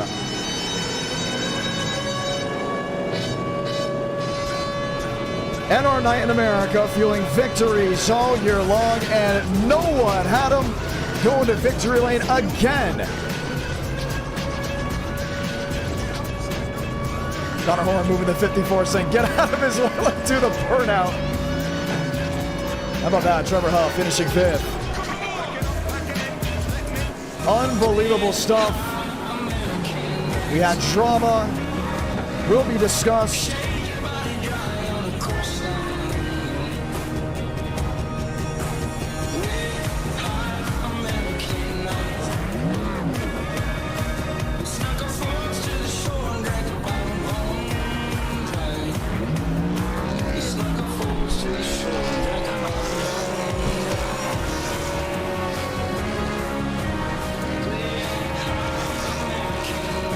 And enjoys every moment.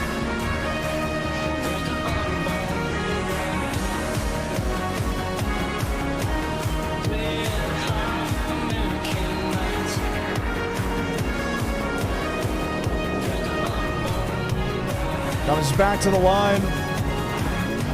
Another payday for the 12. And another checkered flag in the hands. Burrows goes P2.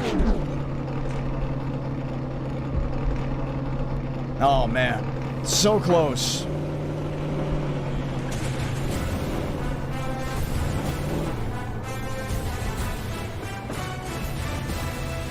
And we said it too. I said, hey, if you're going to run that 12 and win, you're going to be sticking with that 12. Burrows went for the move when it mattered the most. After all the strategy, it didn't mean anything. Made that move just a little too early on Connor Horn. Drugman took advantage. Drugman went to victory lane. Let's go speak to your race winner.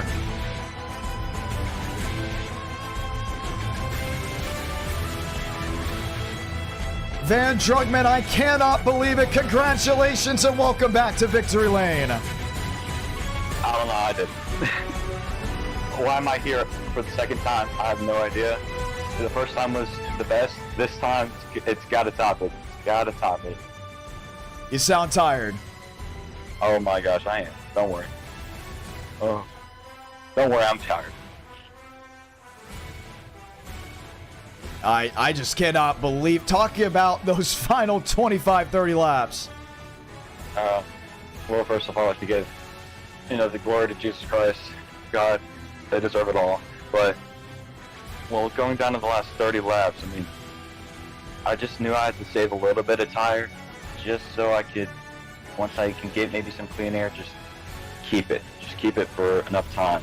So I stayed behind Anthony, and I knew first time once he went to the inside, he got really tight underneath him. So I went on the outside, got around him, and I just knew once Connor was in between, if I got the lead and Connor was in between, it was a bit slow on the long run that I could have a bit of a gap to drive away, and just, and I didn't want to race them like that. I mean, I do think it's rubbing his racing, but for Alabama, he doesn't want to give me that push, then so be it.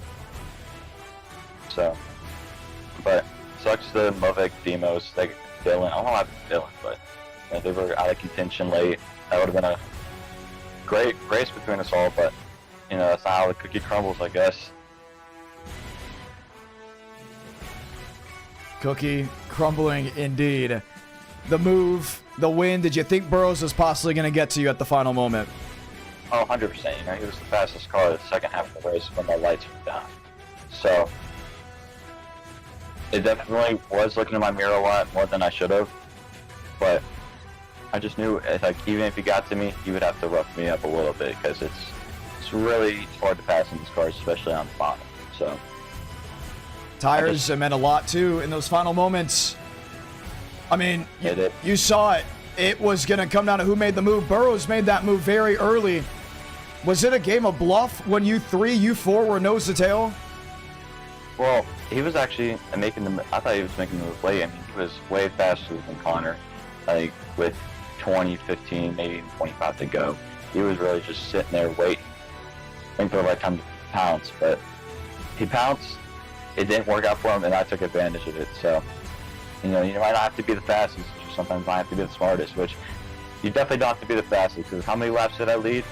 They're like. Let's go ahead and check. Less than 10. 6 laps of this race. 6 laps. I can't believe it, man. I went to this race, you know, I talked to my friends about it, like, yeah, I won the last one, and I'll try to win this one, but, you know, I don't think I'll have the car. I don't know. I spun out. I spun out, and then we came back and won. That's storybook stuff right there, man. I can't believe it, man. Could we go 3 in a row? Alabama? 2 other drivers have gone back to back. Daniel Buttafuoco, Daniel Mosteller. They have not won one since, but you could break that. You are now officially in the 2-time club. We head into Talladega wondering if 3rd is possible. And with that right there, from the lights not working on the track to you taking the checkered flag, as much as we can plan, the unpredictability always takes reign on the sim. And for you, now your outlook. Alabama 500, how prepared are you getting ready for that? It's Talladega. You can never be prepared because they'll always throw you curveballs. Congratulations on your win. One last thing. Hey, chat, do y'all love me now? I looked in the chat. There was no Van Drugman going for 2, and then, you know, I proved y'all wrong. So, put some bets on me for 3, man. Put some bets on me for 3. Hey, chat, please show me some love. Check that also. Chad Thornquist went back-to-back. We have 4 drivers have gone back-to-back in e-ticket events. You have joined that fray. Can you sit head of the table? We're going to find out in just a matter of weeks. Won't be able to speak to Burrows, not in any of the chats to go ahead and run with. Van Drugman, absolutely unbelievable guy. Great guy. You can meet him in person. Man. And when we go to Nashville, he said, hey, can you just give me the money in cash? So there's a good chance that he's going to get a nice, healthy hand of cash at Nashville Fairgrounds Speedway. We'll speak with Jacob Wilkerson, the driver who did finish 3rd. Wilkerson, John Ramos, you got a copy? Yes, sir. Hats off to you. Hats off to PBR. What a drive. You said you're exhausted in the chat. Man, highest running Chevrolet at the end. You were close, but not close enough. Yeah, Burrows and Van were both the fastest cars here. I didn't feel like I had a chance for them. I was hoping that they were both gonna hopefully wreck each other, but they didn't do that. So, but we still came out with a P3, a podium, and yeah, I'll gladly take that. I'm exhausted. Exhausted, indeed. I mean, 500 miles. At what point was the fatigue really kicking in? Oh, like around like lap 230, I think, is when I was like really starting to have some pain in my shoulders and all that. Like, I could not wait for this race to end. Could not wait for this race to end, and it did. But you on a podium, you're heading to Talladega. That is your best track statistically in NR Night in America. How do you feel? Well, I'm just going to go ahead and say right now, I wish I was able to run this event, but I'm not going to be able to make it. Shocker. Oof. Well, at the end of the day, what? You're getting closer and closer. You got more super speedways left to go. Opportunity for you to win an e-ticket this year, it has to be high. Yeah, definitely. If I ran this good with this combo, usually I didn't think I was going to be good with this combo, but I put a little bit of practice into it, and yeah, if I did good with this combo, I feel like I could probably win maybe the Chicagoland or the Brickyard e-ticket, possibly on non-super speedways. Indeed. Congratulations, P3. Jacob Wilkerson. What a long night it was. Let's go through the running order just once before we go ahead and say goodnight. We'll bring him back to our studios in Nashville, Tennessee as well. Finishing results here of the Southern 500. Van Drugman, Burrows, Jacob Wilkerson, Frank DeAngelis, Trevor Hoff, Connor Horn, Max Steinmeier, Cody Workman, Moss Stellar coming back to ninth with Derek Shaver running it out up inside the top 10. Of course, outside the top 10, that's going to be Zachary Truel leading the way there. Skylar Comstock, Nathan Scott after a good night. 13th place is all he can muster. William Schmidt, last second entry, 14th place. Connor Murphy, Jeff Prochatsky, Gavin Austin, Braden Movick, Dylan Basin, Carlos Truther, the top 20. 21st on back, Jerry Rodriguez, Chase Crawl, Zachary Trevino, Michael Mitchum, Dominic Barbagallo, Jackson Carr, Xander McKinney, Jaden Reyna, and Yahir Rodriguez and Aiden McConaughey. Kenny Reel, Lane Sanders, and Dean Brummett just outside the top 30. Ty Leclerc and Kai Collymore, your Florida 500 winner, 34th, 35th. Then Daniel Murphy, 36th. Delgado, 37th. Riker Byram, 38th. Roe Luckenbill, 39th. And Nathan McLaughlin into 40th. Yaroslav Donskoy, Tyler Tinsley, not able to finish the way they wanted, and Josh Kenyon joined in. He is the admin, and what was happening was Jason Beckman, technical issues, was not able to grid. He would have ended up being the 43rd driver. Let's bring it back. Fun finish, wild finish, great strategy throughout the race, but we're going to go ahead and address the elephant in the room. What happened in those final moments? Unacceptable. Yeah, that was probably the worst officiated e-ticket we've ever had.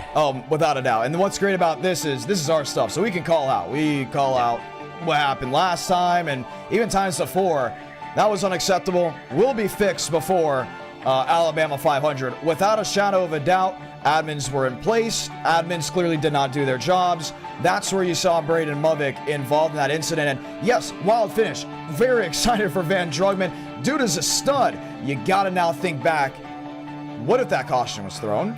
For Van Drugman spinning. Well, yeah, I think even before that, there was a caution that should have been thrown, and Movick would have been a lap down either way on that one. So it's not like it would have, helped him. And you do make a fair point. It really is an eye for an eye. And yeah. In this case, though, comes out the incident. Gavin Austin in 2, Daniel Murphy, and the 41 machine. Not a good look. Will be fixed up beforehand. So I was reading the live chat. They did mention that as well. Well, I mean, if the officiating was inconsistent, there would have been a caution for Carlos Truther. Yep. Which there wasn't, because Truther was on the track. That was he came the back on we the both track. looked at each other like, hello. Yeah. And the Movick would have been trapped the one lap down. In this case, Gavin Austin in this situation with Daniel Murphy in front of Movick. Now he is out of the race due to the damage.